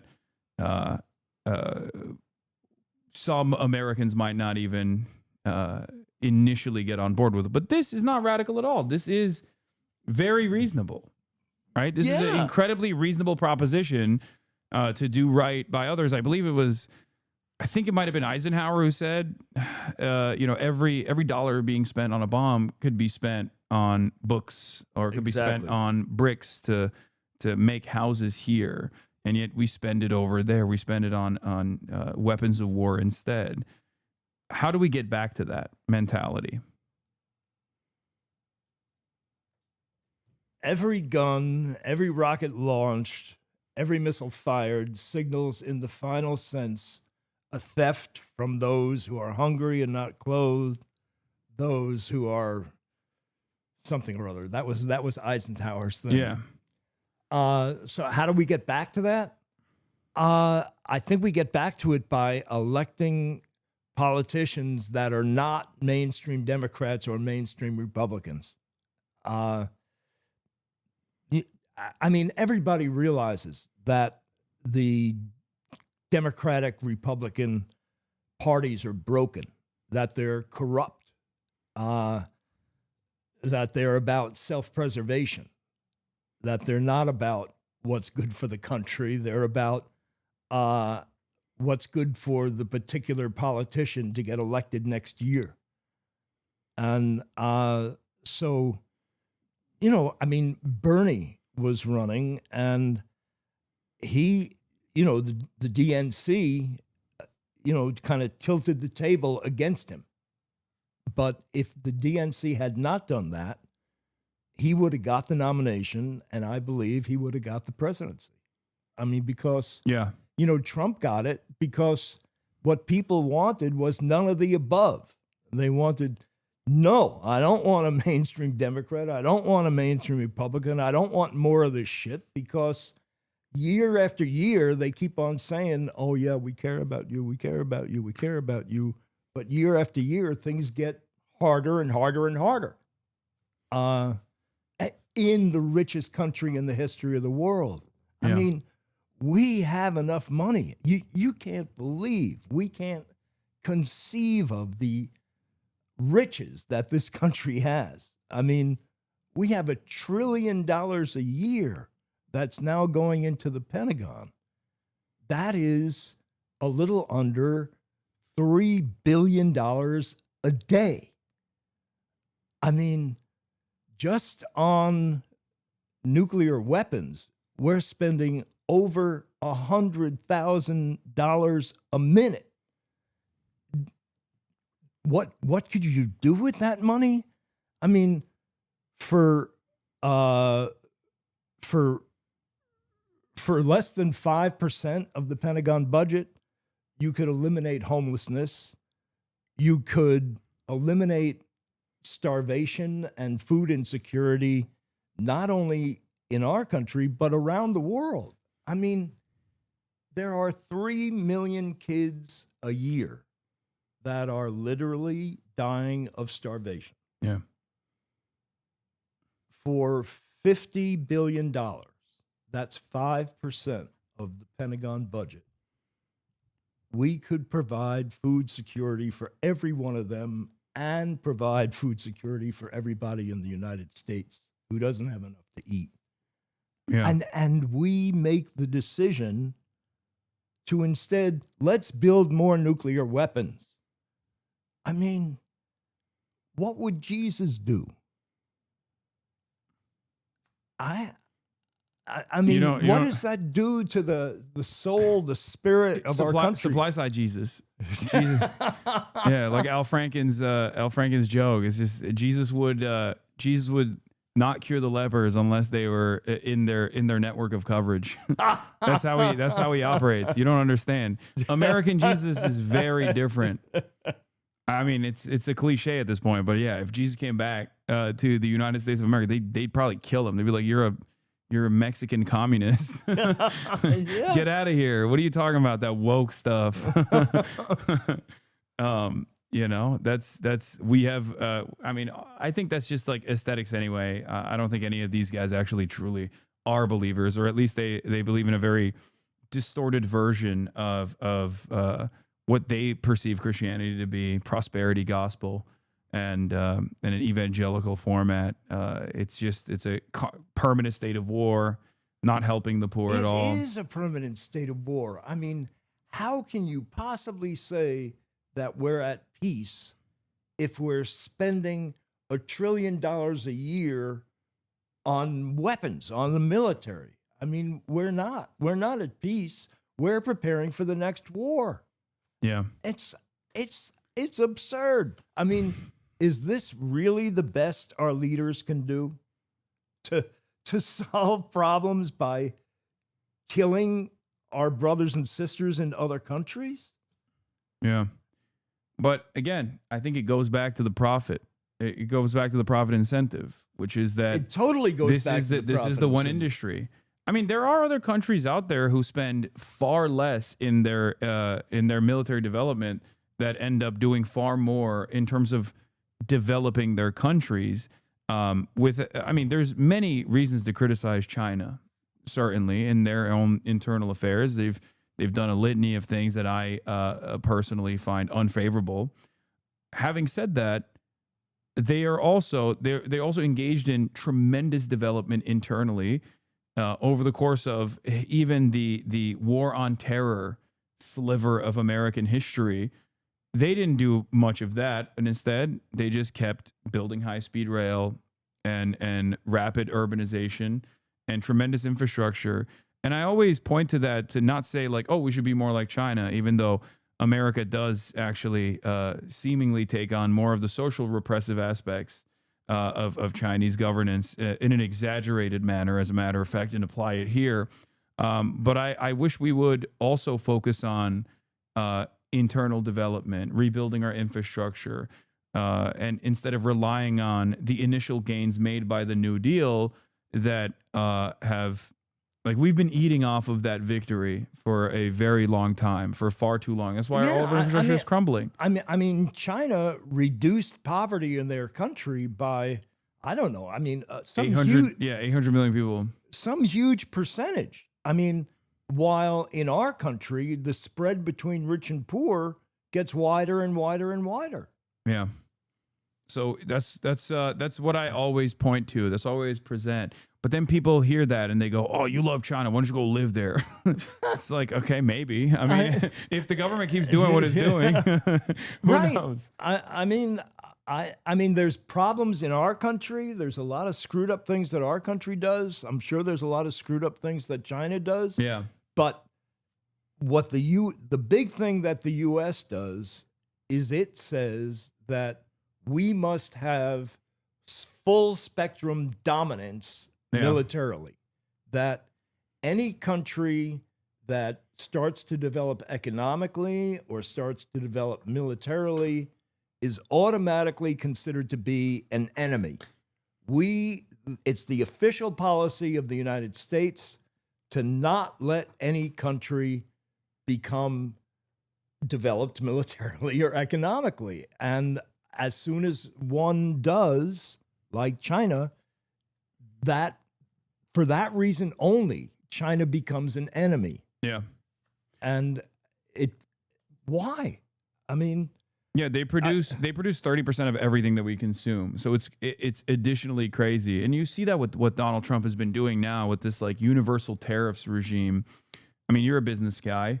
I was wondering what your take has been on the way this like almost Nixonian madman theory posturing that Donald Trump has implemented in terms of global trade, even though we designed it in a way that benefits us, benefits the American consumers, where we just basically hand off IOUs to the rest of the global South, and then we extract their natural resources and also their incredibly cheap, incredibly affordable labor that we've kept to a reduced level in perpetuity. Now Donald Trump is saying, for no real discernible reason, we need to restructure global trade, and we don't have the manufacturing base, I don't think, to protect some kind of domestic manufacturing. So I'm all out of ideas as far as like trying to figure out what Donald Trump is doing, but I wanted to hear your perspective on it. What's he doing with global trade? You want me to try to figure out what Trump is doing? Yeah, I'm not a business guy. I'm a Twitch streamer. So well, the way I see it is that you know, when Donald and I were growing up, we're kind of contemporaries. Manufacturing, having a job in a manufacturing business, in a manufacturing operation, was a secure job, was a good job. You had good pay, you had good benefits, you had a good pension. There were unions, and so people were making more money. They had a better quality of life, and he thinks that by bringing manufacturing back to the U.S., that'll come to be again. The problem is that manufacturing has now become so automated that you go to these manufacturing plants and there's hardly anybody in them. Yeah. It's all robotics. Yeah. So, and not only that, but also my advocacy always been, I've been to Japan a bunch of times at this point, and when I go there, one of the things that strikes me is that there's a lot of the population is very old, and there are a lot of old people that still work in jobs that don't necessarily require a person to work at all. The example that always comes to mind is like the guy that sits right outside of like a you know, some kind of like utility truck that is working on the side of the road and just like waves people away with a wand. That job could be delegated to a cone with a light on it. But there's a reason why that person is doing that job. It's almost like the Walmart greeter job, right? Where they do that not because that's a redundancy that needs to be eliminated. They do that deliberately so that like that person has a job. And the example I always think of is automation is not necessarily a bad thing. It's not supposed to be a way to displace the existing labor force. It's supposed to eliminate the burdens of the labor force so that instead of working, 8-hour shifts, you work 4-hour shifts. But I think our mindset on this is, or has been, because we're constantly invested in improving profit margins, even though profit rates have a tendency to shrink,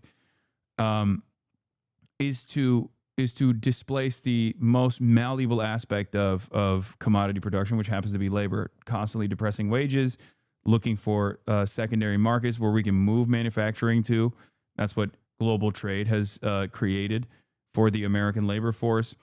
And ultimately, my suggestion always is automation isn't necessarily bad. Domestic manufacturing isn't necessarily bad.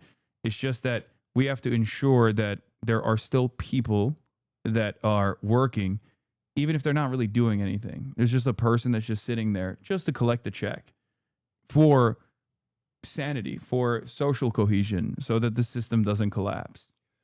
well, there's definitely stuff that needs to be done. There's more than enough jobs that need to be done. You think about the infrastructure. There's a lot that needs to be done there. We need more teachers. We need more childcare workers. But I understand what you're saying, that automation is reducing the number of people that's required to make stuff. And what should be happening is that people should be working less hours and getting paid more money per hour. The problem is that the workforce is becoming way more productive. Yeah. Thanks to robotics and computers and whatever. But all that productivity, all the profits from all that productivity is going just to the 1%. Yeah.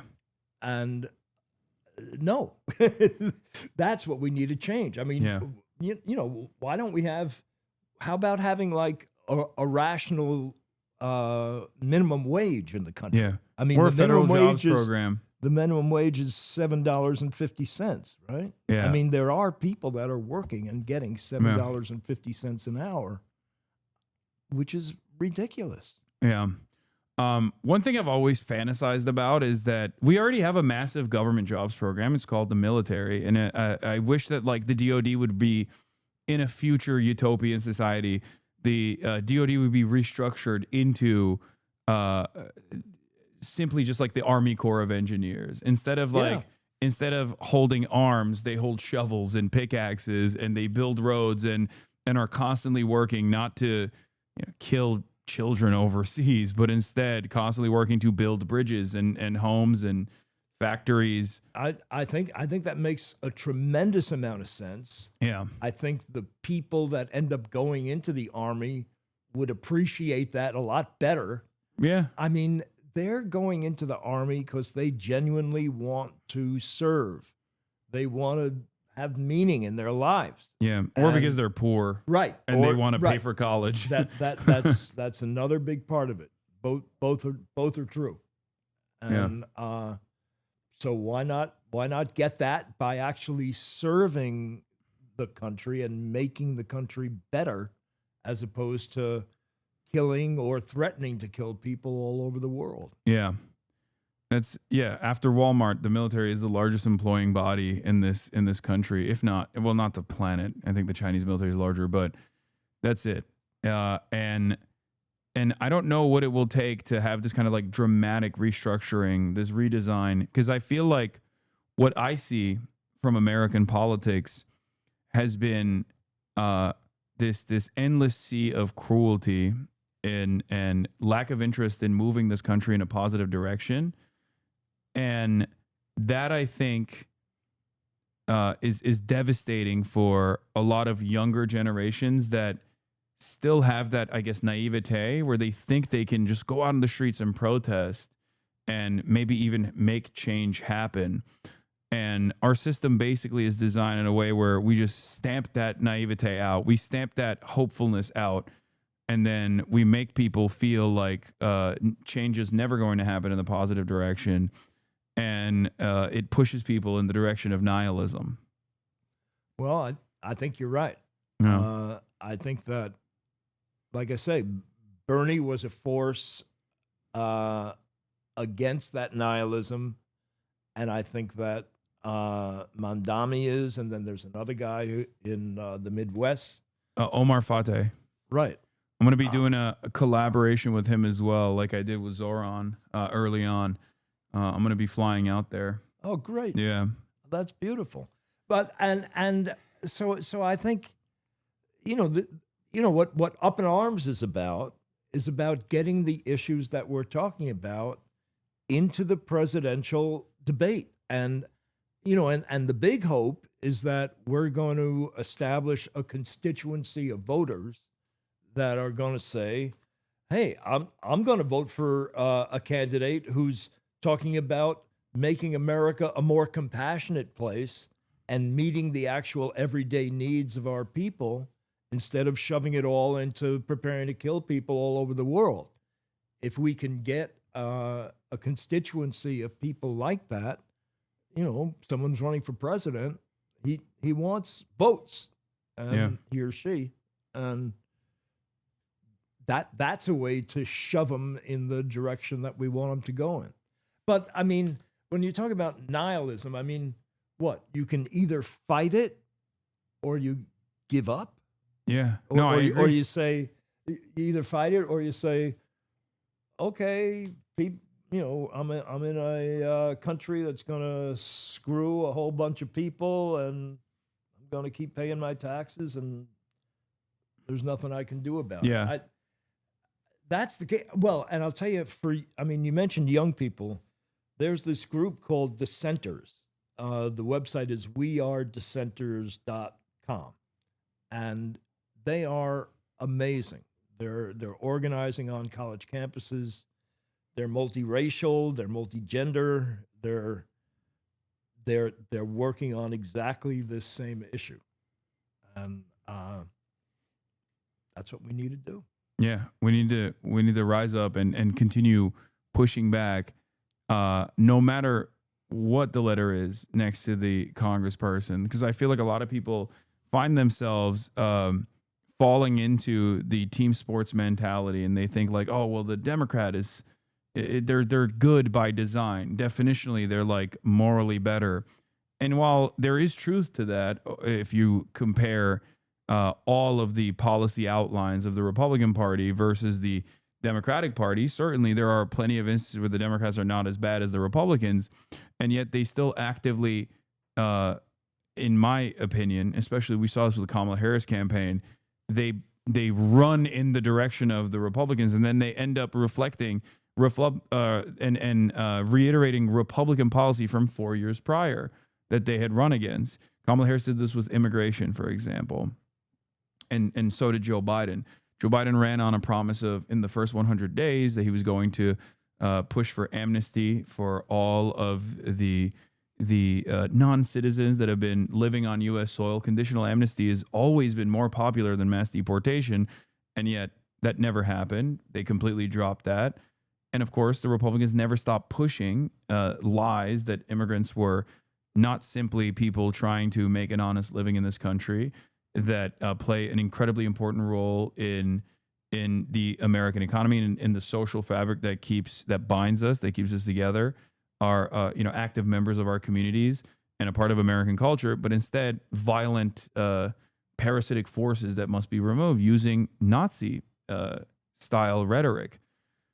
And then the Democrats looked at that. They looked at the polls and they saw that the societal attitudes were shifting in the direction of white nativist anti-immigrant sentiment.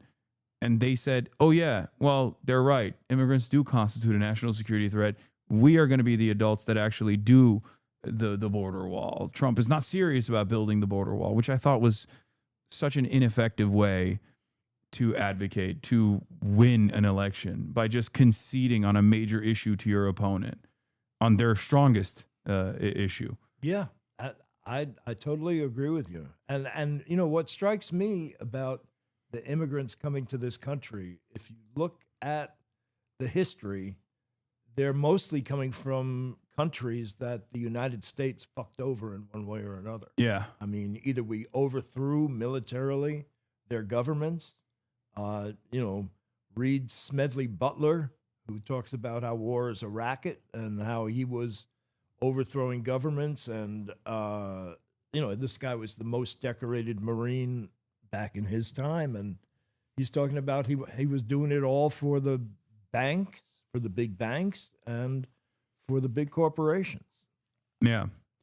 And that's the other thing, of course, is that there's no problem with immigrants coming here, but if you even wanted to, in a positive manner, make sure that the host nations were or the nations where people are coming from were livable and habitable, then you would stop interfering in their affairs and instead only positively intervening. And by that, I mean actually help rebuild their infrastructure and allow these countries to thrive. Exactly. I mean, I came here. I'm very privileged. I am an American citizen. I was born on U.S. soil, and I am what is known as a anchor baby, and something that Donald Trump is trying to take away from the next generation, even though it's unconstitutional.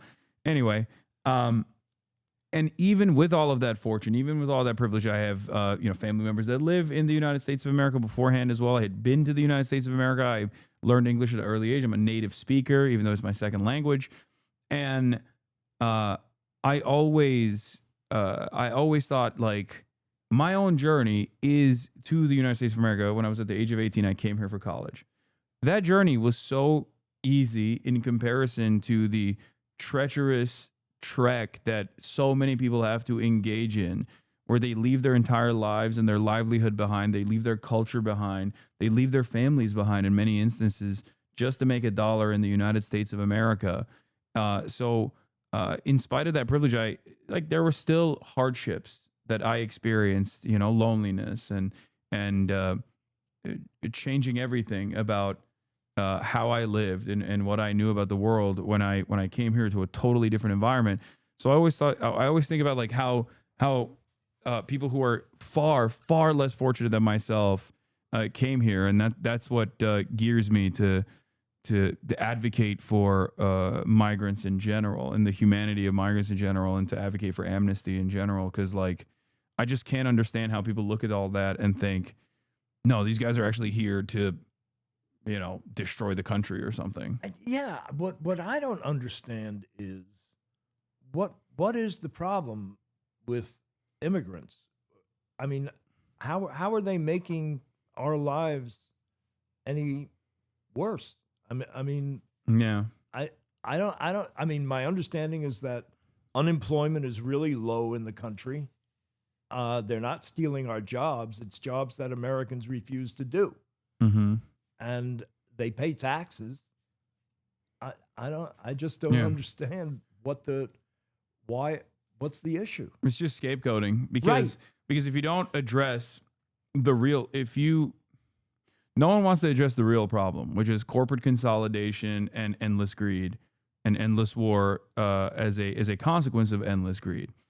And therefore, they have to look for new villains. I mean, we already know historic examples, like in Nazi Germany, where they presented the villains of society rather than addressing the root causes. They turned around and scapegoated Jewish people and political dissidents like socialists, trade unionists, communists. Said it was Jewish Bolshevism that was the real threat to the superior German culture that was destroying it from within with degeneracy. A lot of these points of propaganda are damn near identical and have never really changed all that much for Republicans since the aftermath of World War II, I would say. We very quickly engaged in the Cold War, and in that process, I think we just never really gave up our fascist tendencies.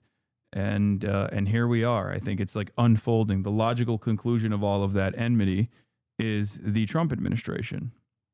Yeah, I think that's exactly right. And I think what's missing, and I think what is, I don't know, an intrinsic part of the American people is compassion and spirit and a soul of and empathy. I mean, they're starting to say that, empathy is a really bad thing. You shouldn't. Yeah.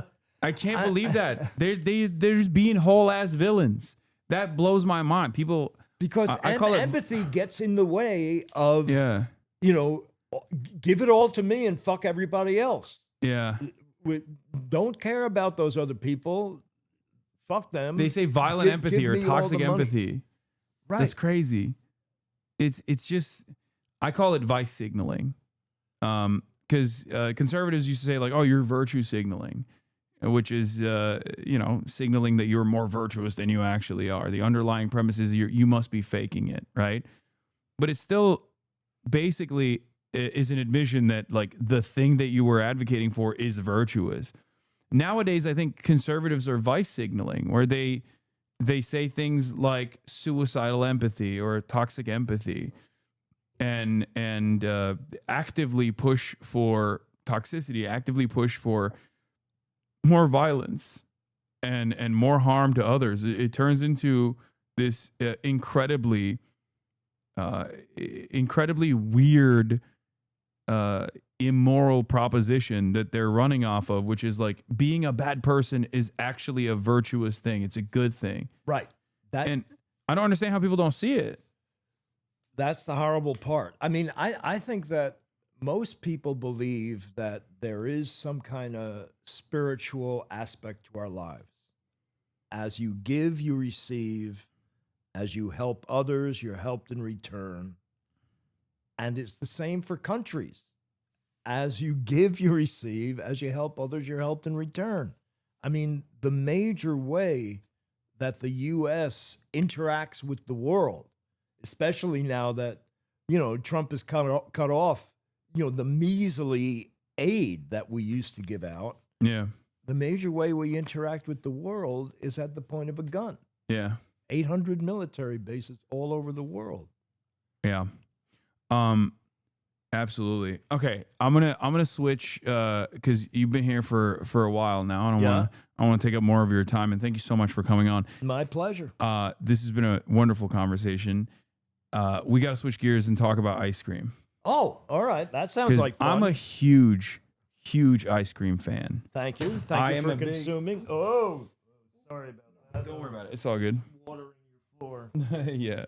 I'll grab some. I'll grab some paper. Yeah, make sure none of your stuff gets wet. So, I'm a major ice cream fan. I love ice cream sandwiches. What do you think about? Because I know Ben&Jerry's did like low calorie ice cream for a little bit. I don't know if you guys still do it. I think that was a passing fancy. Yeah, it was so it's forced not, on us by our corporate Okay, parents. so you're not on board with that. What do you think No. about all of the protein infusion with like the there's this like new wave of all forms of like treats being all forms of treats I don't having like believe a lot in of it. protein. You I don't don't believe believe it? it. Oh no. I believe a treat should be a treat. I Okay. believe ice cream should be rich, creamy. I think it should be, that there should be calories to it. There should be butterfat in it. You're just not supposed to make it your meal for 3 meals a day.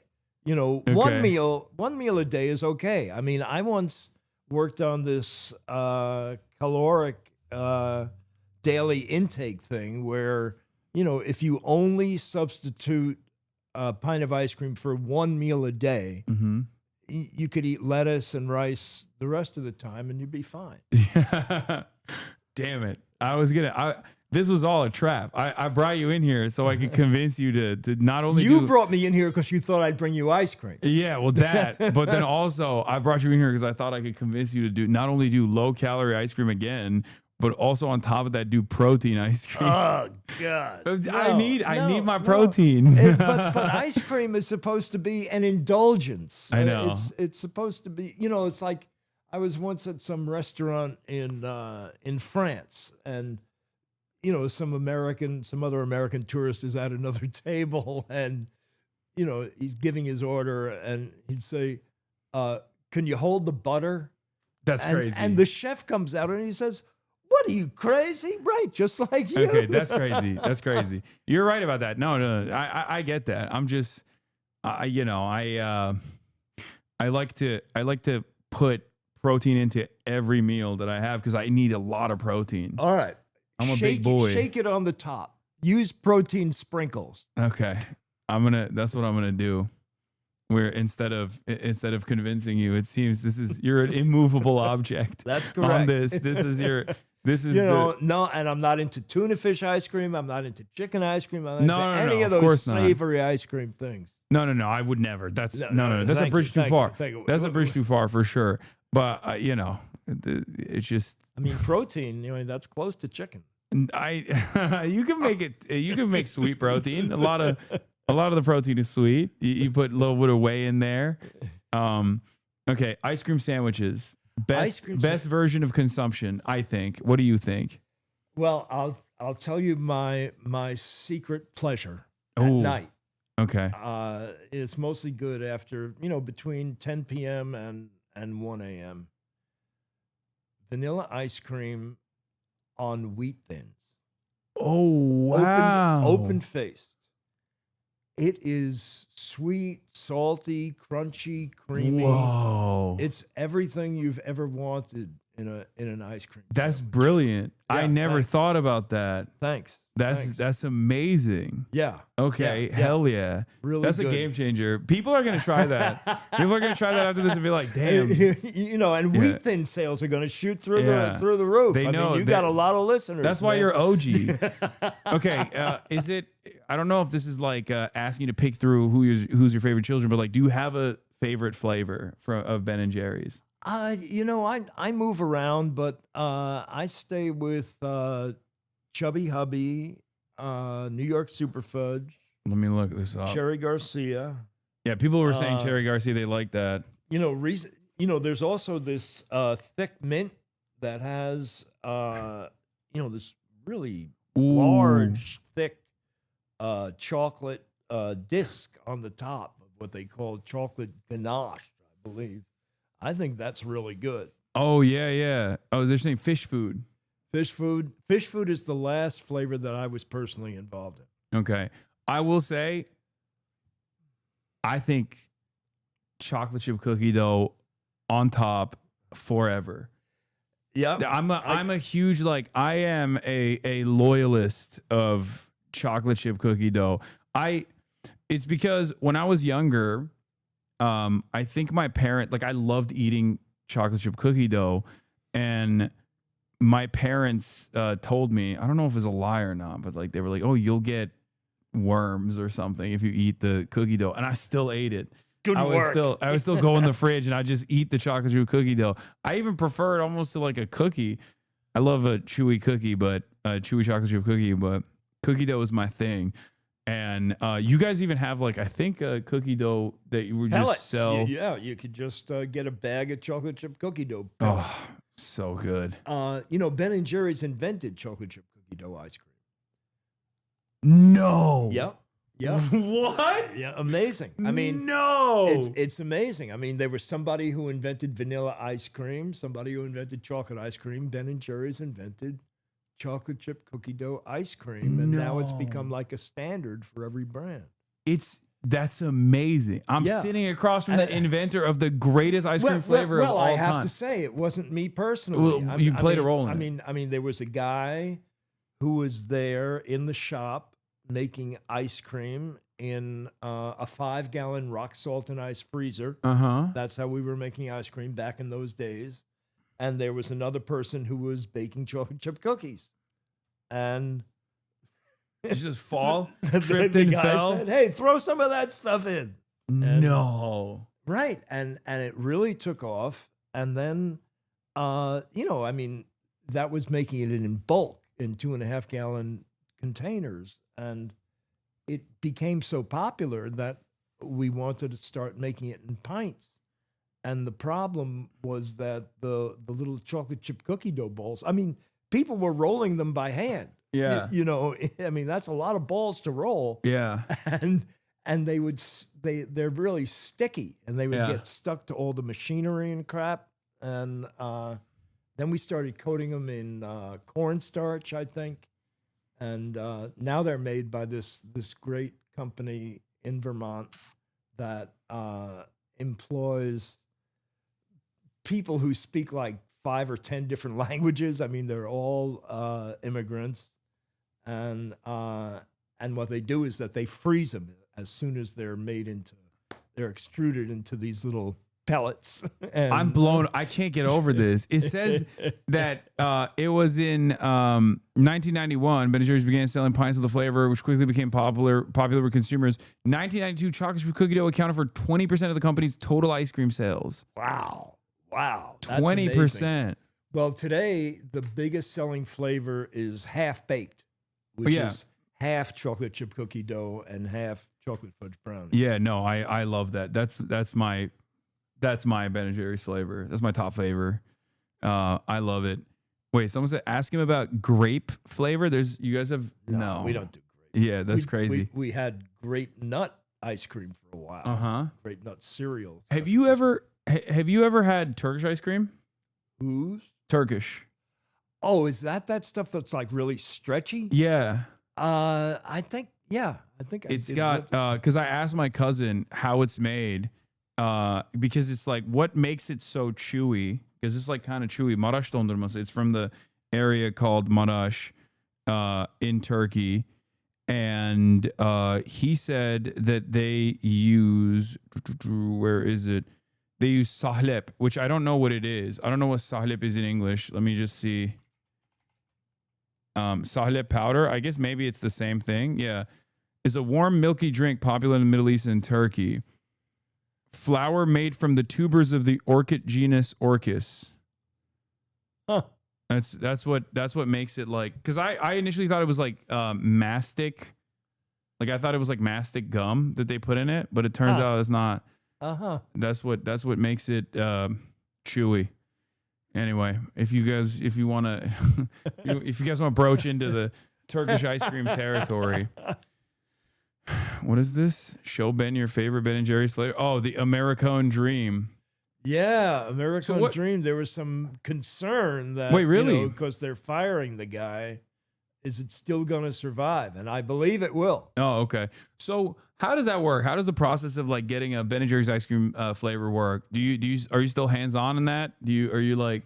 I'm not personally hands on in it. The first ever. Let's say you make a call. You're like, there's a political commentator who isn't fired, who still has just saying, like a young guy, new vision.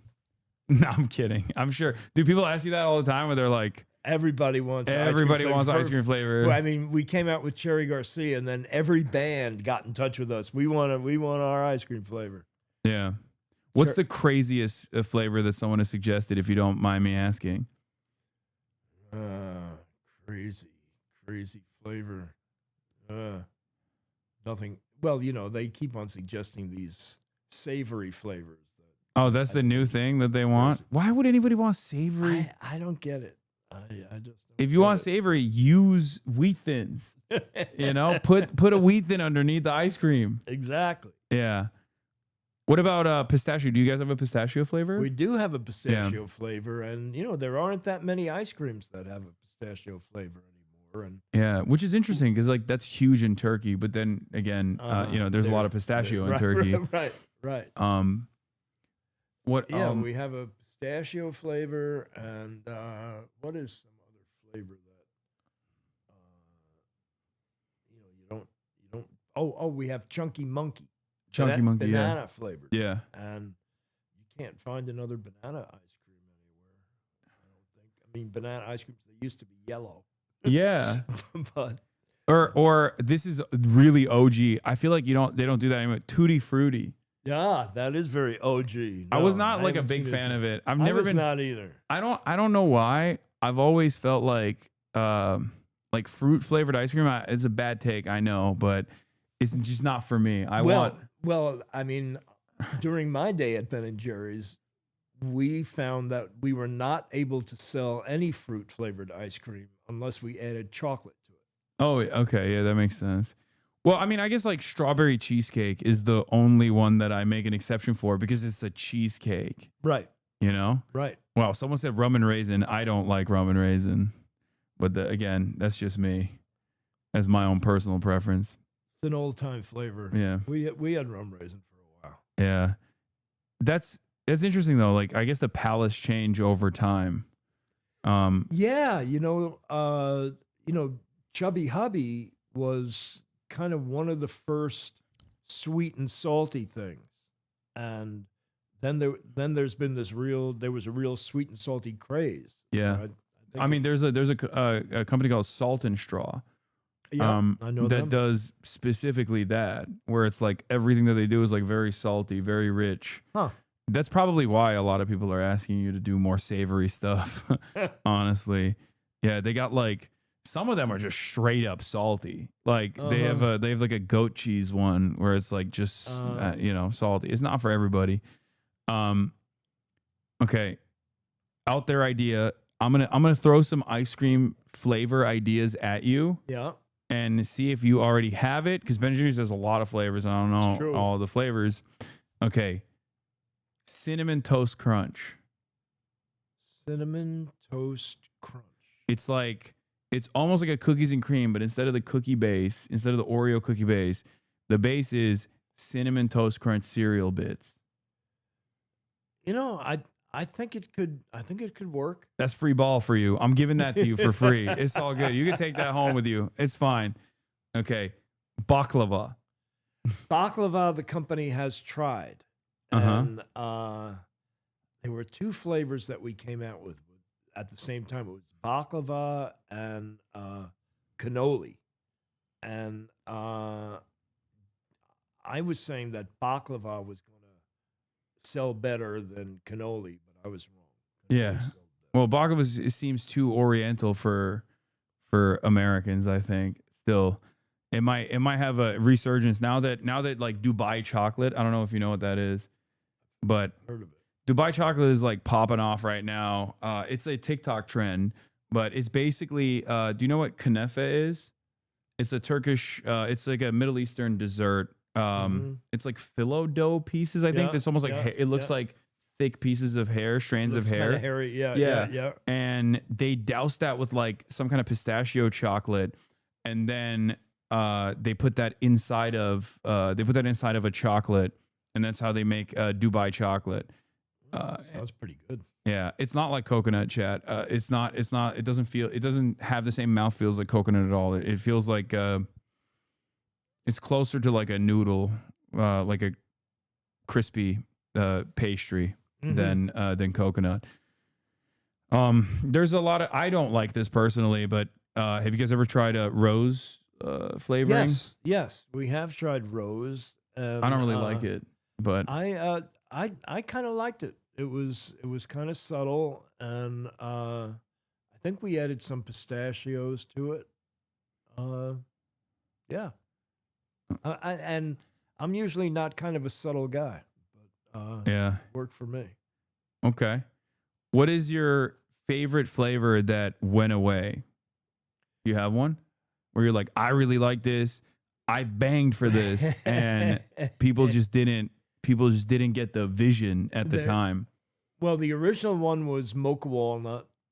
You know, I used to be the delivery guy. I would be delivering it. You just be eating while you're delivering? Yeah.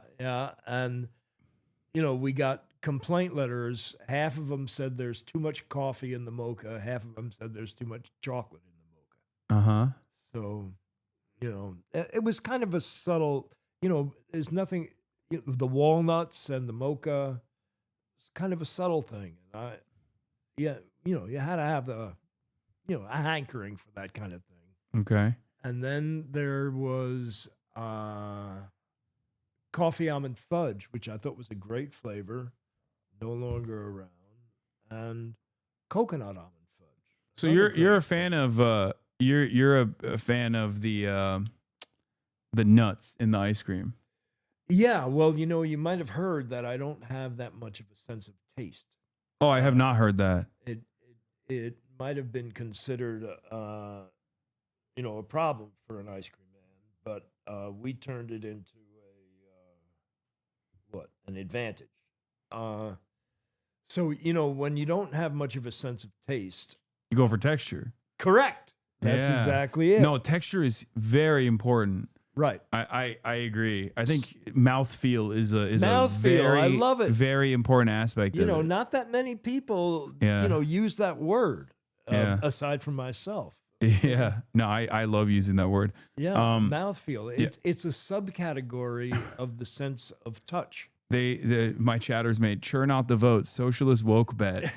All right. Yeah. I mean, I'm just, no pressure. No pressure. I mean, oh yeah. As far as like a chicken as dessert, tavuk göğsü, which means chicken breast, is a Turkish chicken dessert. It's made with literally chicken breast. Really? It's got a crazy mouthfeel, and it's not even remotely savory at all. It's really interesting. Huh. But yeah, that's another one. There was one more thing I wanted to ask you as far as flavors goes. So I gave you cinnamon toast crunch ice cream. What else? What else could there be? Chat, do you have any that I haven't thought about? Oh, bacon and maple. That could work.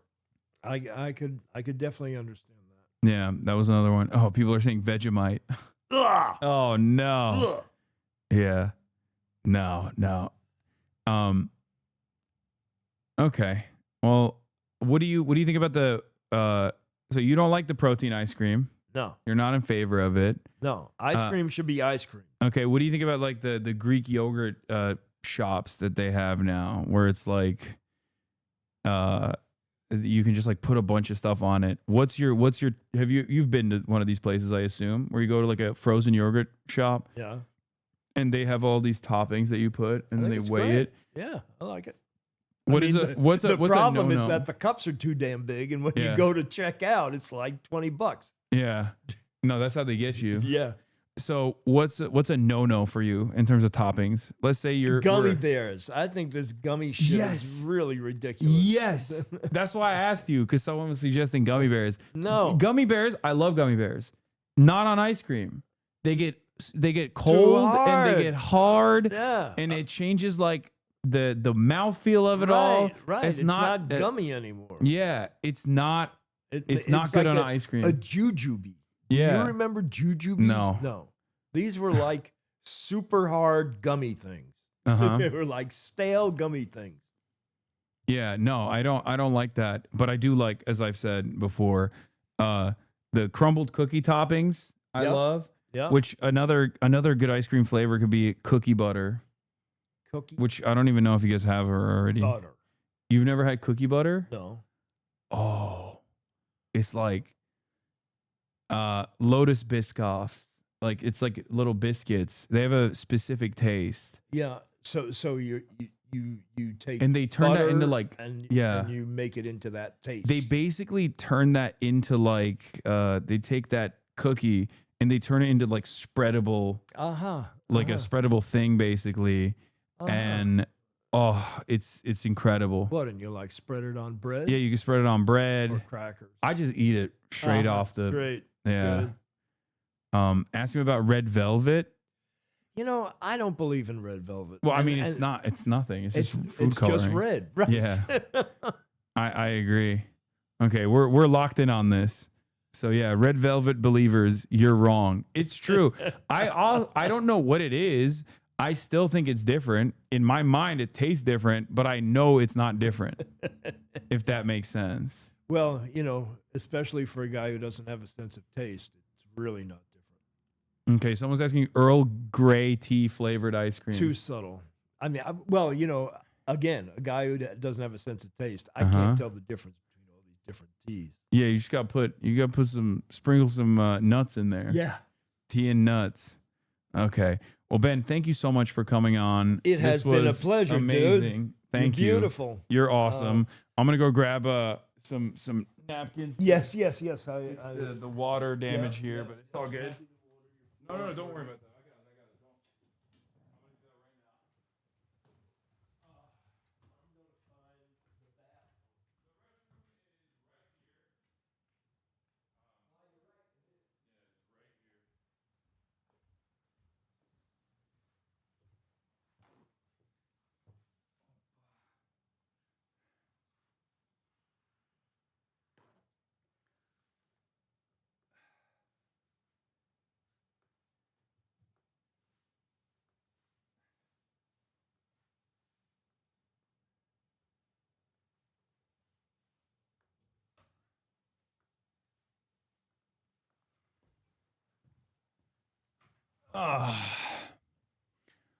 All right, that was Ben Cohen of Ben&Jerry's, ladies and gentlemen. Incredible guest. I hope you guys enjoyed that. I certainly did. Great honor to have him over.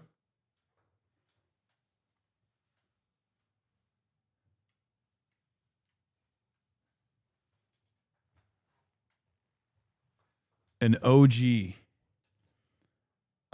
hasn't left yet. He's just using the bathroom. But probably one of the cooler. Yes, he's coming back. Don't worry. His bag is still here. And so is his cool and heat cream Lycodane. Lidocaine, not Lycodane.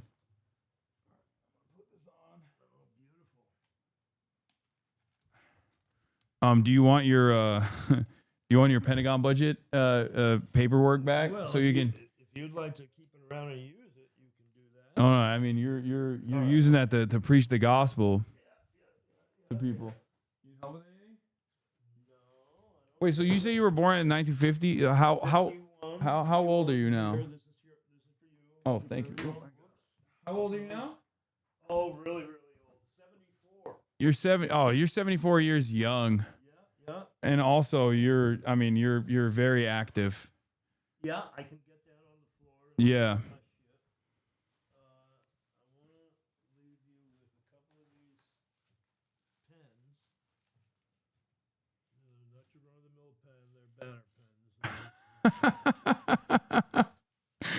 Is a move our money, pull here, and then you pulled Pull here. You got it. global military spending in billions per year and federal sending selected programs, Pentagon versus K through 12 education. I love this. Wow. This is incredible. Thank you so much. You're very welcome. You know, if you have some kind of relationship with your viewers or listeners, Mm-hmm. Ben is saying that if you guys want some, he can supply us with very large quantities. of these pens. If anyone's invested in it.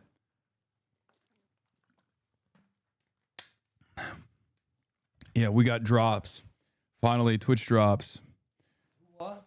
Oh, that's a thing that Twitch does called Twitch drops for video games.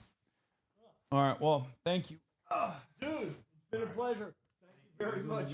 Tell me what your brother is doing going around with that chainsaw on his motorcycle. Oh yeah, he's a sawyer. He got a sawyer license, so he can cut trees off the trail to open up trails. Oh, that's great. Yeah. Very cool. And he bikes, and now he just got a pilot's license too. He's much cooler than me. Hasan, this has been great. Thanks a lot. Take care. You just gotta hit that button on the way up just to open the door. Thank you.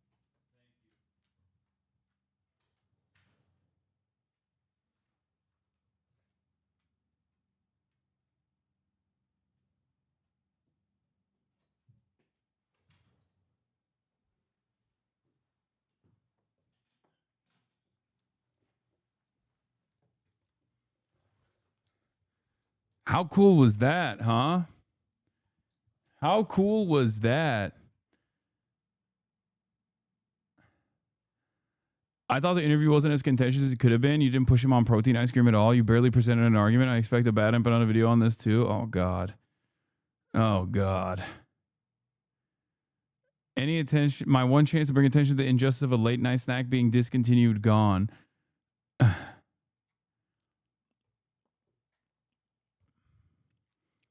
That was amazing. I went to my local B&J store with the coupon from earlier. They said they don't do coupons.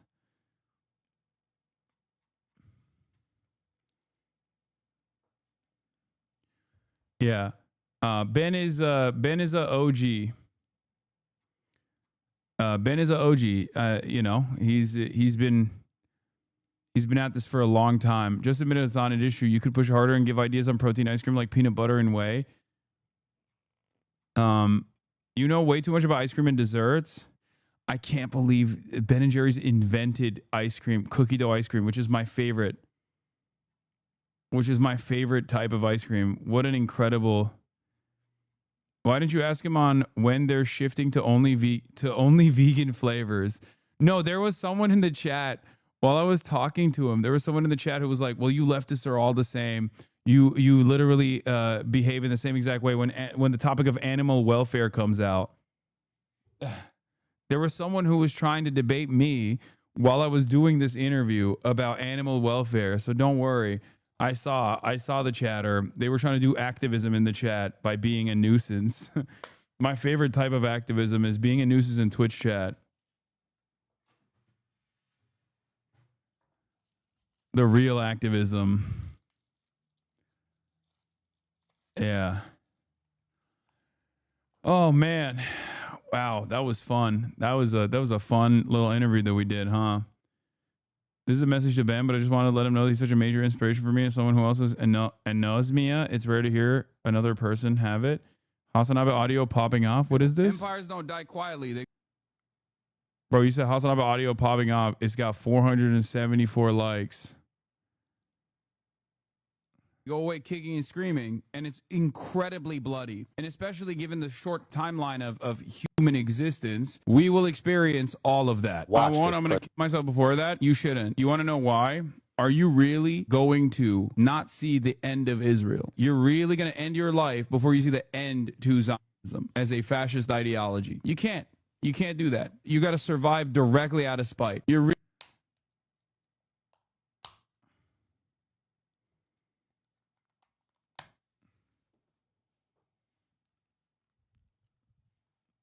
That felt like the MasterChef arc, honestly. It made me extremely hungry and annoyed by the vegans. 4% ass chirpers. Elaborate on the Turkish chicken dessert. I can't. You have to experience it to know what it is. There's no other way. There's no other way that I can do it justice. Don't die quietly. Okay. All right, I'll repost that. I was literally lifting when you gave that lecture. Pay me on the back.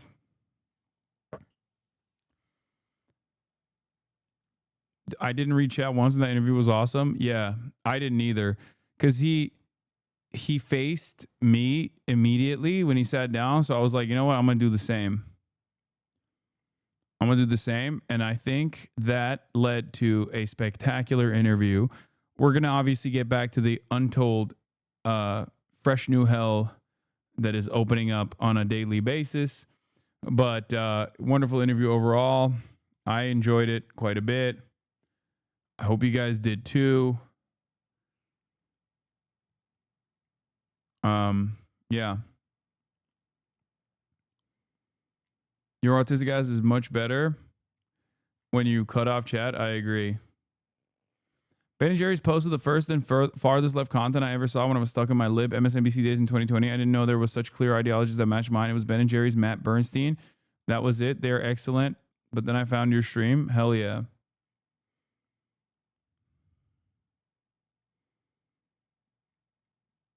Breaking news on the Israeli pedophile that got arrested. What? Scoop. I've obtained the documents pertaining to the arrest of the Israeli government official Tom Alexandrovich caught up in a recent Las Vegas undercover child sex ring. Key findings. Alexandrovich allegedly solicited what he believed to be a 15-year-old girl for sex. He told the police he met with the FBI in Vegas, had a future meeting with the NSA, and immediately identified himself as an employee of the Israeli government. Alexandrovich repeatedly emphasized that he needed to speak with someone about his upcoming flight to Israel and speak to his family / the Israeli embassy. This calls into question claims from Prime Minister Netanyahu's office that they were not aware of Alexandrovich was arrested when initially contacted. The documents include much more detail on how Alexandrovich was caught up. Documents available exclusively for Breaking Point's premium subscribers. Oh my God. Documents available for Breaking Point subscribers. I knew that he got away. I knew that he got away. And I assumed that the Israeli government was lying, but there was not proof until this very moment. So there it is. Incredible stuff. Key finding. Alexandrovich told police he met with the FBI while in the U.S. and had meetings the next day lined up with the NSA before fleeing to Israel after being caught up in the child sex sting. Yeah.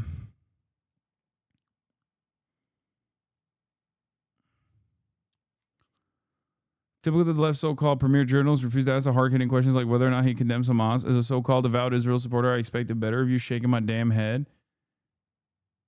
Yeah.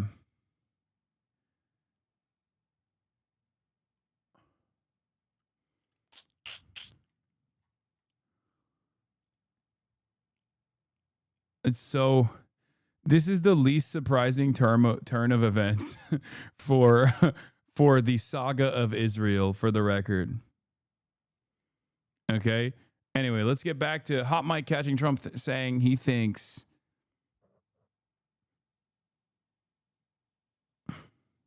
Ben from ice cream. That's so stupid. I dropped out a whole bunch of colleges to become a potter. I thought we'd take food trend that was just starting off. You were there when ice cream was popping off for the first time ever.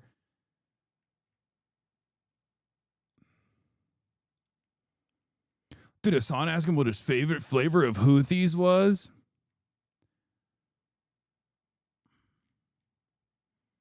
Amazing.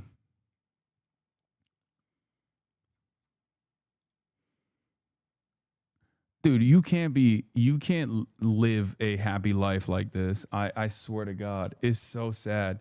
Anyway, let's get back to the news. Because he just says it on a mic that he doesn't care if it's hot or not. I mean, he actually said it just earlier. But yeah, but for me versus for Biden. This is Biden's war, he said, sitting in the Oval Office with Zelensky, that they had agreement on Friday that Putin agreed with him that had Biden, had Trump been in office, this war would not have started the way that Trump had been arguing forever. And so he loves the thinking through his lens that just by his presence and being, that world events would have been different. But it's been 8 months and he's not been able to end it. Yeah. Well, is there any evidence that what Donald Trump clearly believes, that Putin will do something for him, is true? Look, this is evidence that Vladimir Putin in Alaska got the magic working again, that KGB training to assess people, to see their desires and their weaknesses, got him right back where he wanted to be. And the point that he There never would have been a war had Trump been president. Vladimir Putin said 4 weeks after the inaugural in response to a reporter's question in Moscow, and I'm sure it lit Trump up at that point. So Putin will get another chance tonight after the Europeans work Trump over to work him right back. It's just like a vaccine. Knowing that's a whole different conversation. Knowing President Trump the way that you do, what is that conversation, phone call that he's going to make? I know I'm jumping ahead right now, but I'm just curious what you think after this meeting is done. What's that phone call going to be? And how important is it that it's Putin who's going to get the last word at the end of the day with that call? Well, I think the unspoken issue here really is land. And if published reports in this country are true, that Putin basically said, if I don't get Donetsk, there isn't going to be anything, and you have to go to Zelensky and say, if you give Russia Donetsk, the rest of the province, the 30% Russia doesn't control, then a lot of these other things are possible. And if that is rejected by this group, Trump is going to report that to Putin, and Putin's going to say, I told you Zelensky was the obstacle to peace. And that's the next part of the manipulation. I'm doing this for you, Donald. We're on this together. Zelensky is the problem. And again, that's why all the European leaders said in the public part of that ceremony, all of us here want peace, meaning including Zelensky. I think that's the first place Putin will go at. Whether he gets a chance to go after the security guarantees may not even be necessary. Yeah. The backdrop to all this, of course, is the continued fighting, the assault in Ukraine, where the country's military says Russia launched 4 missiles and 140 drones overnight alone. One strike in the city of Kharkiv killed 3 people, among them a small child. Holly Williams is in Ukraine for us. Holly, good morning. Good morning. For more than 3 years now, Ukrainians have been fighting to defend every square foot of their nation. They've been applauded for their courage, but make no mistake, they are exhausted by this war. Nearly 70% of Ukrainians now support a negotiated peace deal, according to a recent poll, and that's up from just over 20% at the beginning of the invasion. Yet the devil is in the details. President Volodymyr Zelensky has said it would be unconstitutional to permanently cede to Russia the parts of his country that are currently under occupation. That's around a fifth of Ukrainian territory. And many Ukrainians we've spoken to say that giving up swaths of their country and the people who live there is not a price they're willing to pay, even if it brings peace. Meanwhile, Ukraine and its allies in Europe also fear that sacrificing Ukrainian territory to Russia would set a dangerous precedent, effectively rewarding Vladimir Putin for his invasion and even encouraging him to do it again. Vlad. All right, Holly Williams in Ukraine, thank you very much. Donald Trump says Vladimir Putin wants to stop the killing. Try telling that to the people of Kharkiv, hit by multiple drone strikes at dawn. Dazed residents were led to safety while rescue workers raced to save survivors, prizing them from the rubble. Among the civilians killed, an 18-month-old baby girl, a 16-year-old boy. More than 20 were injured. There was no reason for Putin's military to target this place. I want to say that this is not a military house. Families live here. Children, youth, old people. There is no military object here. But still, every drone hit it. You can all ask, why is this happening? There were similar scenes further south in Zaporizhia, more attacks on residential areas. Russians are combining drones with ballistic missiles from multiple directions now and increasing the frequency of their attacks. On his way to Washington, Ukraine's President Zelensky wrote, "The Russian war machine continues to destroy lives despite everything. Putin will commit demonstrative killings to maintain pressure on Ukraine and Europe, as well as to humiliate diplomatic efforts. That is precisely why we're seeking assistance to put an end to the killings. That is why reliable security guarantees are required." In Sumy, it was a college the Russians chose to target overnight, with yet more civilians wounded. The Ukrainians said the Russians will soon have the ability to launch 1,000 drone and missile attacks a night, and they don't have the means to fully defend themselves. While they want security guarantees in future, right now they want far more help to counter that rising threat. Ukrainians want an end to this war but need cast iron guarantees that Vladimir Putin can never start it up again. Dominic Waghorn, Sky News. How has foreign policy deteriorated so much since the Obama era? Like, I know he wasn't the greatest, but at least I remember attempts at diplomacy with adversarial countries, but there's nothing of the kind nowadays. I mean, I think it's a continuation.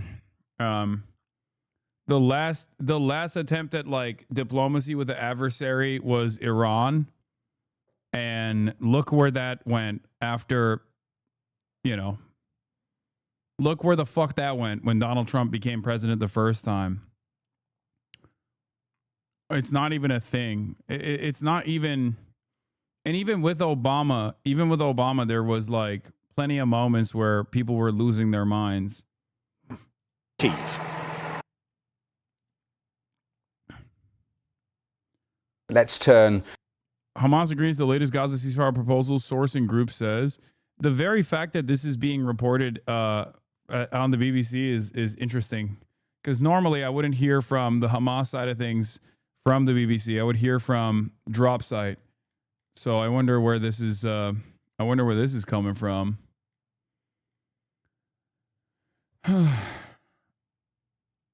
Iran and Cuba, both of which only happened on the way out, got immediately reversed by Trump.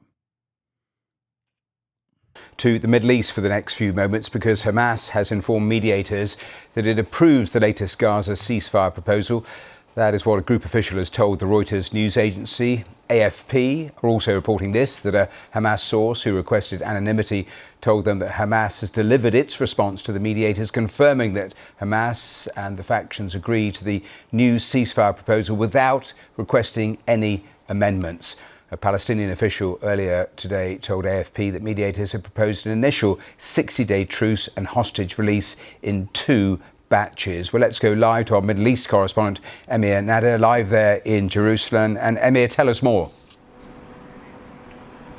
Well, what we understand is that this proposal is been based on a proposal originally put forward by the US envoy to the Middle East, Steve Witkoff, earlier in June. We've heard from a Palestinian official familiar with the talks that is what this 60-day ceasefire proposal is based around. It would see hostages and Palestinian prisoners exchanged in 2 batches over those 60 days. So an initial release of living Israeli hostages of perhaps around 10. That's around half of the Israeli hostages in the Gaza Strip believed to still be alive still, and a number of bodies of Israeli hostages.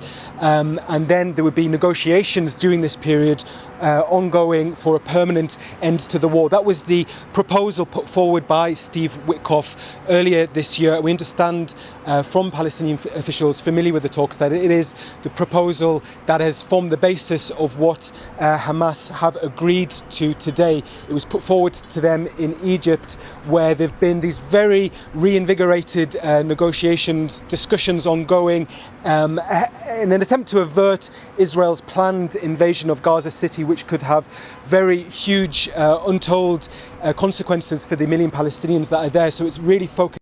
I'm fairly certain that Israel's only accepting this. If they do, who fucking knows? They'll probably stop bombing again after the 2 hostages have been released now, because there are 500,000 protests in Israel at the moment about Bibi not bringing hostages home. Yeah, it feels like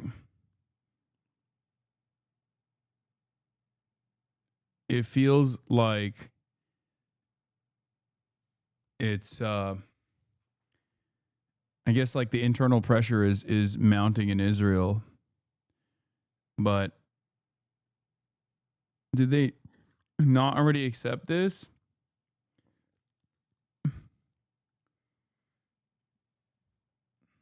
Minds. What we don't know is how Israel may respond to this. I saw a photo that said 300,000. I mean, it looked like a massive protest. It certainly looked like a gigantic protest. So be seen as a partial deal, i.e. a staged release of hostages. And just last week we heard from Prime Minister Netanyahu that the door has closed to partial deals and that he wants to pursue only a comprehensive deal that would see the release of all Israeli hostages. However, he will be expected to respond to this, and there are many details that we aren't aware of, many details that involves, for instance, the day after, many details that will need to be worked out. Indeed, one of the key sticking points that undermined this proposal put forward by Steve Witkoff the first time is that Hamas really wants any release of hostages to lead to a permanent end to the war. So they, no doubt, will be seeking and perhaps have been given some indication of assurances that if they are to engage with this and release hostages, it will indeed lead to a permanent end to the war. I mean, Nada there in Jerusalem, thanks very much. Over to the Middle East now, where Israel's plan to take over much of Gaza was met with protests by hundreds of thousands of Israelis yesterday. They held demonstrations across the country demanding a ceasefire and the return of the remaining hostages held by Hamas. Hurican Erin has more on some of Israel's largest anti-war protests. End the war. Release the hostages. Hundreds of thousands in Israel demanded during a nationwide strike, blocking major highways and lighting bonfires. Loud calls for their government to listen. Stop the war. Stop the government from sacrificing our hostages, sacrificing basically us and the Palestinian people for its own political gain. One of the largest demonstrations of dissent over Israel's campaign to defeat Hamas in Gaza. The father of American-Israeli soldier COHEN, whose body is believed to be held by Hamas, summed it up with a scream. Enough, he says. Outrage has grown after Prime Minister Netanyahu revealed plans for a new military offensive in some of Gaza's most populated areas that will require mass movement of Palestinians again. Oof. It's still whiplash, bro. Every time they flip from like protests in Israel directly to like 20, 30, 40 miles away from where that protester is being held. And I'm like, holy fuck. Dude, it's like living in Chicago and bombing the ever-loving shit out of like right on the other side of the fucking Illinois state boundary. You know what I mean? I don't think we think about it enough. Like, this is Gary, Indiana versus Chicago, Illinois.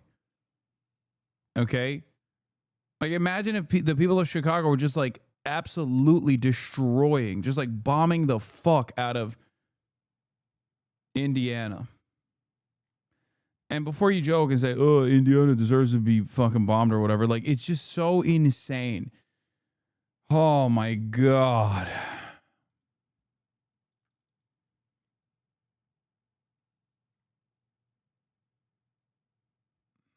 From places like Gaza City, where 11-year-old Nadim Abu Nada lives in ruins. But this is her home, and she says the only place she wants to go is to school. We want to live like the other children around the world and go to school. We have nothing. There is no food or water. Food aid agencies operating in Gaza say getting into the territory remains highly challenging, and any further disruption could be dire. Israeli reports say a Gaza City offensive would require a large-scale mobilization. Yeah, they keep talking about fucking 750,000 reservists. They got like 74,000 active duty right now. They are not getting 750,000 reservists to actually go and permanently militarily occupy Gaza. These people are out of their fucking minds, dude. It's just psychotic. I guess they're just gonna, what? America, instead of sending troops to Ukraine and defend Ukraine, which is not gonna happen, obviously. Russia's a nuclear armed nation. We're just gonna send 100,000 troops. We're gonna do the real Iraq surge, but this time in Gaza, so that Israel can maintain and occupy Gaza while it continues conducting its ethnic cleansing campaign. Of reservists that would come as fury at government policy is loud and clear. For CBS News. Yeah, we got to send in the National Guard to It's a defend major Israel, dude. ADL CEO Jonathan Greenblatt on rising protests. The one-sidedness of this is just astonishing. Wait, is that in Israel or in America? Strike in Israel yesterday, bringing the country to a halt. Protesters marching against the government in support of a deal with Hamas that would free remaining hostages. Please tell me Jonathan Greenblatt is going to say these guys are anti-Semitic. He won't say that. That's a bridge too far. But that would be really fucking funny if he was like, these guys are so one-sided. They just don't understand. They don't understand that Netanyahu's ambitions in Gaza contain multitudes. Okay, that there's so many different good reasons to permanently militarily occupy Gaza.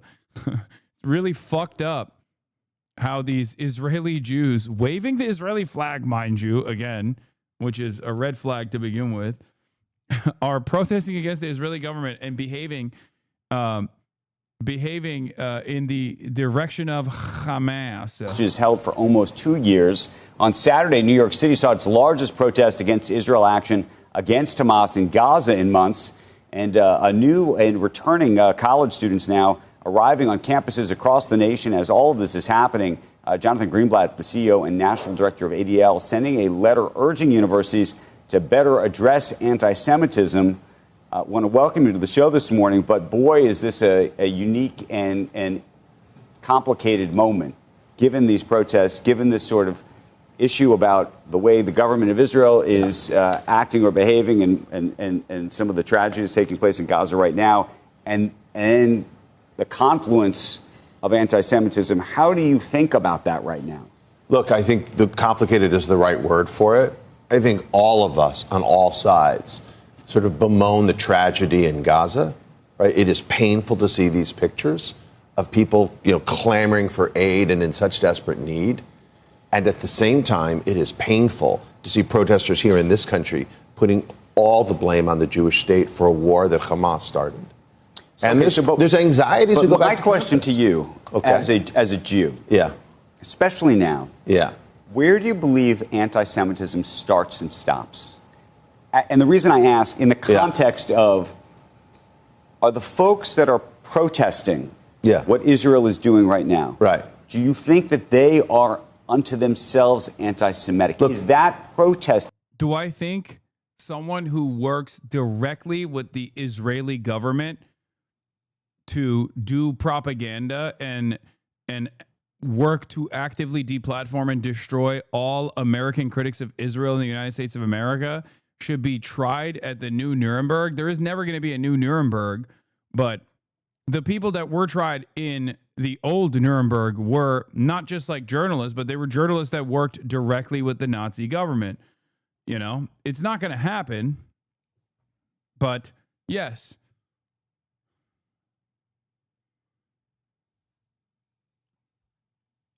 I love the news asking Greenblatt for some objective line where you cross it, and that is anti-Semitism. Lamau preposterous on his face. Yeah, it's crazy because it's a layup every time. It's a layup every time, and he still fucks it up every single time. I don't even know how. They'll be like these guys agree with Jonathan Greenblatt. He went on the New York Times interview and they were like, what's the line between anti-Semitism and anti-Zionism? And he was like, it's all anti-Semitism. And even the fucking New York Times was like, that sounds a little crazy. You know what I mean? Your job is to just be the number one communicator that all critics of Israel are anti-Semites. You should be able to figure out a better way to do this. Honestly, it is shocking how bad he is at this job.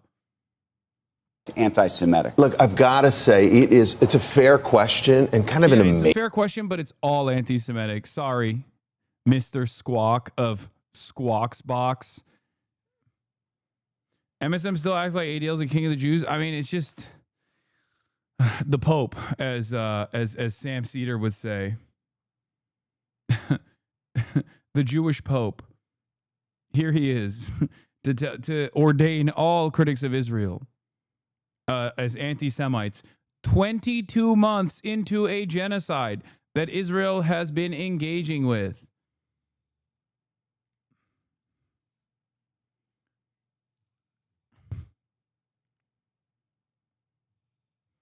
Why are you skipping over the fact that these Tel Aviv protests have nothing to do with Palestinian emancipation or rights? It's just Israelis not wanting to die in Gaza and wanting their POWs back. One, I'm not. I often explain that incredibly important part of this conversation. And two, not only is that correct, but also, even if that is correct, anything that gums up the works is still good. Okay? That's just my attitude at this point. It's one born out of desperation. Make no mistake. Like, I see people, for example, that retweet Israelis who are conscientious objectors, who like literally are going to fucking prison for not serving in the Israeli occupying force, and some dumb fuck like American is quote retweeting them being like, this is the bare minimum. It's like, dude, shut the fuck up. That's crazy. You've done nothing. You've sacrificed nothing in your life. Okay? That should unconditionally be celebrated. Okay? That should unfucking conditionally be celebrated. No reason ever. No reason ever to fucking shit on a person that's doing that. That should be celebrated. That should be praised. That should be defended. Like, that's it. That's it. You got to do positive reinforcement. These people are fucking doing, these people are doing, like, their sacrifices are obviously nothing in comparison to the average Palestinian, but you're not an average Palestinian. You're not. You're not a Palestinian child born in Gaza. Okay, you're not, half the time you're not even a Palestinian diaspora. Okay, you're just a guy. You're a guy that is disconnected from this incident. You're a guy that's disconnected from this genocide, and it's understandably made you incredibly emotional. I get that. You're on the right side of history, but don't fucking attack people who are doing the most with the like within the limited confines of whatever they can do. Okay? Especially when it like moves the needle in the appropriate direction. This is a thing that I try to explain to people. It's like, don't cast aside allies, okay? Always remember what the broader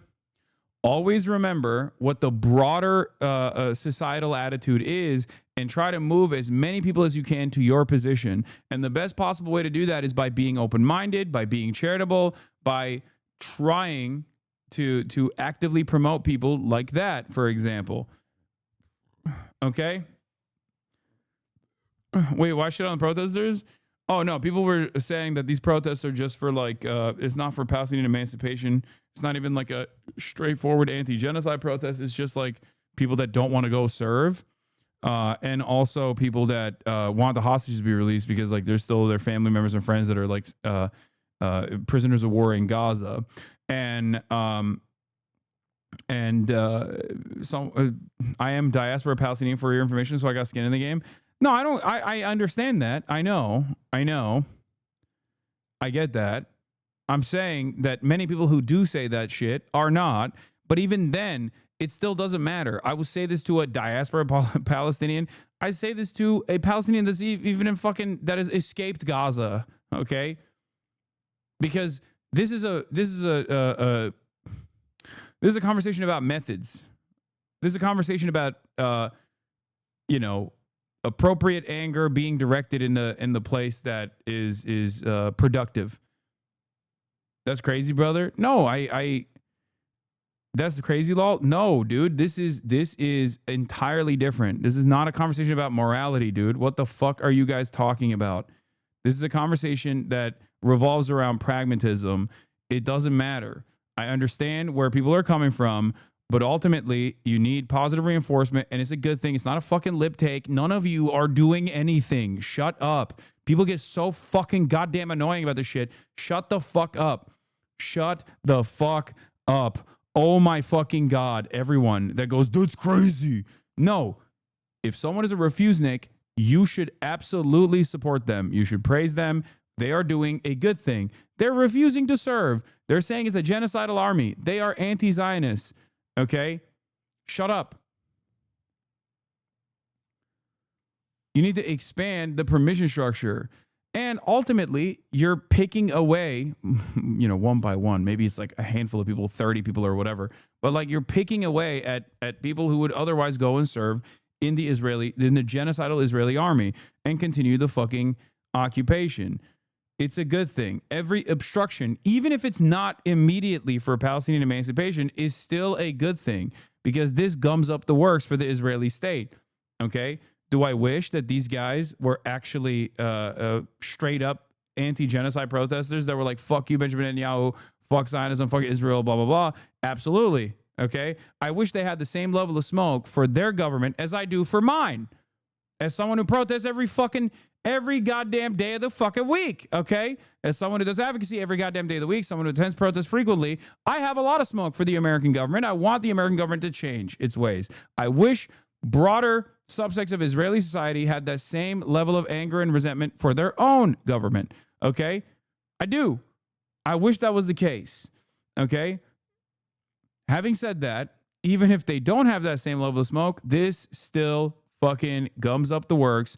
This is still a hurdle that they have to fucking overcome, okay? And the same goes for people who protested the Nazi regime, the people who like refused to serve in the Nazi military. It's a good thing. It's objectively a good thing overall. Okay?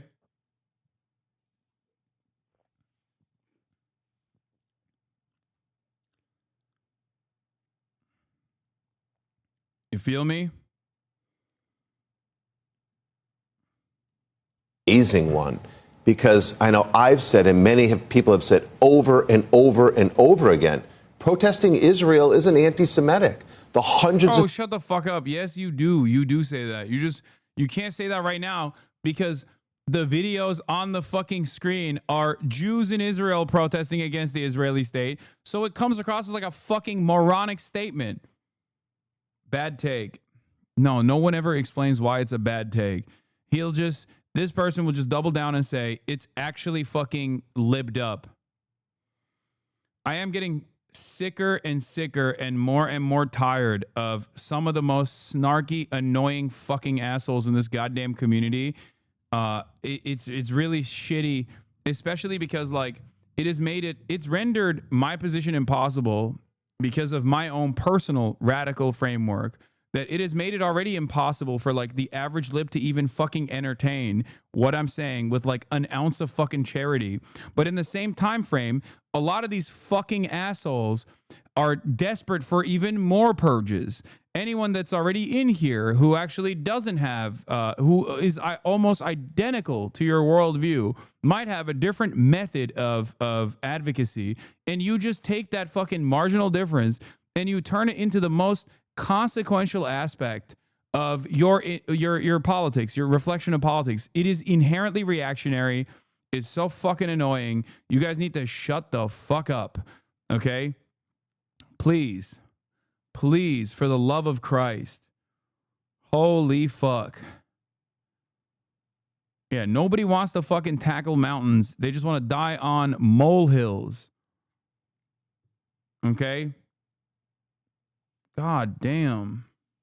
Thousands of people in Tel Aviv and Haifa and Jerusalem, they're not anti-Semitic.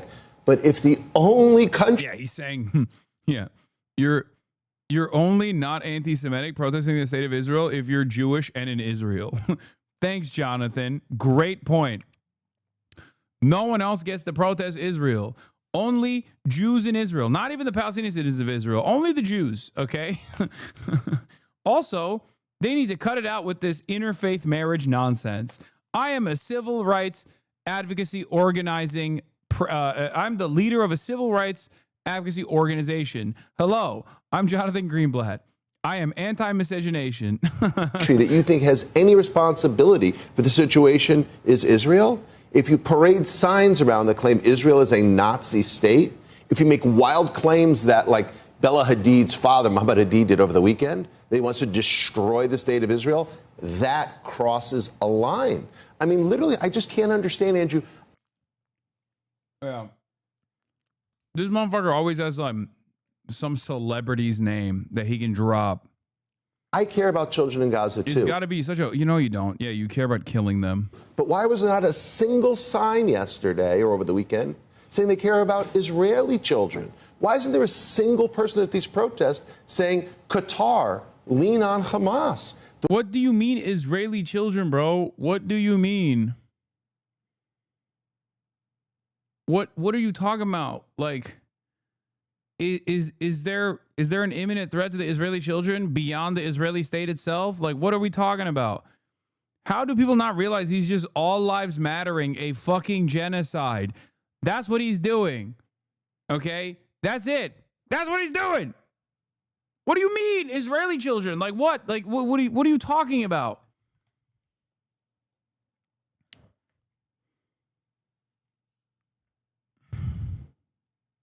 The one-sidedness of this is just astonishing, and it makes people like me, people who care deeply about all human beings, wonder, is there something else going on when you only blame one side? Here's the thing that I worry about. Yeah. I agree with you, by the way. Yeah. Why is Israel the only one being blamed? 100%. Yeah. Unfortunately, it seems to be the reality of the way the world seems to look at this. And maybe that unto itself is anti-Semitic. I don't know. But my question to you is how you feel about some of the actions of Israel right now, and whether you think that whatever is happening here, from just a very practical perspective, is almost creating a new sense of anti-Semitism and almost growing that feeling among others. That's what scares me. Well, look, I'll tell you what. I think even if you 100% agree with what Israel is doing, in some ways, it may have this counter effect that I'm now increasingly worried about. Look, Hamas staging a war while hiding behind civilians, Hamas holding hostages, which is their only point of leverage, creates almost an impossible riddle I agree for with Israel you. to but solve. Then the question is, what's the right answer? So the question is, like, why is it that Jewish people in this country get blamed for... Ugh. I can't even listen to it, man. I can't even fucking listen to it. I can't. He just always repeats the same nonsense over and over and over again. Yeah, if you want to protect the children of Israel, stop letting the fucking pedophiles into the country because it has a non-extradition treaty like Tom Alexandrovich, okay? Jesus Christ. These are the people we want to give grace to? Wait, what? This is why leftists don't give Israelis any grace? The fuck are you talking about? Did you just say that, like, the average person that comes on my stream, or like the average person I'm talking about, like a refusenik, is Jonathan Greenblatt? Are you out of your fucking mind?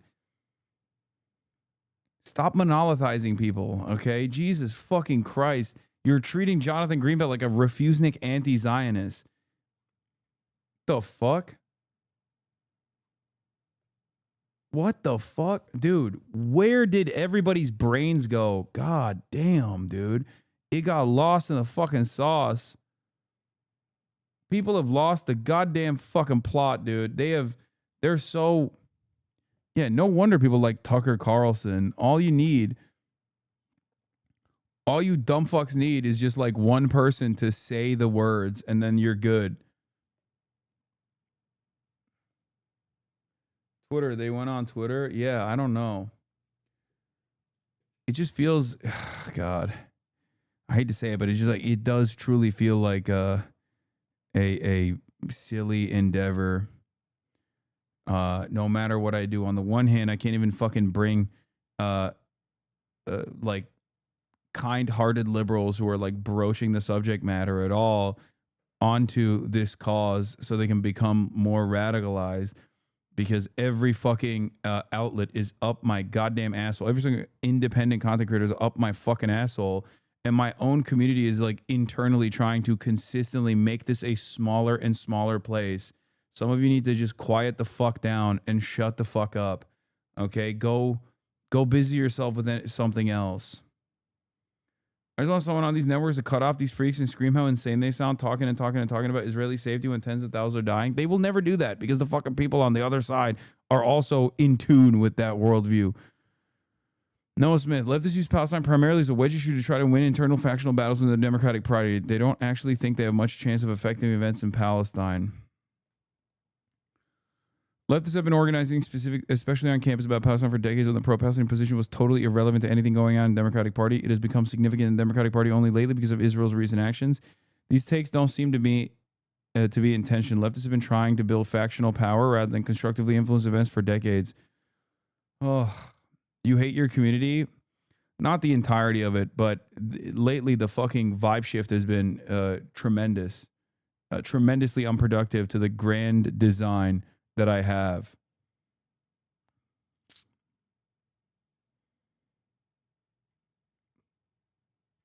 Of course I don't hate the entire community. It's the one thing that that and spite keeps me going.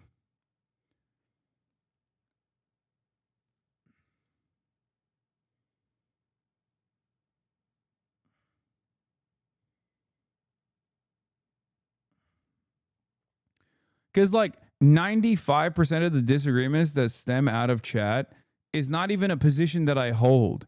It's just what you misunderstood and you got incredibly passionate over. And now you've made it like a primary disagreement that is irredeemable. And it's like, I didn't even say the thing that you think I said. You just misunderstood what I said, and it's my fucking problem now. You know what I mean? It's just purity politics in the worst possible way. You know?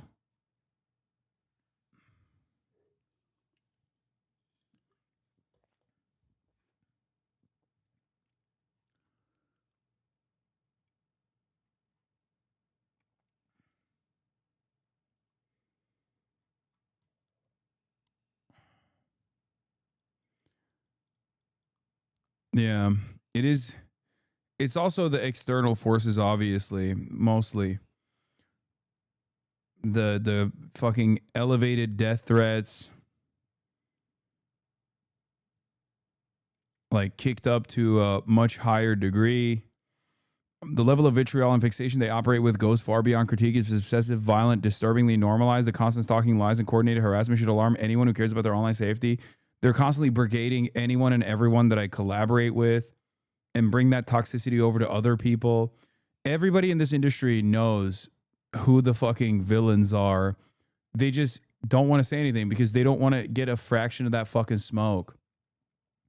They see what I have to deal with behind closed doors. They openly talk about how fucking insane it is. And they can't say anything about it because who am I to fucking be like, yo, put your, speak out on it. Speak out on it.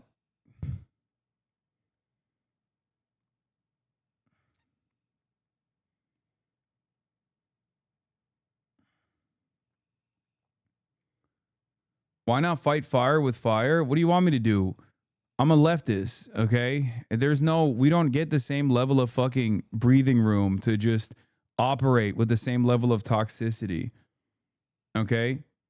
I don't even make death threats, and I abhor them. I think it's fucking ridiculous. Even if I joke about something, they will present it as though I'm sincerely advocating for the death of a fucking sitting senator, okay? Or if I talk about like international law within the context of like an illegal raid in the West Bank, people turn around and treat it as though it's like a sincere death threat or some shit when it's very clearly not. I very clearly stated that it's limited to the confines of like a military operation that's taking place. And then on top of that, they turn around and issue actual death threats, actual brigading, openly stating like every fucking advertiser on the Twitch platform needs to hear this. They need to get fucking, they need to go and fucking brigade the mass blast every advertiser because they can't do it. They can't do it to me directly because I don't have any fucking advertisers. I have very limited advertisers and they obviously don't give a shit. So it's entirely bad faith. You don't have that. I don't have that same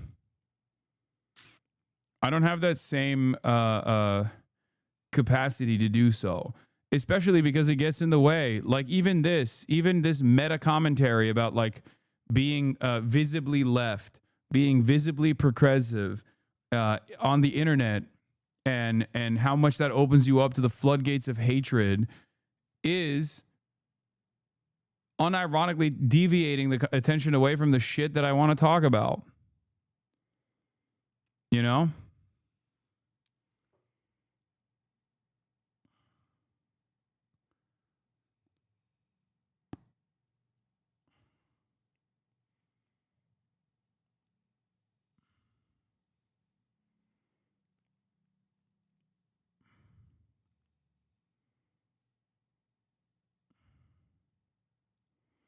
The villains are not in your chat who doesn't agree with every single thing you say. So why are your mods handing the bans? It's because you're fucking annoying.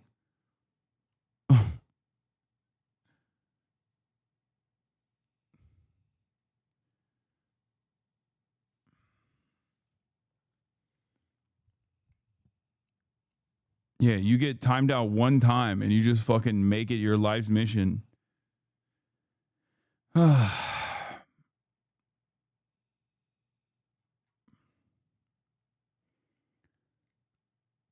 I don't know where the Ukraine stuff is going to go, and it doesn't seem like it's going to go anywhere productive, but what do I know?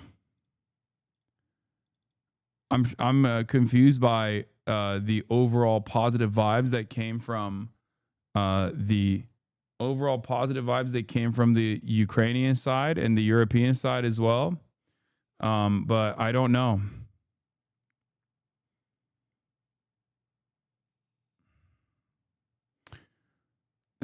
What is this? We're agreeing, I think. Leftists don't really care about the issues they talk about, whether it's Palestine or anything else. The whole goal is to build factional power over the long term. What the fuck? Yeah, dude, leftists don't care about the issue of Palestine. They're just using the issue of Palestine to build power within one of the two parties so they can put an end to Israel's violence, which is somehow not caring about the issue of Palestine. This is a psychology thing. He needs to justify the fact he doesn't care about the genocide, so he has to say to himself, well, nobody actually cares anyway. Yeah, I can see that.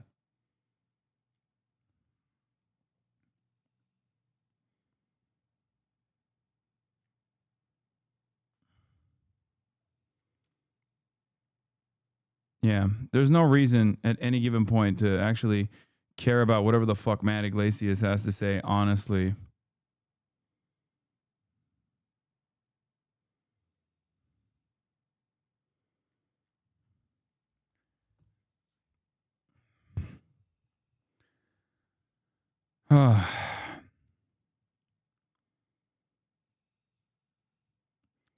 Yeah, also, Catherine Clark, the second most powerful Democrat in the House of Representatives behind Hakeem Jeffries, just admitted that Israel is committing a genocide in Gaza.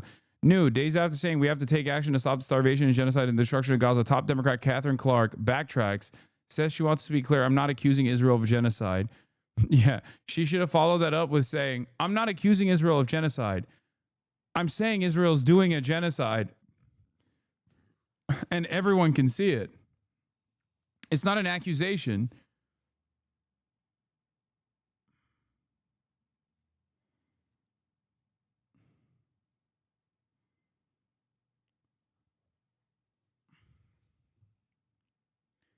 Why do they behave like this? I don't understand.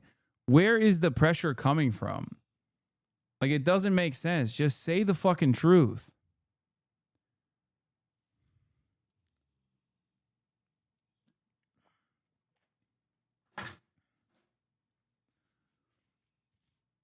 Ugh. This will not age well. I don't even know how things will age. I'm just not going to be there to see it at this point. I'm going to fucking perish one of these days. It just feels like I'm going insane every single fucking day that I see this shit. What is this? This may be true of many of the subsection of leftists, but it feels insulting to say none of them, including the many Muslim and Arab activists, don't actually care about Palestine. Absolutely. Among Arabs and Muslims, of course, it's not a left issue, but a right-wing nationalist one, and they have incredibly sincere commitment to it, though unfortunately less so to the humanitarian needs of the Palestinian people and as individuals.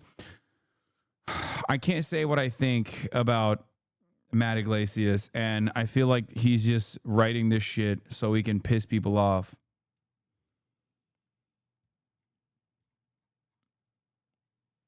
I'm just not even gonna say nothing. I'm not gonna say anything. All right, I'm done. I'm done. It's too much. I'm fucking annoyed. All right, I'm done for the day. All right, everybody. Fuck Noah Smith. Fuck Matty Iglesias. Charlatans that are professionally wrong all the fucking time. You don't have to listen to them. You can just keep pushing, you know? Anyway, love you guys, and I will see you tomorrow. Peace. Sunny Los Angeles, California, says Hasan. The starlock to the starlock to the topic just begun. There he is again, Hasan is streaming. Hasan is streaming. There he is again. Hasan is streaming. Hasan is streaming. Reviewing the P.O. box, Uncle Uyghur's face. Sudden discord at your prop, great names take embrace.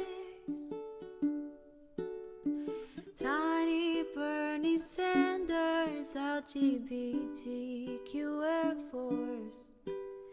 The whole left at your fingertips, Ane at your door. H3 crowded debate, the Young Turks online show.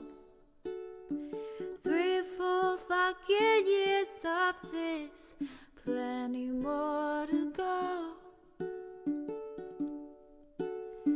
90-day fiance talks of champagne bourgeoisie. A Trump rally live reaction on mass riot at DC. There he is again, Hasan is streaming. Hasan is streaming. There he is again, Hasan is streaming. Hasan is streaming. Reading live stream fair comments, Austin show chat advice. And all the ways the right-wing pipeline can suck you in online. JCS react, Lord frame gets broken, cover blown. A full-blown mass pandemic monster streaming at your home. Total radicalization coming out to find. The system you were taught to trust in was broken the whole time. All these daily streams, whether big or whether small, have helped me and so many find the meaning through it all. There he is again, Hasan is streaming. Hasan is streaming. There he is again, Hasan is streaming.